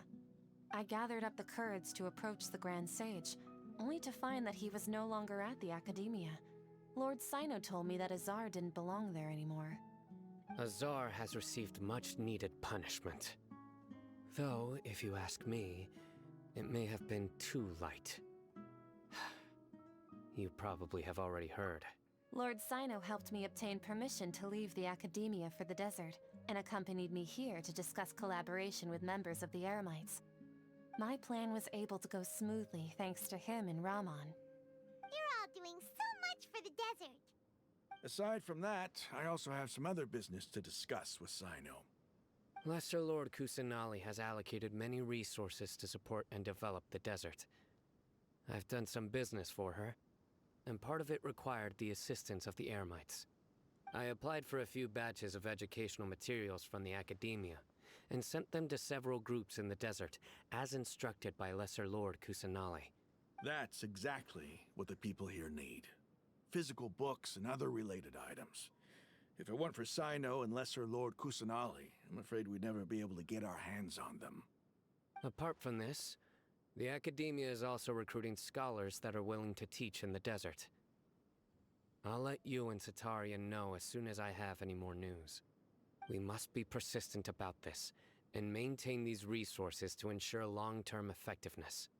This is the first time in hundreds of years we've had a glimmer of hope. I think this may be the turning point for the desert. Remember these words. Here lies our faithful priest, Kasala.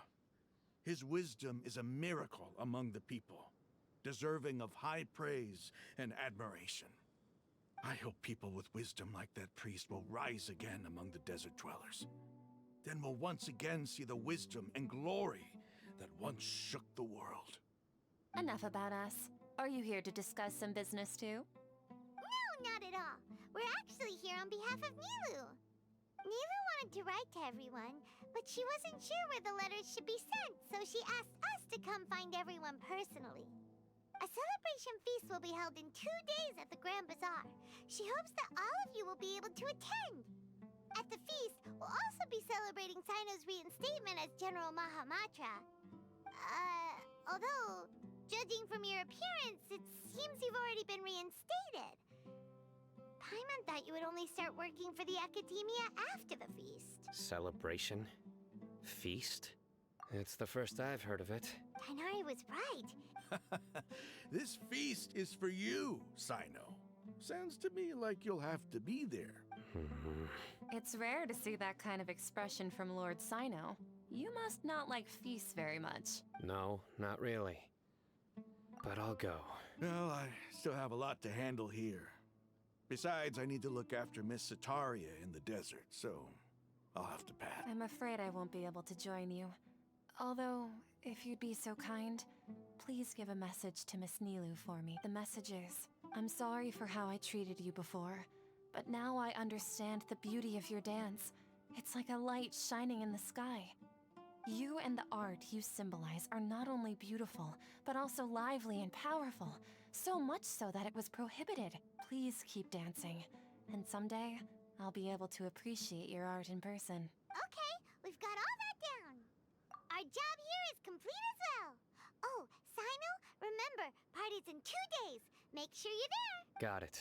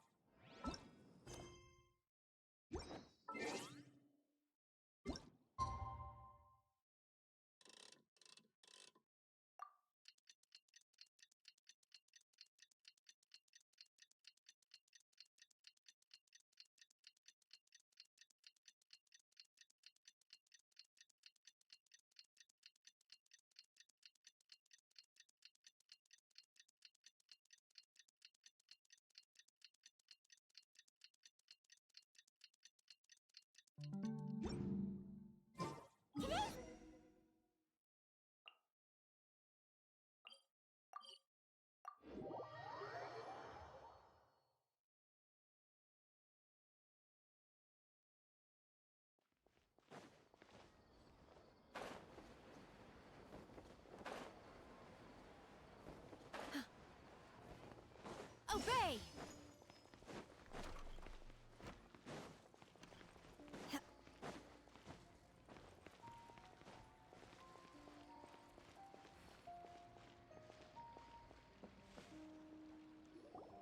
Everybody's already here. Looks like we're the last ones to arrive. You're here. Ah, there you are. Well, look who finally decided to show up. You look like you came here immediately after finishing up some work. I'm very happy to see you here. But we're not late, are we? It's just that everyone else arrived ahead of time. I propose that the last one who arrived be put in charge of today's speeches. Nah, there won't be any speeches today. Oh, really? Well, even better. Come join us over here. Let's share some great food and drinks, and chat about all sorts of fun things. Everything looks quite good. Wow! Paimon can't wait! Traveler, just look at all the delicious food here!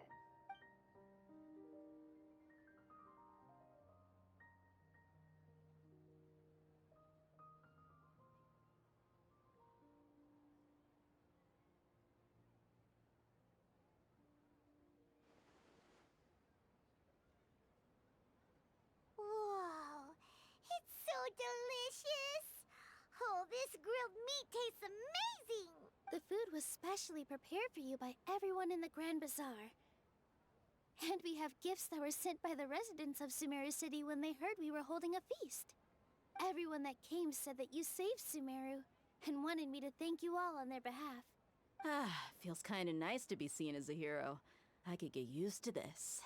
Being a bodyguard is also a hero's job. You've always been amazing, Dia. My lady sure has a way with words. Thanks. I'm glad to hear it. And I'm happy to meet everyone that participated in the great plan. Don't mention it. Come to think of it, we've really done something impressive together. We owe it to our abilities. And luck. Really? Why do I remember everybody thinking that luck was against us and feeling like we hardly had a chance of succeeding? That's how I remember it too. It's luck that brought us together, and it was luck that let us form a team. Then, it took even more luck for us to formulate a plan and implement it successfully. Moreover, judging from the results, everything worked out well. Yeah, everyone gave it their all when it mattered most. It was almost like a performance. We took the stage and put on our best show. Everyone played their part, and thanks to everyone's efforts, the performance was a great success. So, would you say we're good actors too?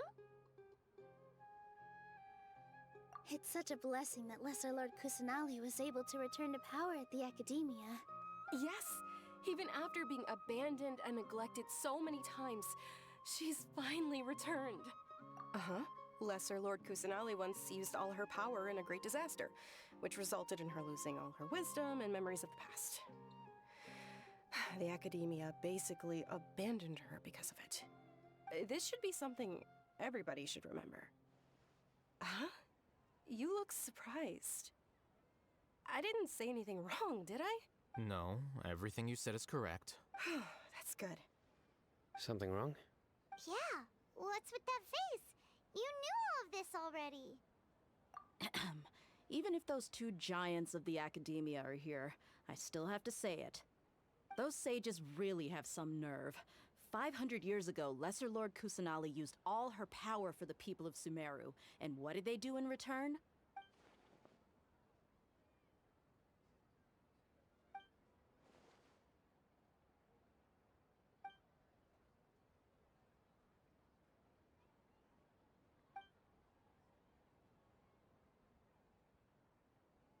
If you bite the hand that feeds you, don't act surprised when it turns into a knuckle sandwich, right, Sino?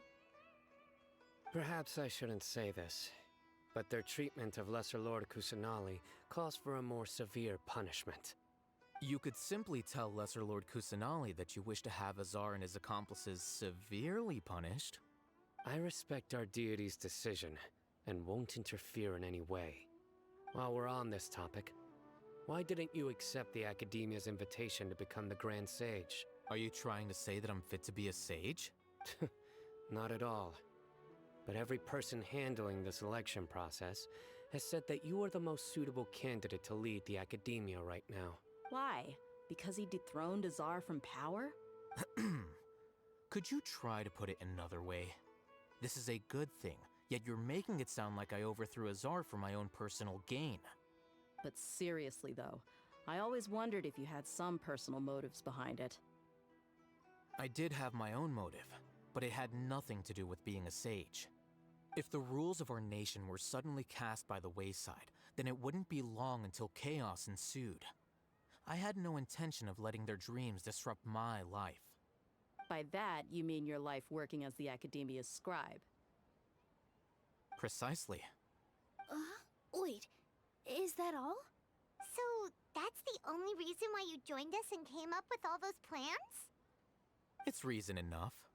You've certainly got quite the personality. You flatter me. All right then. How about you? You've already resumed work as the General Mahamatra, right? That's right. Will you be happy with that life? It's not about being happy. There are merely a lot of things that I must do. Even so, keep your spirits up and try to be happy, okay? And try to smile more every day, just like I'm doing now. Thank you. I'll keep that in mind.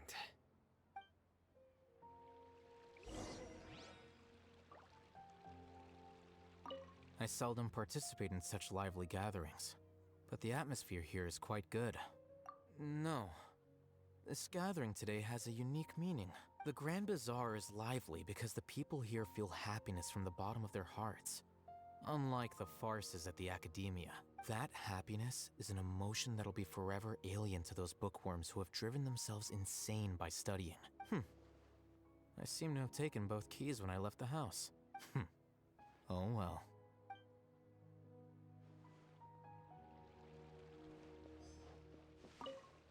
The atmosphere here is good, and everything is delicious.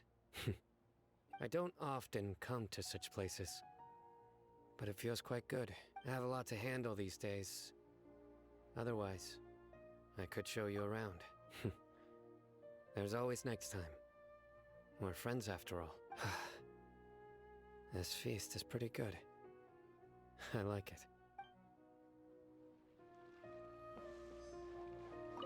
There you are, traveler. Well, how is it? Are you enjoying the feast today? If there's anything you're unhappy with, just let me know. I'll be sure to take note of it. That's good. It's the first time I've ever invited so many exceptional people to one place. You see, every guest here is quite extraordinary. It's unbelievable that we've got everyone together here. Almost like a fairy tale. Make sure you live it up tonight. I'll be happy as long as you're enjoying yourselves. I'm honored to have her think of me this way. If I have a chance in the future, I would really like to invite her to one of my performances. I can't explain why, but I just feel elated right now.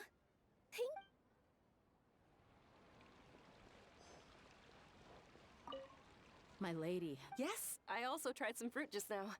Oh, they're very sweet. What an amazing place to relax. No wonder everybody likes to rest at the Grand Bazaar. You said it. Oh, look who else is here. Hello! Oh, I'm so happy Nilou invited everybody. Oh, now I have the chance to meet all the heroes.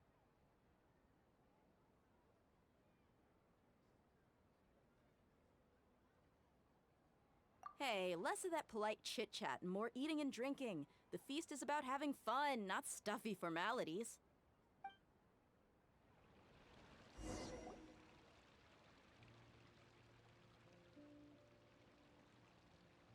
Hey, what's wrong? Your head is starting to droop.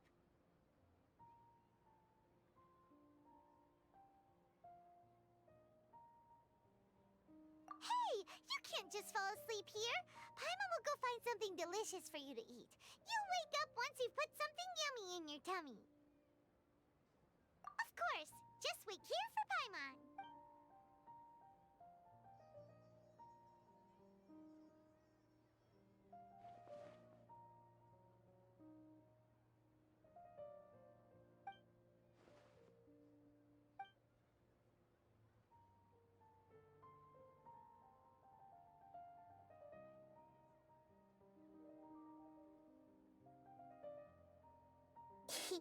It's me.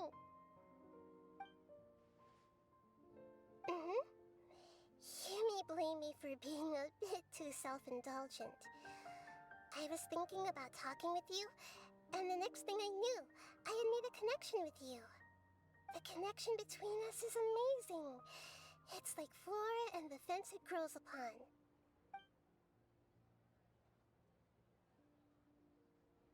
I heard there's an amazing celebration feast today at the Grand Bazaar. I wanted to have a look for myself, so I snuck in. Lately, I've been so busy dealing with all the fallout from recent events, so I really haven't had any free time. Although you've already helped me with a lot, there's still one more thing I hope you can help me with.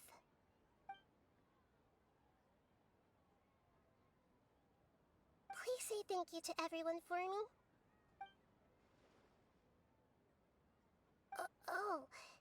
Is it not convenient for you to do that for me? But if I just show up all of a sudden, people will become all quiet and stiff, won't they? What if I end up scaring them and ruining this wonderful feast? That'd be the last thing I want. Let me think about it. Okay. Yes, I have.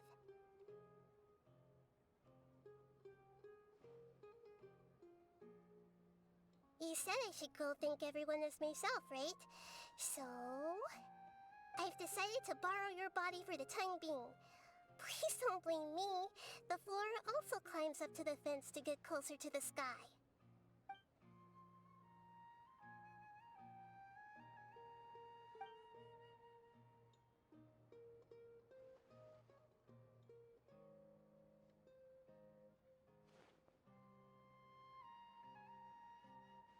Everyone!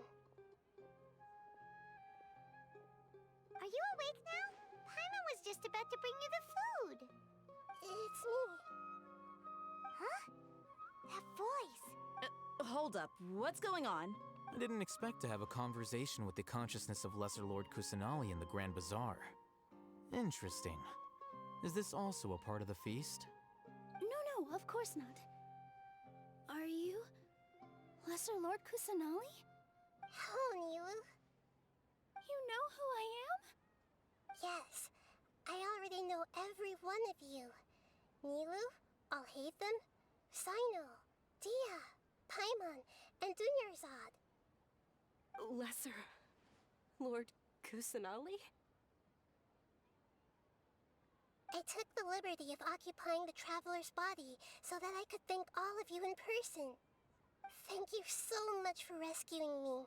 Even if that meant placing your own safety in peril and taking the risk of becoming enemies with the Academia, the sages, the doctor, the balladeer, and even the entirety of Sumeru. Without you, without any of you, I would have been in a much more difficult situation had you not helped me to resolve the crisis. Not only I, but Sumeru and even the entirety of Tevat would have suffered great misfortune. People refer to you as the heroes who managed to rescue a god. I'm quite fond of this name.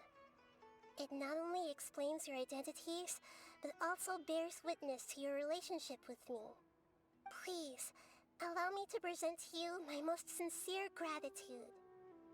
Lesser Lord Kusanali, you have done so much for Sumeru, and I didn't even have a chance to do anything for you. You don't have to do this. Dingerzad, the suffering you endured during your illness is also proof of you being with me and praying for me. Thank you. You don't need to be so ceremonious. It's always been my duty to protect you. This is how the relationship between the Academia and Dendro Archon should be. We just did what was necessary and set things back on the right path. You're an Archon, but you act so humble. You really don't need to be so polite with us. I'm honored to have been able to take part in this plan. I hoped you liked the dance I dedicated to you. Thank you, all of you. Thank you so much.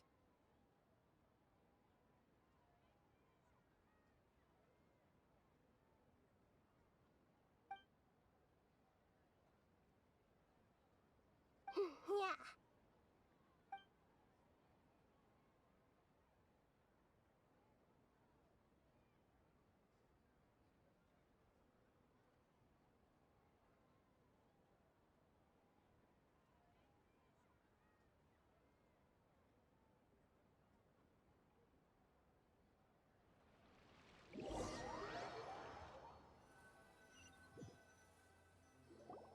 Are you awake? Did you rest well? After Nahida left, you ate a lot of food. You've become a glutton. That just means you still have a lot to learn from Master Paimon, the Sage of Gluttony! Alright, since you're awake now, should we go and have a chat with Nahida? She should be in the Academia right about now. If you have any questions, now's your chance to ask.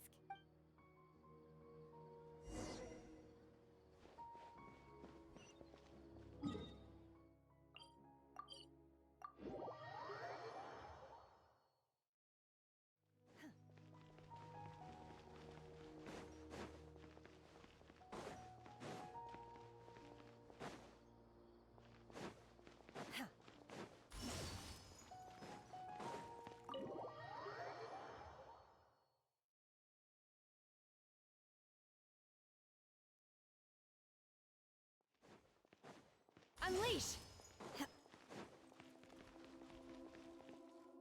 Nahida! Hello, Traveler and Paimon. What a fantastic night. I'm still immersed in all the happiness and joy, like a candle floating on water. So are we, and that's why we're here to talk with you. Is there anything you want to know?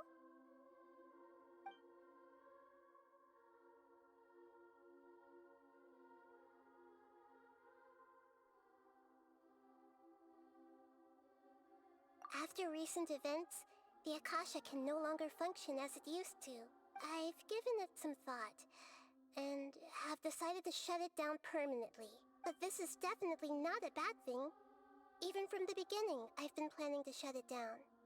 The Akasha's centralized administration of knowledge has always restrained people's curiosity and curtailed the number of paths available to them. I don't think this is good for Sumeru. Although people may initially feel a little uncomfortable with the loss of the Akasha, they will soon understand that this life is more suitable for them. And as for the future of Sumeru, I'm preparing to regain control of the Academia.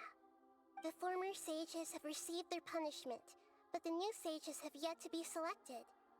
I will oversee the process personally.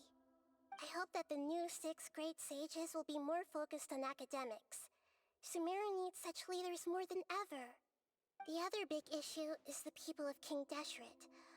All the residents of the desert, in fact. They have been mistreated for far too long. I've already taken some measures to address this.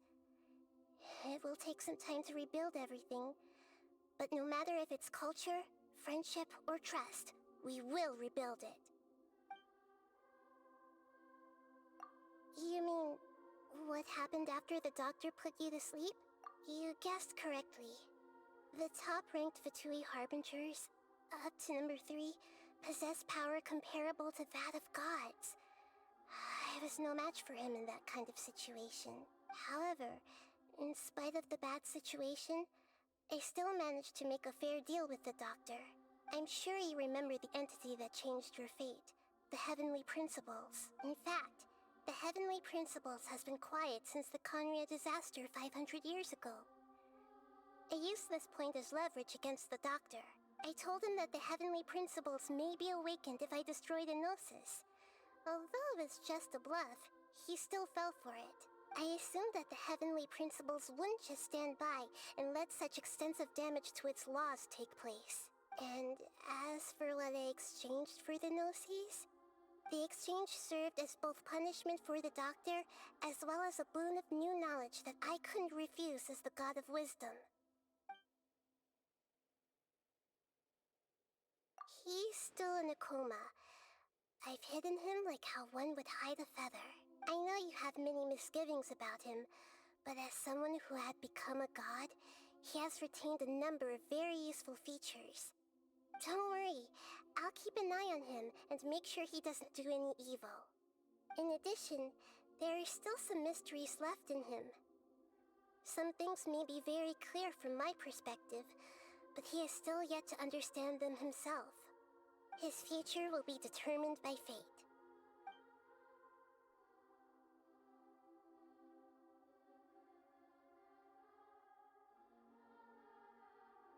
Is that where you're headed next? Fontaine, the nation of justice? As far as I know, that nation operates in a judicial system.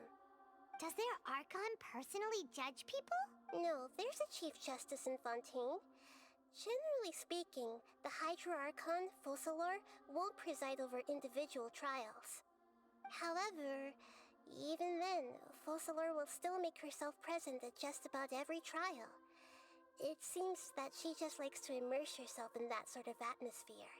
As Archon, she still reserves the right to influence the final verdict. Anyway, let's just say she's got, a very unique personality. Are you sure? Isn't there something else you haven't asked about yet? Huh? You mean... About your brother. While you were resting at Gandharvaville, I took some time to perform an Irminsul search for information on your brother. Yeah! Isn't Irminsul a repository for all the information and memories of Teyvat? So there shouldn't be anything on her or her brother. This is true in your case. Irminsul indeed does not have any information on you. However, there must be something different about your brother. Because, as it turns out, the world has recorded information on him after all. What? There's only one possible explanation. He belongs to this world.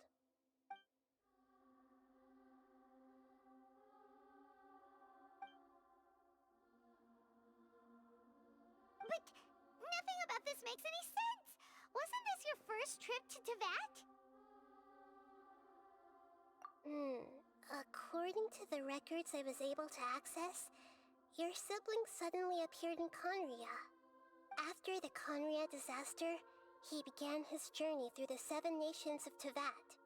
But just as his journey was about to reach its conclusion, the Irminsul records on him suddenly become fuzzy. What do you mean, fuzzy? Did something happen to him? All I know for sure is that somebody, for reasons only they can know, is deliberately obfuscating his fate. And whoever it is, if they can do that, Who knows what else they're capable of? But even that wouldn't explain how he somehow comes from this world. Something else I noticed was that according to these records, the Fatui have not classified your sibling as one of the Descenders. What's a Descender? Look, I'm sure you must be curious about the information I received from the Fatui in return for my gnosis, right? A very important part of the intel was about this world's Descenders. External beings, ones that don't belong to this world. Traveler, you are Tevat's 4th Descender.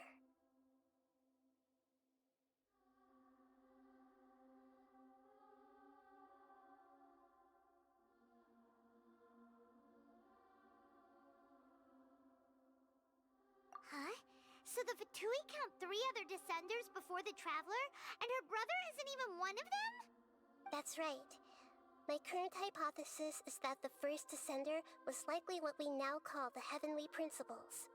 As for the other Descenders, I still need to verify their existence. It could take me some time. Paimon's head's about to burst from all this crazy new information. And yet, even knowing all this, I'm sure you must still have a lot of unanswered questions. I must say, I truly regret that I can't help you more as the God of Wisdom. There are many questions in my heart as well. I will need some time to go through each one of them. And soon, you'll also begin your journey anew and depart from Sumeru. I'm very interested in your future. It's a journey that can't be observed or recorded by this world. If fate is the ultimate knowledge, then your future will be the ultimate fate. Paimon's sure glad we got to meet you, Nahida. The pleasure is all mine. I can't thank you enough. Alright, that's enough talk for today. If you ever miss me, just close your eyes, and maybe I'll appear.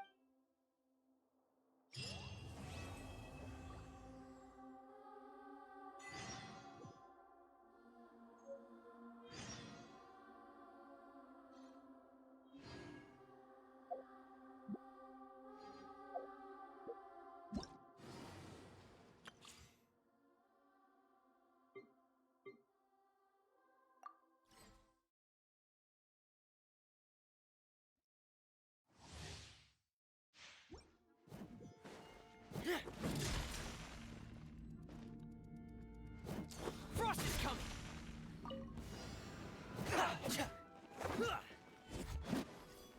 Pair!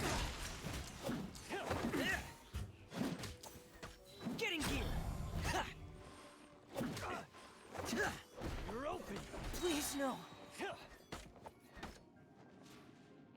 Oh! Pair!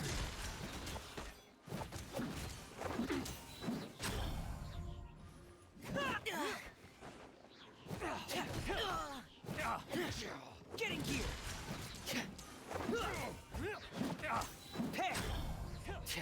Pair!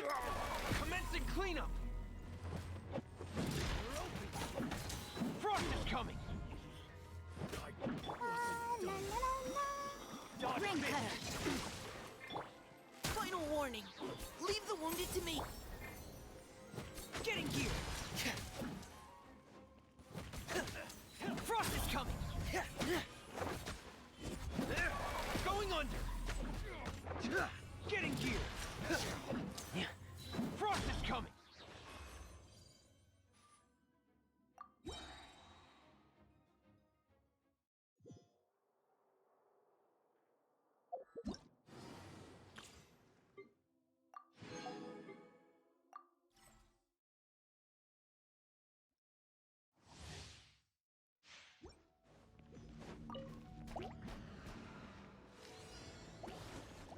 No time to lose. You're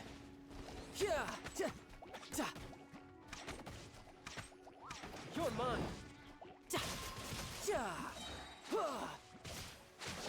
No time to lose. Brace yourself. This is gonna hurt. As you wish, main Fräulein.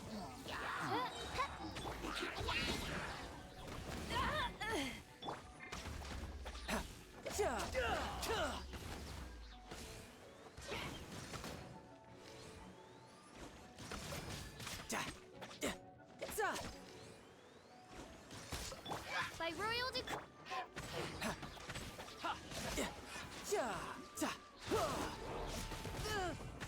Shouldn't let your guard down.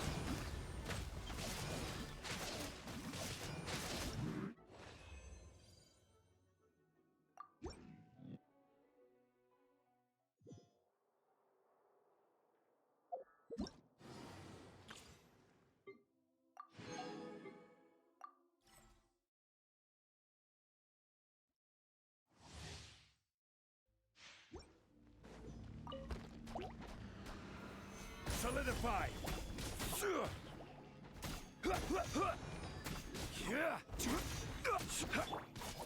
Speed of light.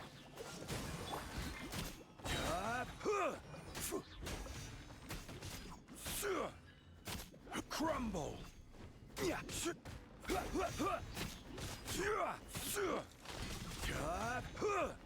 Quake! Come a little closer. Hit.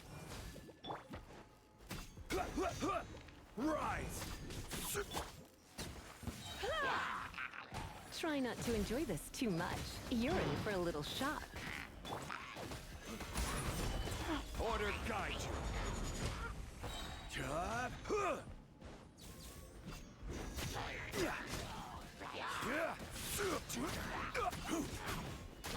Quake! Crumble! I will have order.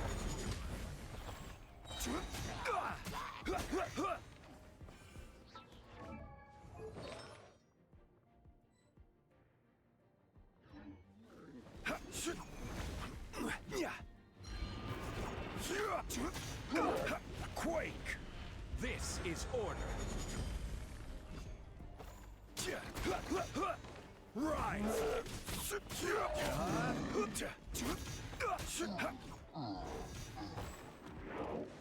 Quake!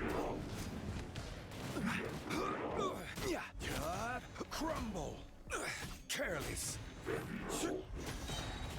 Order guide you.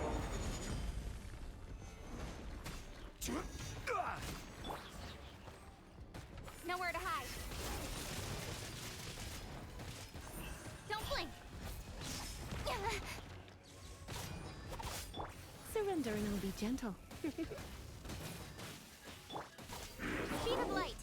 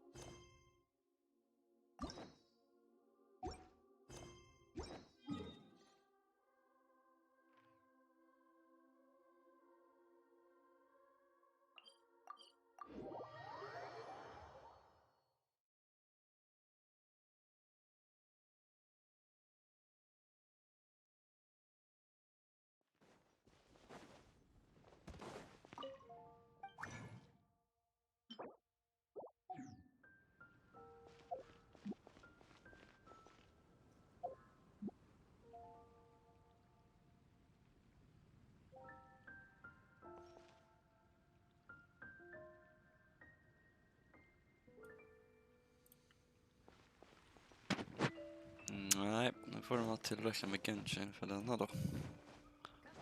Holy, banger dock.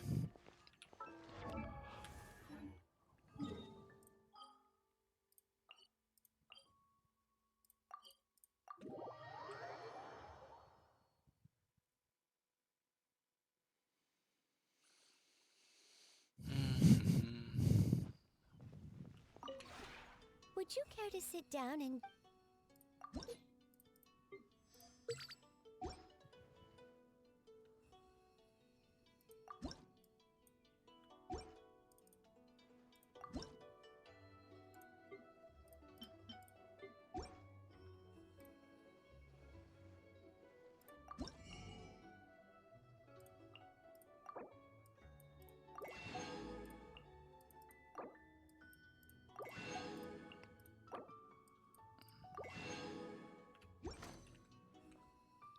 If you ever...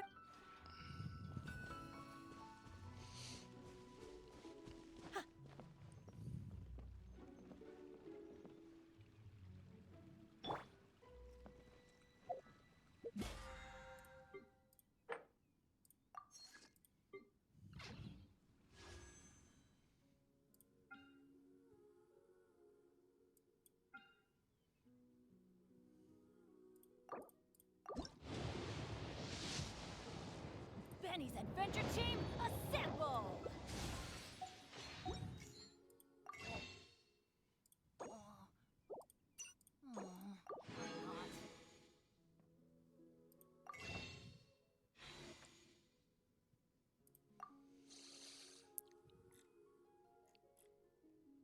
Holy. Ja, det var inte bra. Börja om på pitten. No one's joined me on an adventure in ages. Yoink, Come on, yoink, yoink. let's go. Is for me.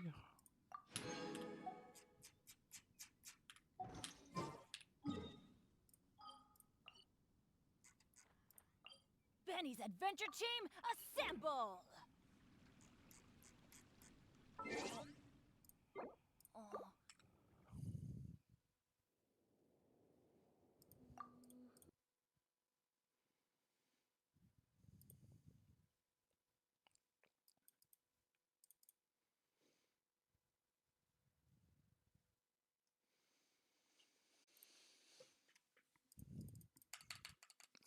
Nej, jag tror det är dags för lite